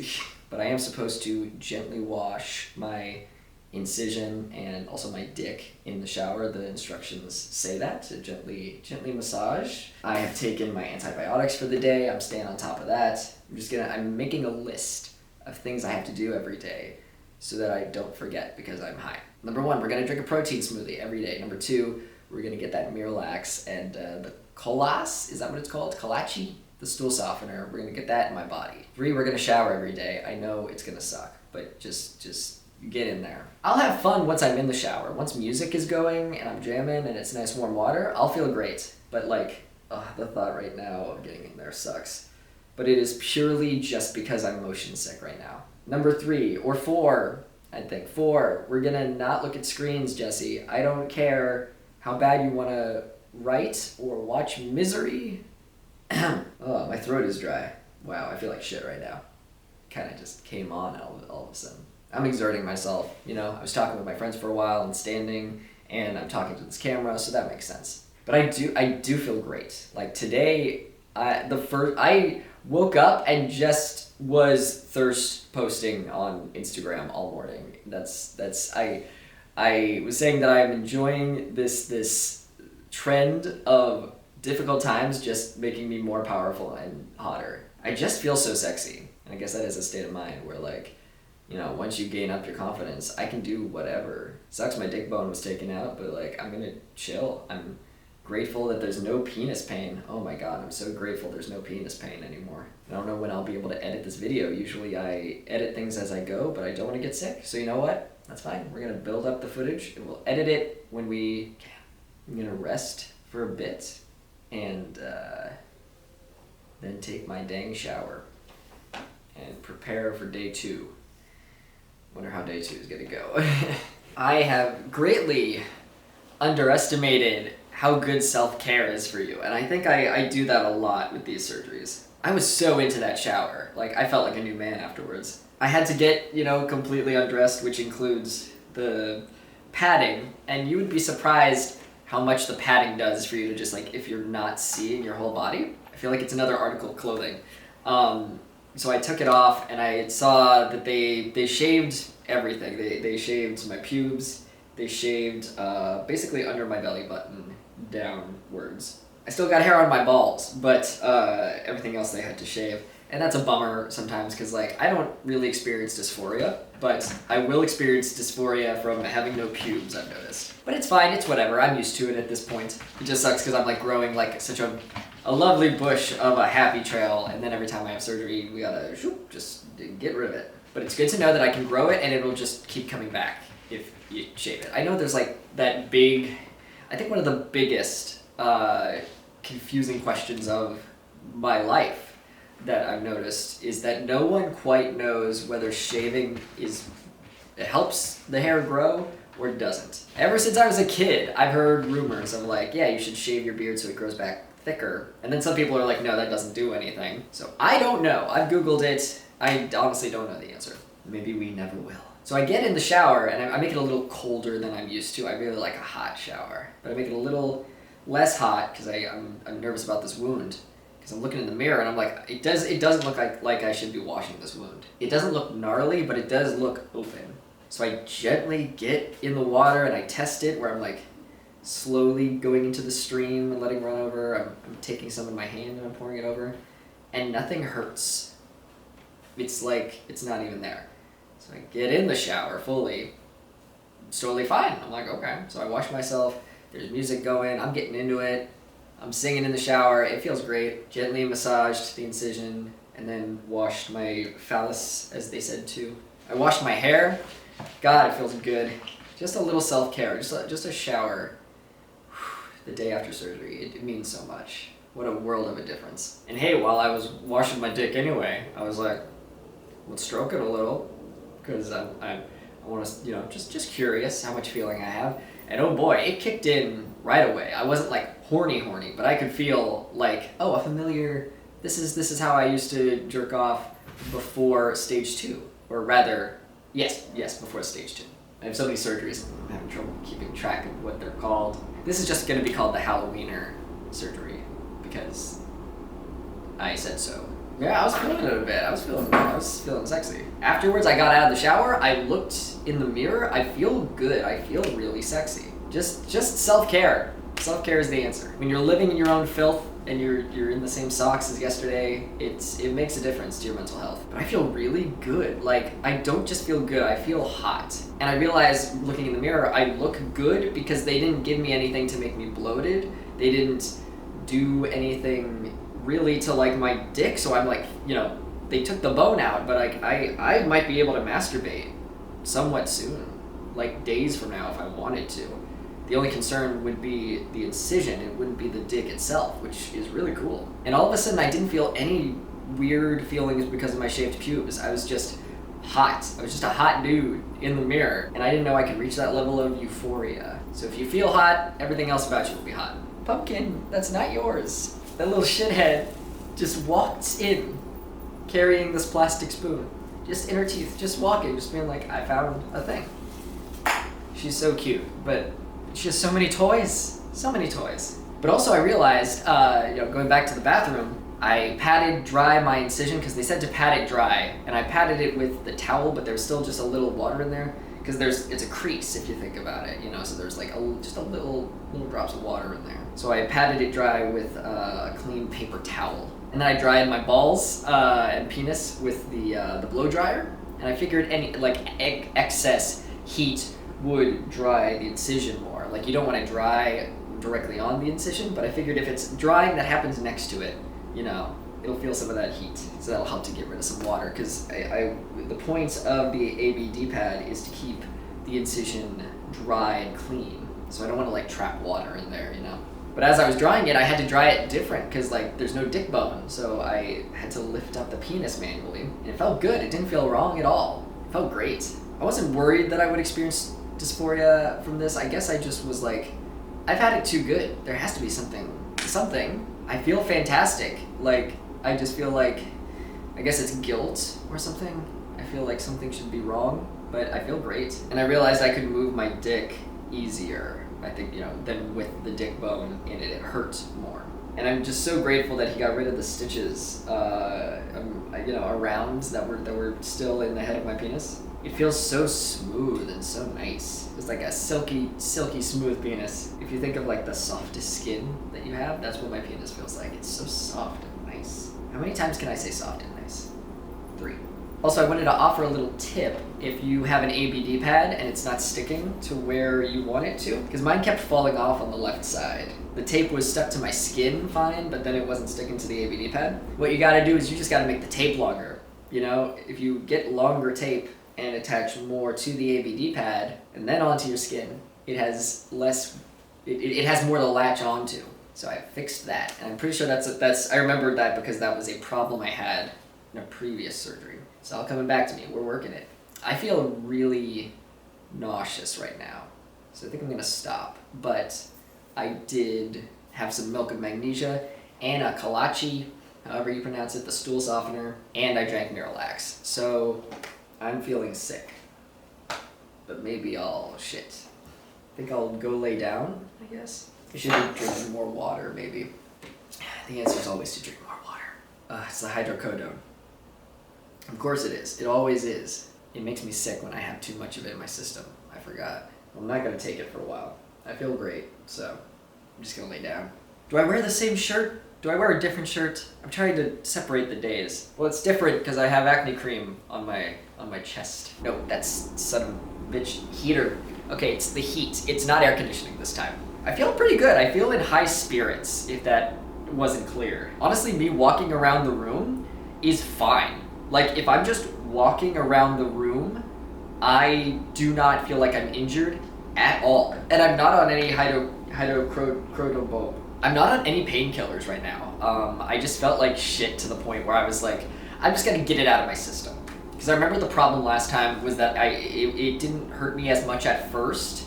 It was when I was getting consistent pills into me and it built up in my system, where it made me feel like garbage and I couldn't even look at a screen without getting sick. My past memories coming back to help me with the future stuff. Kind of like Project Hail Mary, which is it's a book. We were listening to the audiobook, Quinn and I. It was recommended to us by Scott, and we were listening to it to and from the hospital, and it was really good. I was just on drugs both ways, so I was just kind of falling asleep in and out, but like what I listened to I really liked. I was considering picking it up, to listen to, because right now I'm all podcasts or audiobooks, I figured. And audiobooks cost money is the thing, so I was like, maybe I'll read a book. So I've just been kind of puttering around. You know what? I'm skipping ahead in the story. Let me go backwards, I'll catch you up.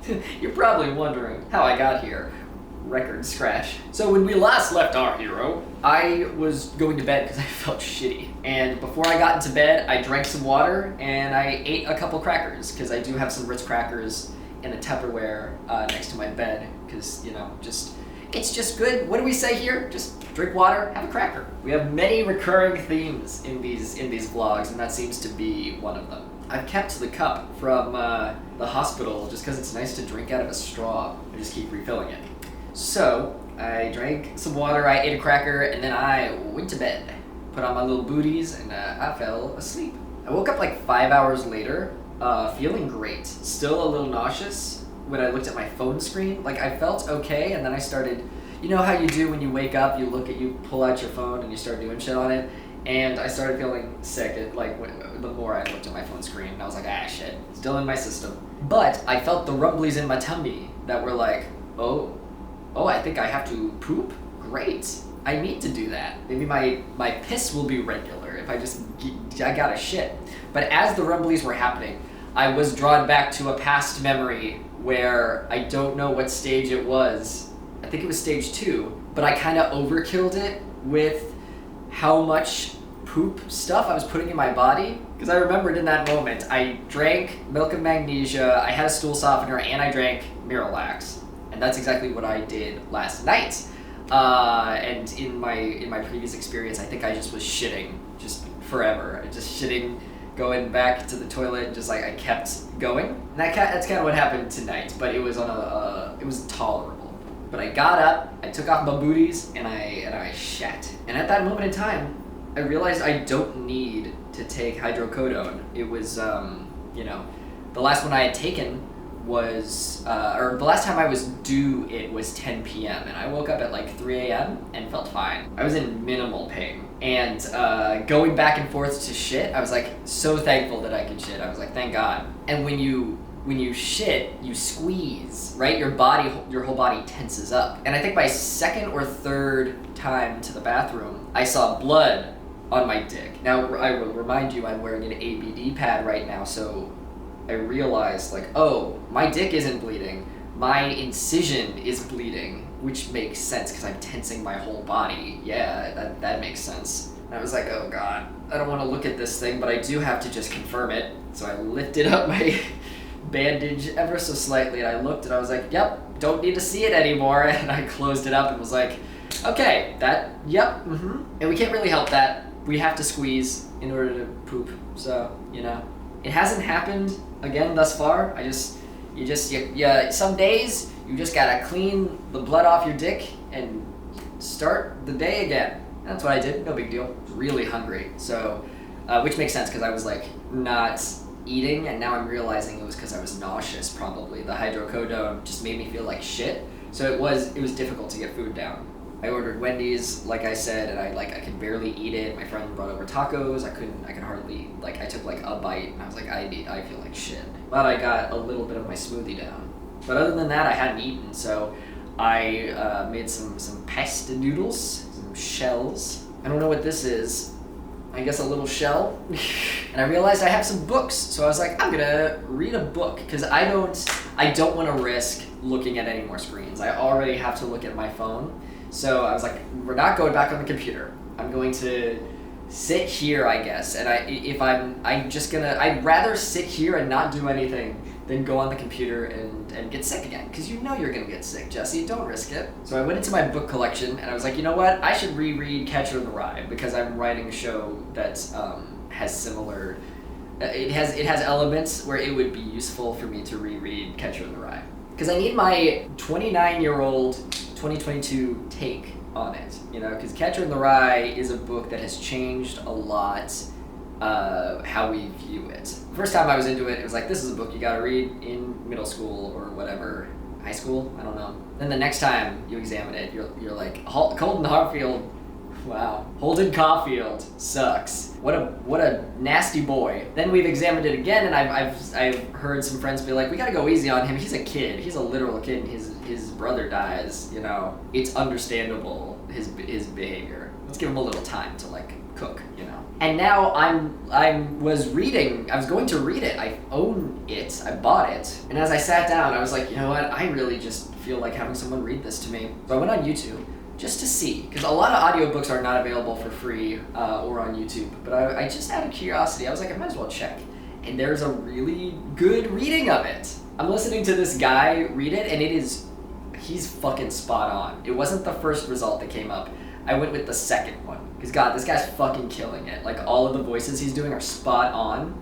He does this, like, pretty fast, like, reading for Holden. He's like, yeah, I'm from New York. I'm gonna tell you exactly how it is. But he's fucking killing it, and I'm really enjoying it. I'm halfway through. And, halfway through, Holden Caulfield is a piece of shit. It's kind of like the Kanye situation, where this boy is clearly very mentally ill. Like, he has been through so much trauma, but it doesn't excuse how rapey he is.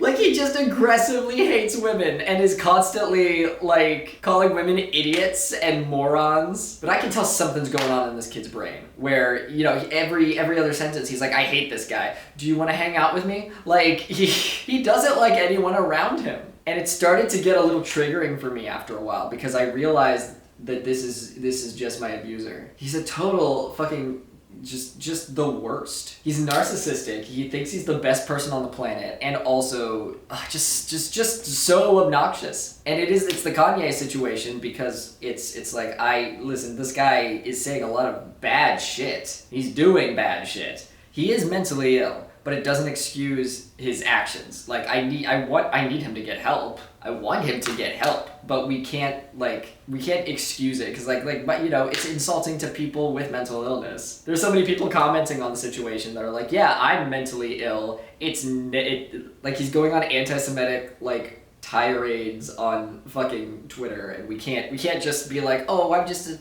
he's just a small bean, mentally ill man, so we should excuse this. I want him to get help. He should get help. And Holden Caulfield really needs help. But it does not excuse there are some, I knew this book was not going to age well, obviously, it was a different time. But Salinger, I think, I am reading it with a bit of media literacy, where I think Salinger knew, like, what he was writing. He had to have. I really would not believe that he doesn't understand how terrible this child is. He's 16, but I'm going to call him a child. Because he is, because I'm almost 30 now, Jesus Christ. I turn 30 next week? That doesn't seem right. But yeah, I knew there were things that weren't gonna age well, but like, there's a whole conversation where he's like, yeah, I'm still a virgin. I've had plenty of opportunities to lose my virginity, but I just, I haven't done it. The problem is, these guys, when a girl says no, they don't stop. But when a girl says no, I stop. And it's like, I regret it afterwards. I wish I had done it afterwards, but you never know whether they actually mean no or not. And I'm like, Holden, stop it. Holden, please. This sucks. So I'm really enjoying Catcher in the Rye. Really enjoying revisiting this childhood classic. I honestly am, though. It is a great show of growth. Because I did not see anything wrong with Holden Caulfield when I first read this book. I didn't understand why everyone was on his case. And that shows what a fuckboy I was. This guy's making some good points. So it is really useful for the show that I'm working on. This kid won't shut up. He just will not stop talking about how amazing he is. I do see a lot in common with him and my abuser. But there's a big difference, I think. And the difference mainly that I've been seeing is that Holden Caulfield is a character that will not shut up about how awesome he is, and is not self-aware in that way at all, but also brushes past when he's like really pathetic, because he doesn't want people to feel bad for him. Whereas my abuser, so narcissistic, very not self-aware at all what anyone thinks of him, and yet thinks everyone hates him and says that everyone hates him so that you will feel bad for him because he needs that kind of attention. So it's very interesting seeing the difference in narcissist disorders, how they manifest and how the behavior comes out. I think it's important to examine those differences if you're going to write about a character with a narcissist disorder, because it can show itself in such different ways. I was reading an article the other day about how the information about narcissist disorders is so skewed because people with narcissist disorders don't know they have narcissist disorders, and so they're not like volunteering themselves for information and for polls and for things like that. So it really is just information from like therapists and stuff that are like, hey, I have a patient who blah, blah, blah. Let's get the info from them. It's not people like, you know, with a lot of other cases, if you know you have bipolar, you know you have bipolar. And if someone says, hey, I want to do research on bipolar disorder, you're like, yes, let's do that. But someone with delusions of grandeur they don't know that they have that. And they refuse to believe it, so you're not gonna have people like volunteering for that shit. My show has an unreliable narrator, and so I wanted to re-examine Catcher in the Rye, and it's a little Easter egg in there where, you know, in the show he has to read Catcher in the Rye, and we barely bring it up at all, but I wanted to make sure I knew what I was talking about. I didn't want to just be one of those people that ribs on Catcher in the Rye because it's like the cool, fun thing to do. I want to examine it, understand why I don't like it, if I don't like it after all these years. And I do like it. It's a really good book. It's just we have to take Holden with a grain of salt. Because the narrator is doing such a good job. The person who is reading this audiobook, phenomenal. Because I'm halfway through the book and I keep having to take breaks. Because this kid fucking sucks. It sucks. It sucks. And he'll prattle on like a different train of thought and then come back to the story.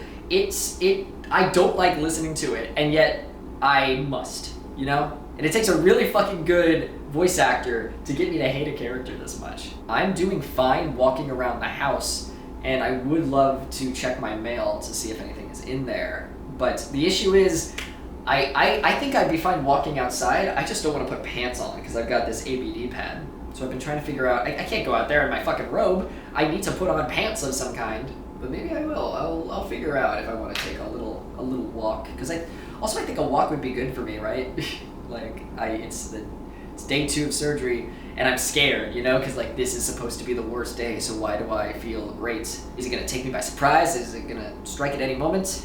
It fucking kills me, because, like, Holden is also doing a thing that my abuser did, where the people around him fucking sucks. My abuser had 3 dudes that he kept around because he thought they were more pathetic than he was. And he was just mean to them all the time. Like in private conversations and talking with me, he would just sabotage their relationships with other people. And I always asked him, like, why are you, I don't know why you're being so mean to these people, aren't they your friends? And then he never really had an answer for that. He was just like, I'm their friends, I'm just goofing around kind of shit. And that's what Holden is doing. Anyone that's close to him, he's constantly like bad talking them to you as the audience. And then in the next breath would be like, I should spend time with them. Like, this dude just fucking is awful. I'm gonna see if I feel like putting on pants. Ugh, standing up is the fucking worst. God.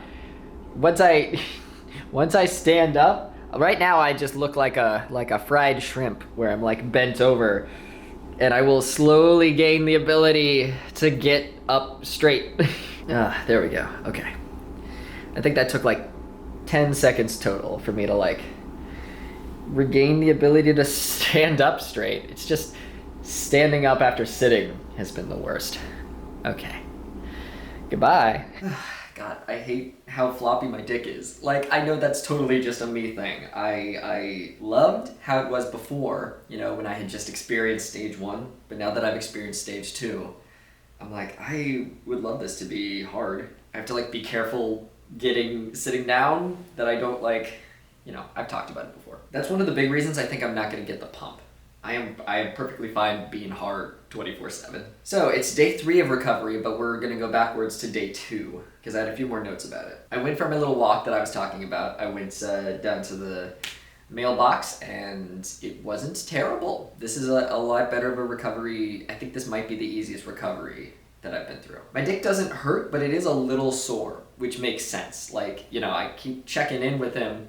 I'm like, hey buddy, how are we? And he's just a little sore in the sense of like, yeah, it makes sense. You had a dick bone in you and it has been taken out, so it makes sense you're going to be a little sore from that. And I might have said this already, but I just wanted to make sure I said it in case I didn't. These are new thoughts. Sometimes I have repeating thoughts that like I've written down and I've said to the camera, but I forget that I've said them. So this is just the natural occurrence of me rethinking of things that I've already thought of. I was laying in bed, my dick felt uncomfortable, and I was used to like, oh boy, am I squeezing it again? Like I talked about last time, but I felt it, wasn't squeezing it. I realized I was squeezing my balls. So I think my theory is that I have just gotten used to touching them and like putting pressure on them and stuff. But because of the surgery, they're a little more sensitive than usual. So I just rolled up a towel and put it between my legs. I went to sleep, and then I got a call about my post-op appointment because I had emailed them, like I said, and was like, hey, I don't think I have a post-op appointment. So they called me, and they were like, yeah, so this is the time that it's scheduled for. And I had apparently I had one scheduled for the 26th of October, which is next week, next Wednesday. So it's good that I found out about that. And I was like, can this, it's going to be a phone appointment, right? And she was like, oh, okay, I'll schedule you for in person, and then I will loop us into an email chain and figure out if we can do phone op. And then at that point, I woke up and I took my shower and I ate some food. I tested if I could go on the computer. Pumpkin, that's so loud. I tested if I could go on the computer because the hydrocodone has not been in my system, or it was leaving at that point, I think. Yeah, I think at this point it had been out of my system for more than 12 hours. And I could go on the computer. I didn't try watching anything. I just went on to like check Twitter and see if I could do some writing. But I did feel shitty, so I went back to sleep. And when I went back to sleep, one of the booties had stopped. It ran out of charge. And after I had slept for a bit longer, one of the booties ran out of juice. Booty juice. So I figured I had to get up to charge it anyway, and this is like, it was late at night, 11 p.m. or so. I fed the cats, and I charged them while plugged in. Luckily, the cord is long enough that I can like plug them in, put them at my feet, and they were still able to reach the charger. So I could sleep while they were charging. Because I was a little nervous about that, Blood clots don't sound like fun. And while that happened, I checked my email and saw that some correspondence had happened where, they were like, hey, you can do this as a phone op, but like, as a reminder, it's best to do the first post-op in person. But we can we'll switch it to a phone op.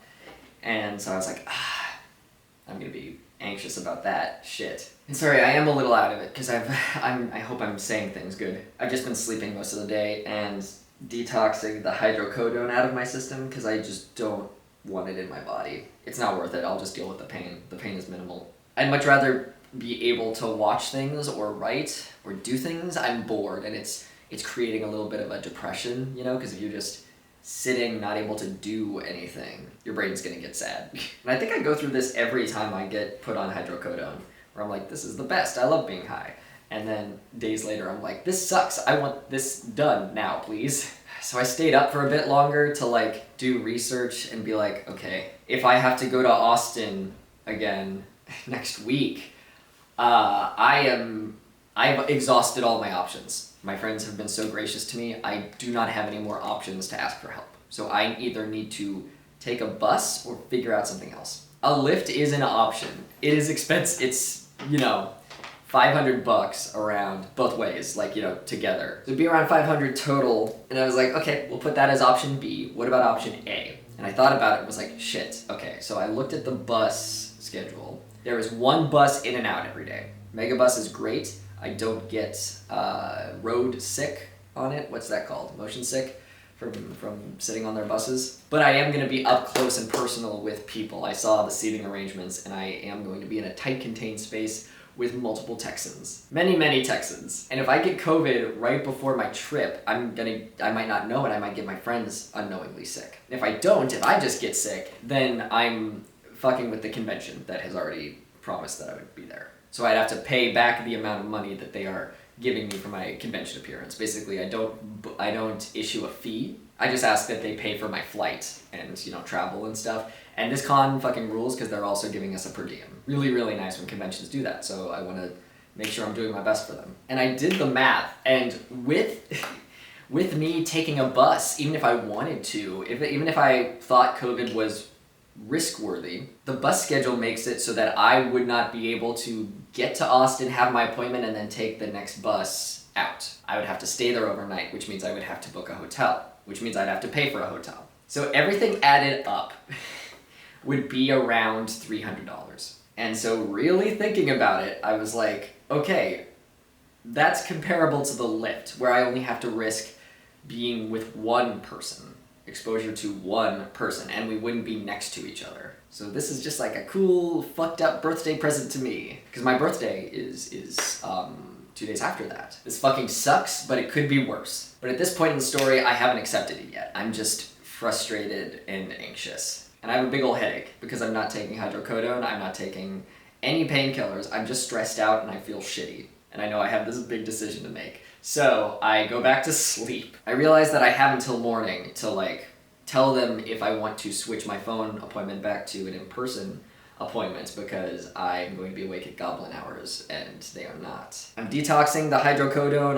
I'm going through withdrawal. I just feel bad. I don't want to spend $500. When I wake up, I do get some sexy feelings. And I realize in that moment, oh right, I haven't had an orgasm in like around 2 or 3 weeks because I've been fucked up. I had jock itch, which went right into my dick bone being infected. So yeah, that makes sense that I am horny. And I give it a go. I'm very careful because I'm like, okay, I do have an incision right above my abs, so I do want to make sure I'm not like tensing too much. But I managed to do the thing, and that was great. And I'm hoping it will put some feel-good chemicals in my brain so it forgets that we're detoxing on painkillers. And I lay there afterwards, and it feels good because of that, but like I know I feel like shit.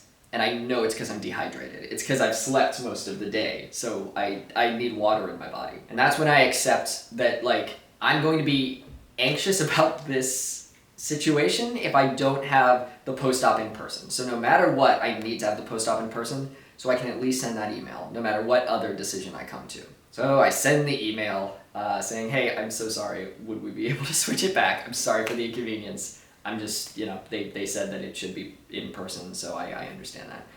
And that is part of what I'm paying for, is peace of mind. If I can get this looked at and make sure everything is good, there's no infections, everything is great, knocking on wood, before I fly to my convention appearance, because I know I'm paranoid about things that I don't understand, so like if I'm there and I feel something getting itchy or looking weird, I'm gonna be anxious for the whole convention, and that'll be sucky.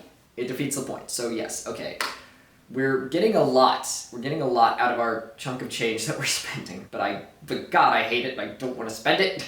It's fine. Everything's fine. So at this point, it's been more than 24 hours without hydrocodone, and the pain isn't that bad.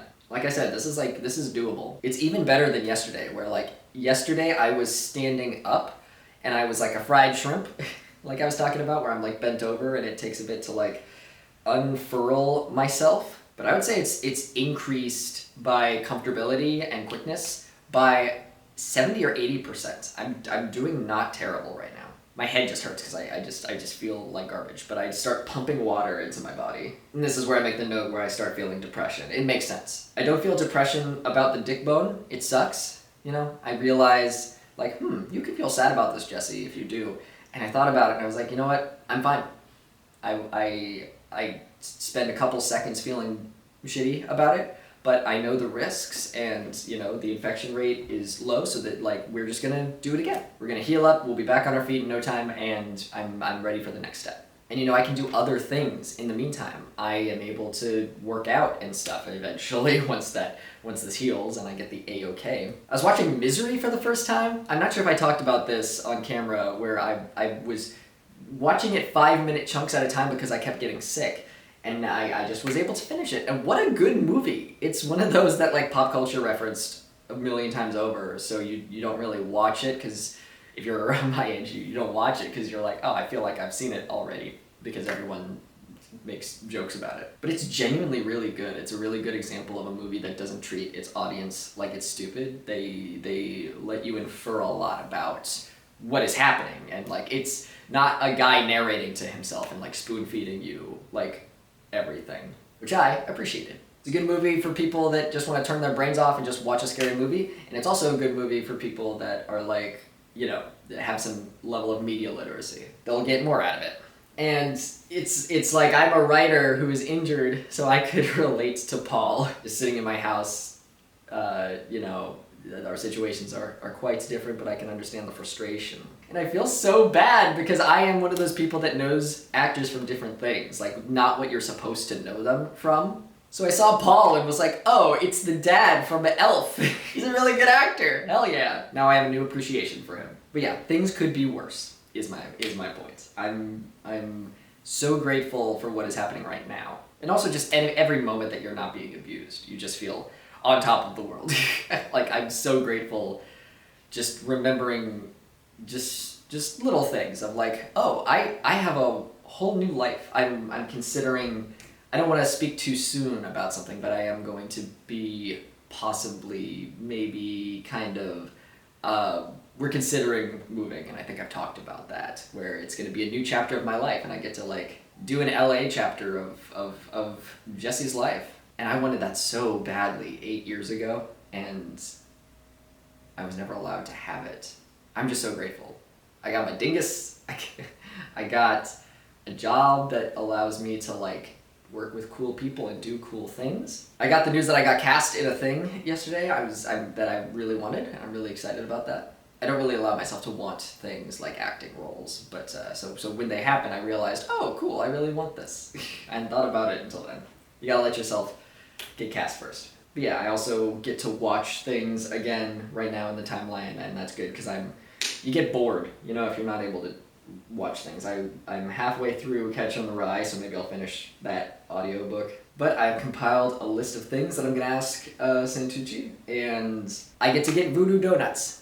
We will look on the positives, the bright sides of me taking a day trip, a very silly day trip into Austin. I'll get to eat a curvy diner, I'll get some voodoo donuts, and then I will come on back here. And then the next day I have my birthday stream, which I always do the day before my birthday, so it goes into the night, and then like it turns my birthday while we're streaming. And then after that, we'll see how I've healed up. Maybe I can go bowling. You know what, I don't know. It depends how heavy the bowling ball is. Maybe I should, I don't want to risk anything so close to flying out. I'm supposed to be preserving my strength and shit, so it would be counterproductive if I hurt myself before I flew out. So we're not going to focus on how badly I don't want to spend that money, and instead we're going to focus on the positives that we're getting from it. I'm risking a lot less. I'm risking so much less by getting in someone's car and driving for 4 hours. And oh god, I hope they don't try to talk to me. How do you nicely say, hi, I'm socially anxious and I would like to just be on my earbuds this whole time, but you can listen to whatever you want. And you know, sometimes when you get a lift, it's like someone who's not your vibe, and it's okay because it's just a 10-minute ride or whatever. But god, whoever I get stuck with is just there for 4 hours. And I don't know how that works. If I'm gonna book it for a certain time, but I feel like some people might like accept the ride and then be like, oh, you want me to go 4 hours? No, thank you, and like back out of it. And then Lyft will keep trying to connect me to drivers. So hopefully one of them is down, because I don't know what happens if no one is. But we've got plenty of time to get to that point. So I'm making some pasta. I'm gonna eat some of that. Life is good, all things considered. I need to start drinking the protein shakes, but I just feel so shitty. Chugging a liquid does not sound great to me, but I do. I was looking at my notes from my previous surgeries. Protein is important, so I'm just gonna do it. I've been eating the Met RX bars that I was using to gain mass for my for working out, and they work great because they are a meal replacement bar. So I'll do that. Plus, I'll have some protein drink. Ooh, I'm feeling much better than I thought I would at this point. I feel shitty, but I feel better than I thought. So let's take the victories when we get them. Also, I will note I'm really faint. I just keep standing up and I forget to say that I'm faint because I'm faint, but I am faint. No, okay, goodbye. Right now it's day 4, but I am gonna go back and, you know, finish off day 3. But wow, I'm moving a lot faster around the house. I'm getting out of bed quicker. My pain is basically non-existent. Like just like once a day I'll feel a little oof. But no, I'm doing great. And I just woke up, so my voice is all low and sexy. I like that. I like all this. So day 3 happened. The rest of day 3, I got very depressed. Depression started hitting me hard. And it makes sense, because I've just gone through surgery.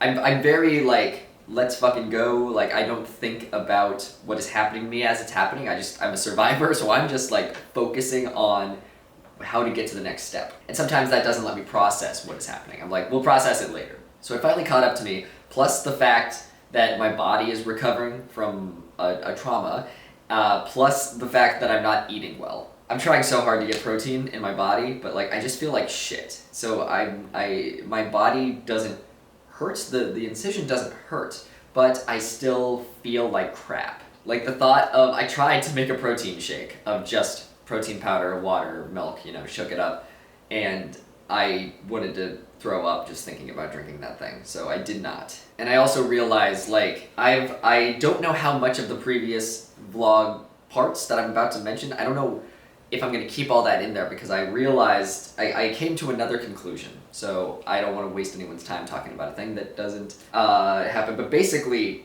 I was, talking before about how I might not be able to, get a ride to Austin for my post-op. And through all that, exploring different options, a car service, a bus, all these things, I realized that the timing just does not work out, and it is just not possible for me to get to my post-op physically next Wednesday. And that made me frustrated, I'm frustrated at the situation.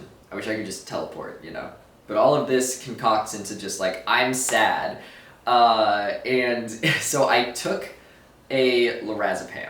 I've been more than 24 hours or something at that point without a painkiller, so lorazepam is good for anxiety. And I was like, it's okay, we need to stop being anxious right now. So I took it and let me drift off to sleepy time, because and that'll also help, because I need to sleep. Like sleeping, ideally, if I could just sleep as much as possible, that'd be great. My mom tries to help me think of options for the bus thing, but it's just not gonna work.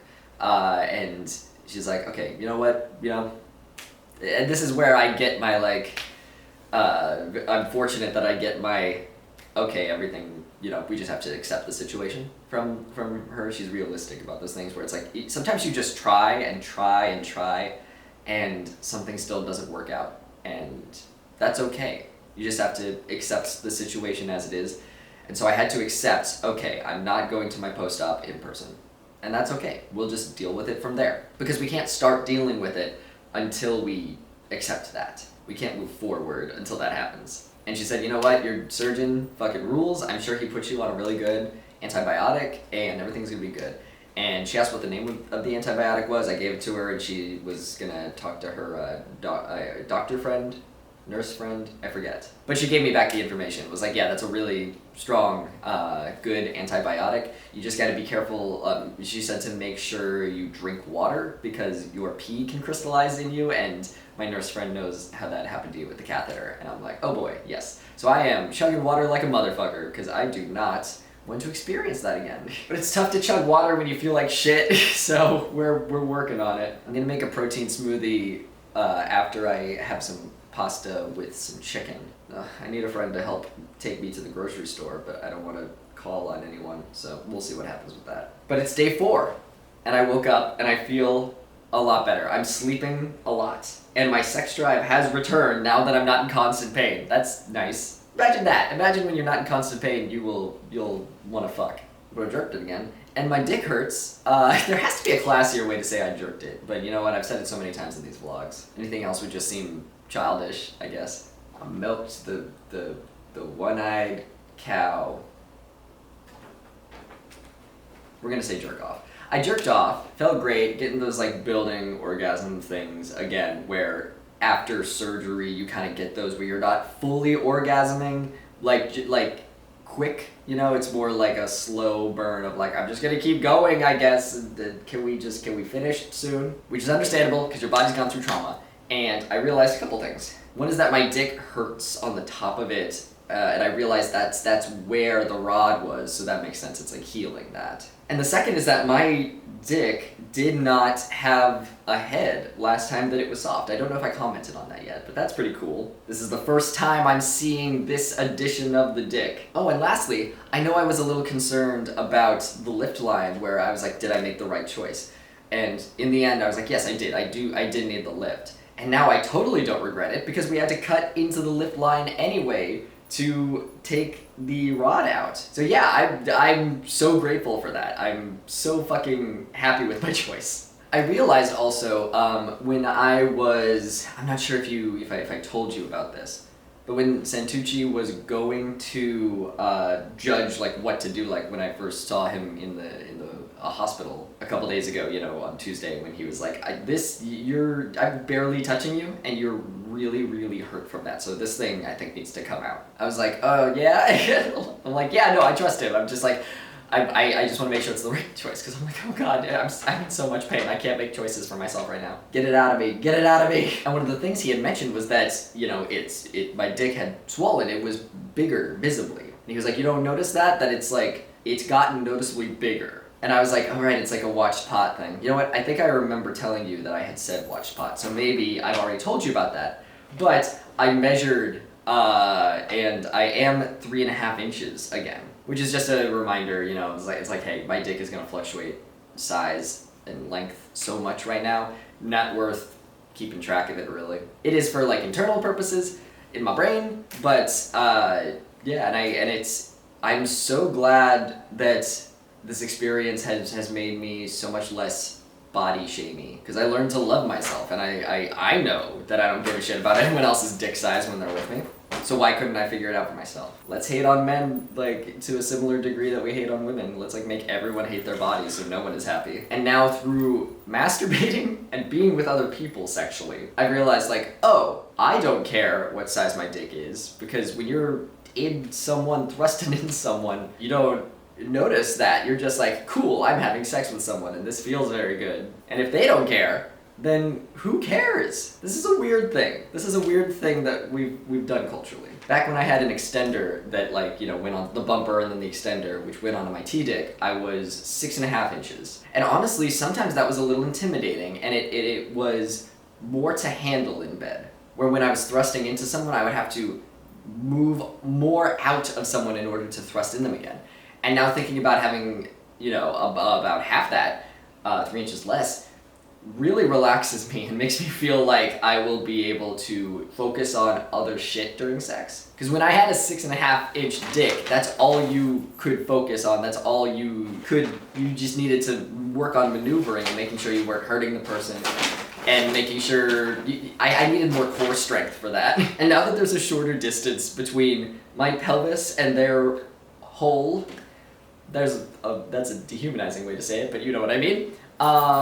It's a lot less, it feels like it's gonna be more fun. Cause it is a whole fucking jungle gym when, like, just the 3 inches more is a lot, it's more cardio. Sometimes when I was fucking people, I just felt like I was doing an extravagant plank that makes them come. So, that's pretty damn cool. I didn't think I could be happy with my dick size unless I had like a 7-inch donger. But again, I'm 5'5", like 120 pounds right now. Like, my dick looks good on my body. If it was bigger, I think I would have no excuse but to go into online OnlyFans entertainment. I feel like it'd be a waste. It would be a waste if I had a 7-inch dick on a 5'5" frame, wasn't using it for something other than private use. So this was the best outcome, and I'm really happy. And that's that's surprising to me, I guess. Because I do just look like I have a bigger dick, and I don't necessarily want that, but it's good that I don't really care. And I thought it would matter, but I guess it doesn't. That's all I got for now. I'm gonna go eat my pasta and make a protein shake and try to get food in me, because that's what I need. I've gone back to recording the Halloween whack tracks. So, we watched Halloween 3 last night, and that sure was an experience. Maybe 4 will be better. Hello, we're making progress. Today is day 7, but I am going to continue off of day 4, where we were before. I've been trying to figure out what chunks I want to record this in, because I don't want to, like, end on a day where I just begin saying something, but you know, I might have fixed it. Let's see. So picking up day 4, there's a little bit of soreness, but I refused to pick up the hydrocodone again. I can't. I spent 48 hours detoxing it from my system, and now I just don't want it. Don't want it. I'll just deal with the pain. But I was actually starting to get more pain. That was the point where that was starting. Day 5, I slept most of the day, which is consistently. I've just been sleeping a lot lately. I'll like be up for 6 hours and then sleep for 10. I love having my dick go in the toilet. I'm gonna miss that. I've been, thinking about like the rod versus the pump and all that, and I love my penis. But like, I don't like how soft and vulnerable it is right now. I got accustomed to the rod, and I love how it hangs right now, where it's like not hard all the time. But I don't like that I have to figure out how I'm sitting every time, and when I'm sleeping, it's getting sore because it's like flopping over and it feels unprotected, if that makes sense. I just keep bending the boy, and I don't realize until 5 seconds too late, and that's when the pain hits me. There's a little bit of a delay. So I'm gonna appreciate this state that it's in right now, where the dick is more of a liquid than it is a solid. And I love the ability for my dick to just go in the toilet when I need to shit, so I can pee and shit simultaneously and I don't have to juggle things. But again, it might just be that my toilet's small. So I'll appreciate it while I have it. But I am looking forward to it being hard again. But I love that I can love things about both states equally. I also had my first normal shit on day 5, like, thank God. And I also didn't notice this to tell y'all, but they didn't have to cut the whole lift line. If the lift line is like this, they only had to cut like that amount. So the edges are still, preserved. Which is neither here nor there. It doesn't super matter because that's gonna get, covered anyway. It's gonna be vanished. I don't know what the word is. It's not gonna be there forever. But I also came to a realization that like, I love my dick so much, and it's not even a year old. It's hard to be sad about not having the rod. Because I was thinking about like, why am I not mourning? Why am I not more sad that I had to have surgery? And it's mainly because of 2 things. One is that I've just become a tough motherfucker since transition stuff has happened. Like, you can't like put a shot in your stomach once a week and not become a badass. And I'm very thankful for it, that like all these surgeries have just really toughened me up. I always had the power within me, but sometimes it takes something else to like bring it out of you. But just thinking about how weak of a person I used to be, where like, maybe weak is the wrong word, but I was soft, and now I'm hard, even though I'm not hard. You know what I mean? I'm just very proud of myself, I guess. And I realized my dick is like pizza. You know that saying where sex is like pizza, even when it's bad, it's still good? That's what my dick is, where like, I have it. I've done the impossible. Like, whatever comes next is great. I'm just so fucking happy to be here with my guy that I don't give a shit about whether the rod is in or not. So that's why it's hard for me to be sad about it. Oh, and I'm also now noticing a bruise on my IV line. Oh, actually, it's gone. Well, it happened on day 5 and it disappeared by day 7. I don't know when. I guess I just got a random delayed bruise for a day or 2. I go to sleep and I stop wearing the booties on day 5. A lot more comfortable to not be wearing the booties, because it's a wrap, but there's also like the battery pack, and sometimes it would clank against each other because there's a battery pack on each of the booties, and when you like roll over, they like smack together. They didn't say when I could stop wearing the booties, but I figured that was time. And I pump my legs like she taught me whenever I remember. Hey, Pumpkin. What? What was that? You're so cute. I just wanted her to not pull my painting down. And she went, oh, what did I do? I've never done anything wrong in my life. She does that with anything. Like, she'll be on the counter, I'll be like, don't be on the counter, and she goes, huh? Like, me?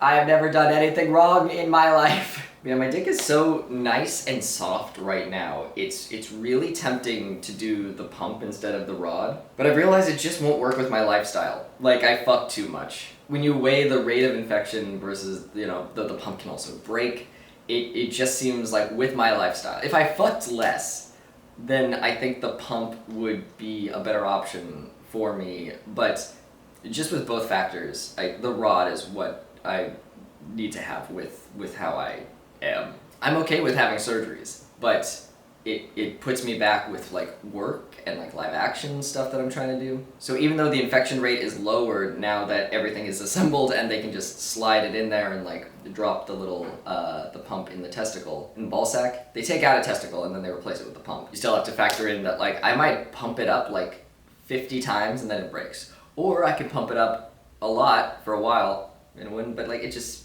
not worth the risk to me personally with my lifestyle. It's a funny way of saying that I have sex too much and I need to be always hard. That's what Andrew Tate says, right? You gotta be always ready to fuck. Yeah, it's so nice and soft. So I will just like appreciate how lovely it feels right now. I bent my dick and was sore for a while afterwards. Yeah, that makes sense. I'm just reading that and I'm like, yeah, because like you'll bend it and then you don't realize for a bit and then it just feels sore for a bit. Can't wait for it to be perma-hard. It is so nice to like see my dick without the ABD pad. Like I walk around and I know what I look like, but it's hiding the top part of it and just like masks, you know, like if you're just like hiding this part of your face, sometimes you just can't see the whole picture. So when I take it off to like go shower or something, I'm like, damn, I love that. I can't wait until I'm not wearing ABD pads anymore and I can just look at my whole body. Which is wild that I love my body. I'm just thinking about like how different my life was years ago. I'm just so grateful for everything and everyone.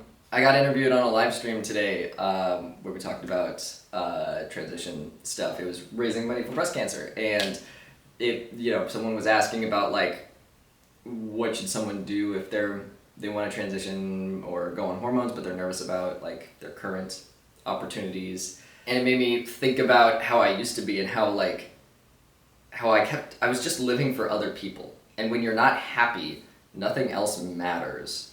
The baseline you gotta do is do shit to make you happy, to make you want to exist. Because if you don't want to exist, nothing else, who cares about anything else? And that made me think about my past life, and now I'm here. I'm just so grateful.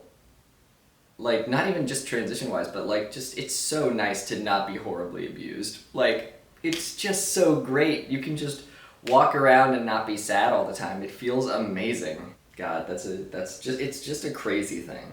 I didn't think I could be happy. I didn't think I could want to exist. Okay, so day 6, I slept a lot, and I kept trying to stop my dick from getting sore, but my incision and my dick are sore from sleeping, where I roll around and stuff. I think my body's just starting to wake up. You know, the nerve endings connecting and all that. But I'll sleep on my side, and then my dick flops over, so I have to like carefully keep making sure it's between my legs. Because I can't wear underwear. I'm sure it would be better if I was able to wear underwear. But right now the waistband would be right where the ABD pad is, so I've just been not wearing it yet. And I still have not been approved for ibuprofen or Tylenol or anything like that, because I haven't had my post-op. So the only option to treat pain is hydrocodone, so I'm just dealing with the pain still. And now it's day 7, and I bought more ABD pads. I bought the smaller ones, because I've been using the bigger ones, and then I had one smaller one left over in the box, and I was like, I wonder. And I tried it just now, and it fits the area a lot more perfectly. I don't need to like take up a ton of space when the incision is only that big. So I ordered some more of those, and I think that'll be helpful. I know I said I was going to work on making it so I don't end on a cliffhanger or end in the middle of a day, but I did just that, didn't I? I should have been like, next time, I'm going to talk about day 7, where this happened, and do like a little lead-in line, but I don't know. I'm tired. I would love to sleep more. I think, I'm recording a Halloween one-shot Dungeons and Dragons thing tomorrow, so I can't put lorazepam in my body, but I would do that if I could, because I just want to sleep. I just want to sleep. So maybe it's 3:40 in the morning, by the way, for context. So it's tough balancing, like, what time do I wake up? Is my body gonna be okay? For the interview today, I just didn't sleep because I woke up at 11 p.m. I went over to Stefan's and we watched movies until like 5 in the morning, and then my interview was at 4 p.m. and I just stayed up all night. I was like, my body's not sleepy. I slept so late, and I'm fine with that. I just want to make sure I'm not inconveniencing other people's schedules. But I have a live stream Wednesday And then Thursday, Wednesday we're streaming Dead by Daylight, and then Thursday I have my annual birthday stream where I do a live stream where we play video games or whatever the hell, starting at 10 p.m. the night before my birthday, and then you can watch me age in real time. And for those, I have to be on a schedule, so we'll see how that goes. I'm usually good at just not putting lorazepam in my body and just like, when I need to be up at a certain hour, because I'm just sleepy for like 24 hours after I take lorazepam. But I'm not anxious, so, yeah. Can't wait for those cool future drugs. I don't think they're happening. I think they're just going to continue to fill us with depression and anxiety meds that also make you sleepy, because they're like, can't be anxious if you're sleeping. Lorazepam is also used to treat insomnia, I've seen, which I just was like looking on the internet I think I was checking if there was an interaction between it and any of my other medications. And that makes sense. One day at a time, we're doing it. I think it's time, y'all. This might be the last entry. I think it is. I'm gonna make this the last entry. It is day 8 of recovery. So let's go over day 7, and then we'll get to day 8, and I'll tell you why this is the last part of this. That it has come to a natural conclusion. That's what I say after sex. I'm like, I'm glad this came to a natural conclusion. Did you feel like we're done here? I'm glad we both feel like we're done here. And then we shake hands. Fist bump or nothing. I'm fist bumping you after sex. God, why don't I have a serious girlfriend again? Must be a problem with other people. Day 7, nothing really happened. It was just kind of chill. I got a call from my doctor because, the fluconazole, I think that's how we're pronouncing it. The pills that I take to get rid of jock itch. I was feeling like I might be getting jock itch, and like just the feelings of it, so I don't know if it's accurate or not. My balls were just a little sore feeling or a little bit itchy, but I just had surgery, so I don't know if it was that. Either way though, I wanted to be sure, and I was going to just, I called and got some more pills because I also, I wasn't taking the right amount. I'm not sure if I said that or not. I'm supposed to be taking 200 milligrams once a week in order to prevent the jock itch. But I had leftover pills from last time, which are 100 milligrams each, and I brought back my prescription from the pharmacy that my doctor had prescribed as the take this amount every week to just make sure you don't get jock itch dose. And I would do that once a week until my fistula repair surgery in February, so because I shouldn't get jock itch after that, in theory. The crotch just hates being wet. Like, I'm just gonna keep getting jock itch over and over until this fistula gets repaired. So in order to help that, I'm gonna take 200 milligrams of fluconazole once a week. But when I brought home the prescription, I didn't see that it was 200 milligrams. I thought they were all the same pills, so I put it away and was like, I'm gonna keep taking my, these 100 milligram ones instead of these chunkier 200 milligrams that I just got. So I was taking 100 milligrams a week, and I was like, oh, maybe I have jock itch because I wasn't taking the preemptive amount. So I called, got some more pills, because I was like, you know what, I don't want to risk it. I'm just going to do the 2 a day for the next 2 weeks because I have a con appearance and I don't want to get jock itch while I'm at the con. So I'll just take them just to be safe.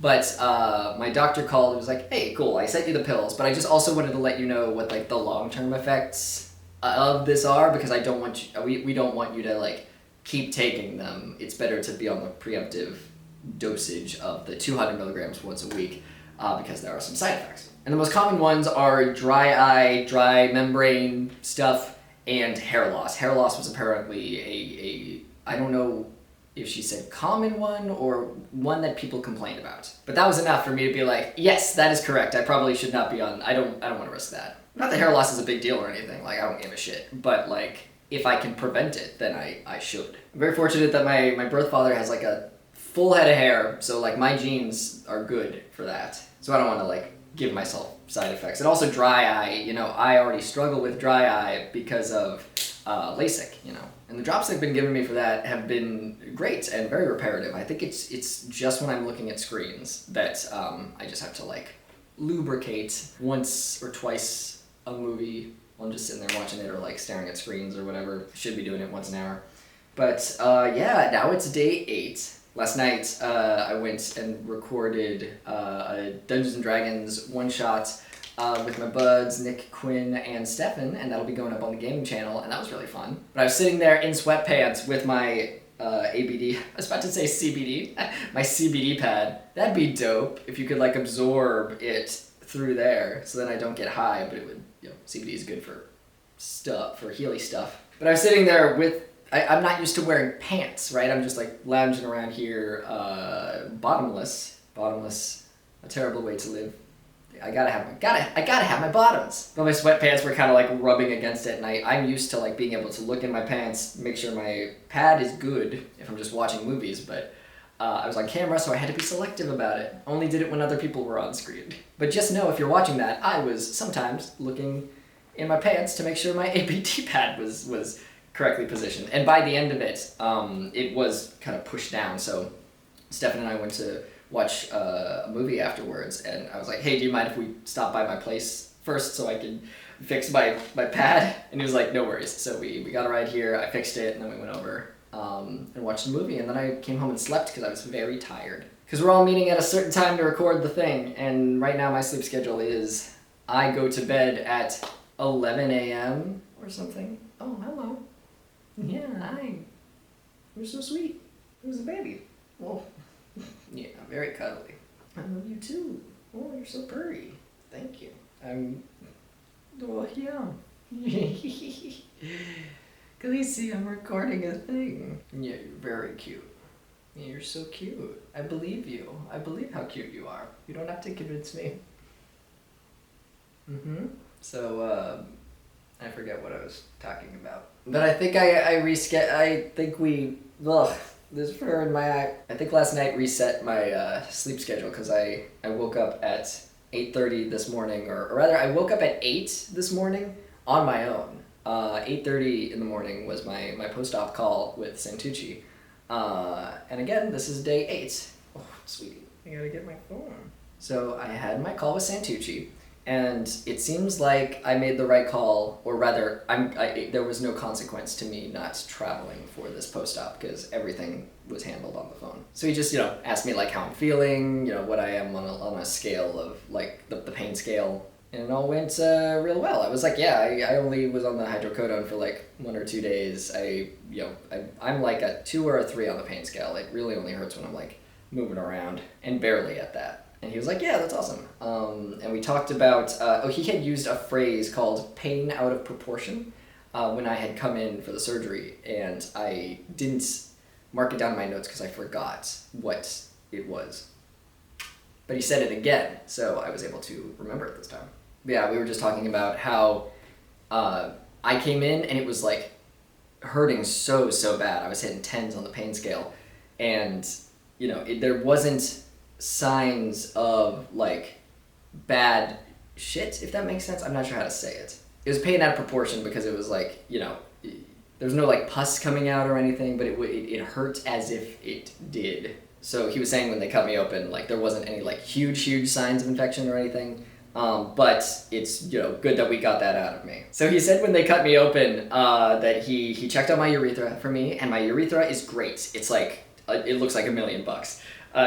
He said if all my patients could have your urethra, I could die a happy man. And I was like, hell yeah, that's great. I got a spotless, flawless fucking urethra. It's my best quality. I'm gonna put that on my Tinder profile. And we were talking about infections, and it's like the infection, it most of the time, like it's uncommon that you will see an infection happen like later, It's usually within the first like 3 months that you'll see if we have an infection. Every once in a while you'll get, an infection that happens past 6 months or at the 8-month mark or whatever, but it's pretty uncommon. It could happen though. But it's good to know that like if I have an infection, we will know. It won't be like a year into my having the rod and then it shows. So it really is getting past those first couple months. And the rod versus the pump, of infection rates is 9% versus 17% about. So I had a 9% chance of getting an infection from my rod. But you know what? Sometimes you beat all the odds. I'm a go-getter. You know what? I will fucking transcend logic and space and time. Sometimes you get lucky. And I asked a question about like, am I...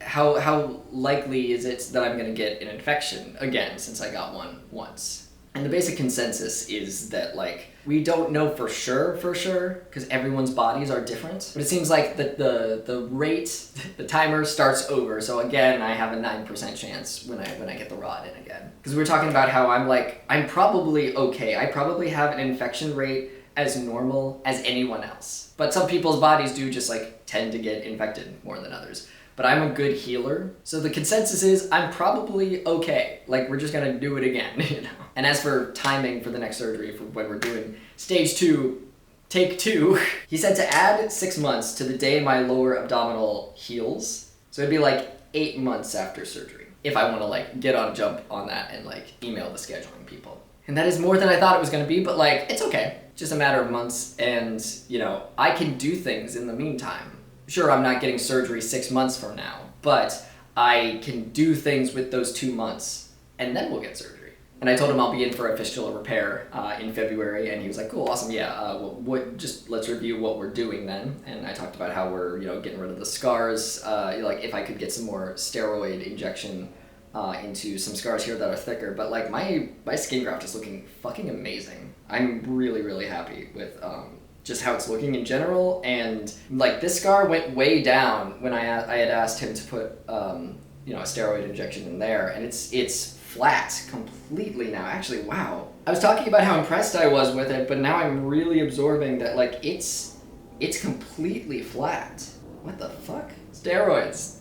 Turns out they're great. And we talked about you know, the scar that I have right now on my abdomen. But I guess that's not what I would call my abs, but I guess they are. I'm thinking of abs as in muscle, where it's like on your tum-tum, but it's the scar between my penis and my belly button. We're talking about how, you know, getting rid of scars. When he puts the suprapubic catheter in, he's going to make a hole above where this scar is, and then he will just get rid of that scar once I have stage 2. And that's so amazing to me still, that you can just get rid of scars. But he was like, yeah, it's procedure that, like, when we go in through that hole in order to put the rod back in, so I just, you know, seal it up, pop, scar gone. It doesn't make sense in my head, but I have to accept it, right? Because he already took out the scar from the suprapubic catheter the first time.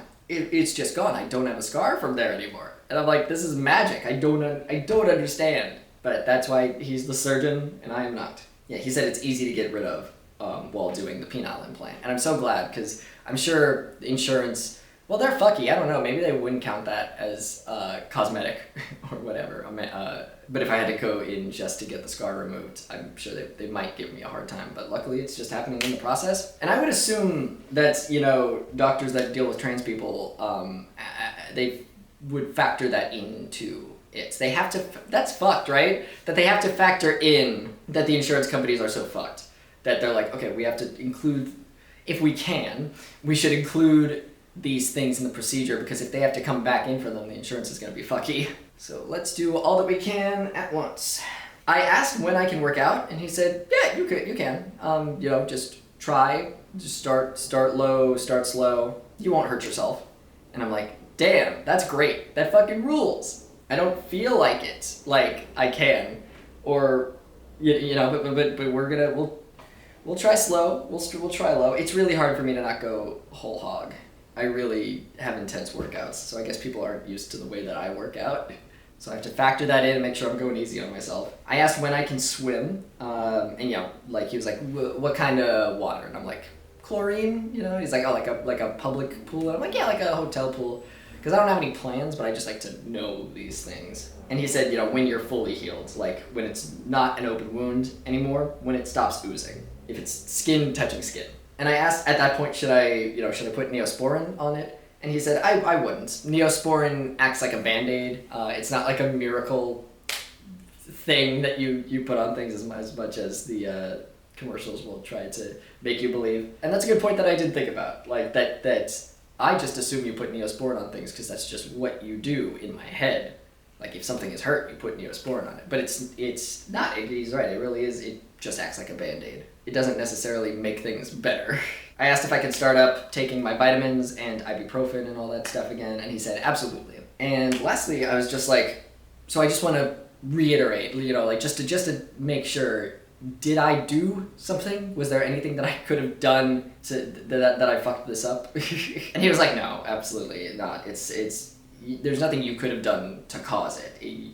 We're all just covered in this staph epidermis. Like, there's just germs all around us, and most surgical efforts have to do with washing skin and giving strong antibiotics and like doing everything they can to prevent infection. But even if there's one single staph epidermis, even one that goes in there, then you're gonna get an infection. And I do really appreciate that about the Crane Center specifically, that they had me do the special antiseptic. What is it fucking called? Happy Cleanse. They had me do that 3 days in advance. I started 3 days before surgery. And none of the hospitals have asked me to do that. They're always just like, yeah, the night before surgery, wash with this, and then the morning before surgery. But with the Crane Center specifically, they had asked me to do 3 days in advance.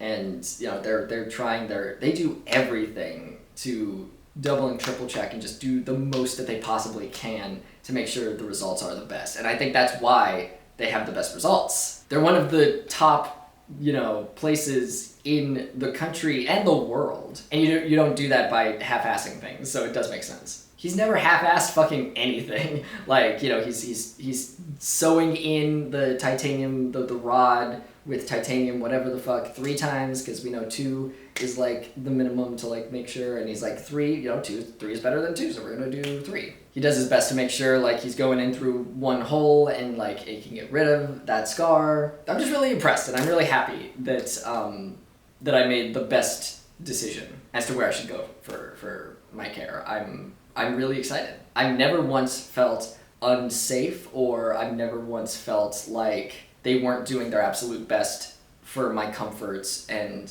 for what's best for my body. And that's like so amazing, and that I'm so privileged in that I got my number one choice. They were my first choice, and I got my first choice, and I'm so grateful that I have insurance, and I'm so grateful for this entire process. We're gonna kick their ass, the insurance people. We're gonna make sure that they reimburse us for surgery shit, because I'm getting my rod next year again, and I want to make sure that we're helping future generations of people.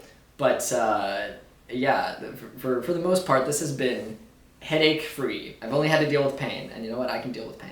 So it looks like next July is actually going to be when my stage 2 take 2 is going to be. I think that's more than 8 months, but it is what it is. I got what I wanted. I get to hang out with my dick like this for a bit longer. And I was talking in here that I'm like, damn, I can't wait to be hard, but also I do really like my dick like this. So I get to spend some time. I get to spend the next 8 months with it like this, and then, I will have an appreciation for the rod, because I'm new and fresh on this, where I'm like, damn, I forgot my dick looked like this before the rod got in. So I will be tired of it by the time 8 months comes around. It's the perfect amount of time. And stage 2, the first round of it was, the first time we tried was August of this year. So it'll be almost a year difference before we do it again. Right now it's almost the end of October. Oh, my birthday is Friday. Holy shit.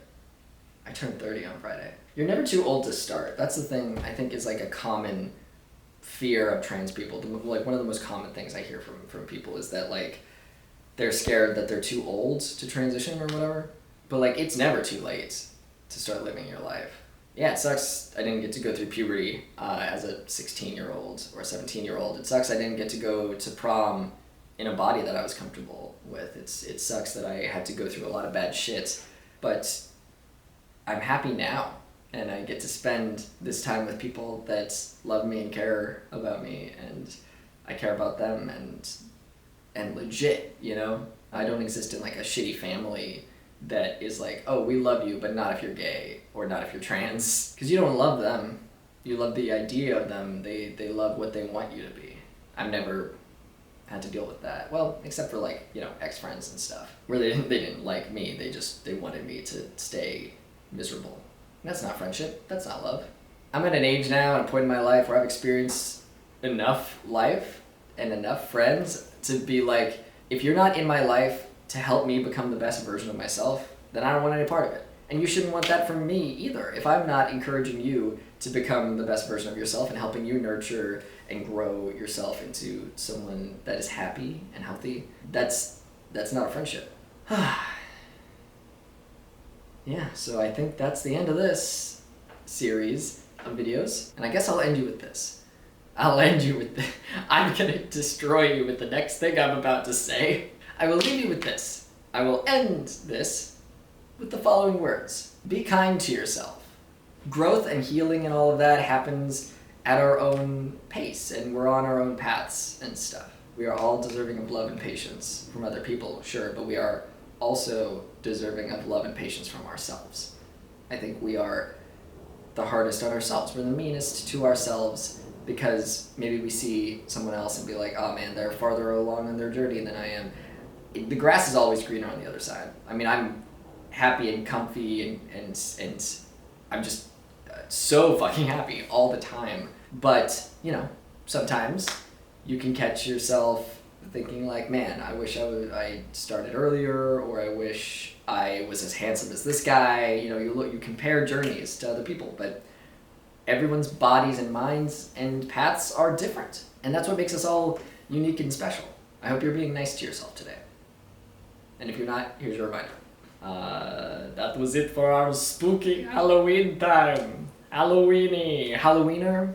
Still thinking about which one I'm gonna go with. Halloweiner. This is an adult wiener. We're not gonna, well actually it's less than a year old. We're gonna go with Halloweiner because damn it, we're a grown ass man. Alright. I'll see you next time. Be kind to yourself, drink water, do some stretching, look in the mirror and tell yourself one good thing you love about yourself, and I'll see you next time.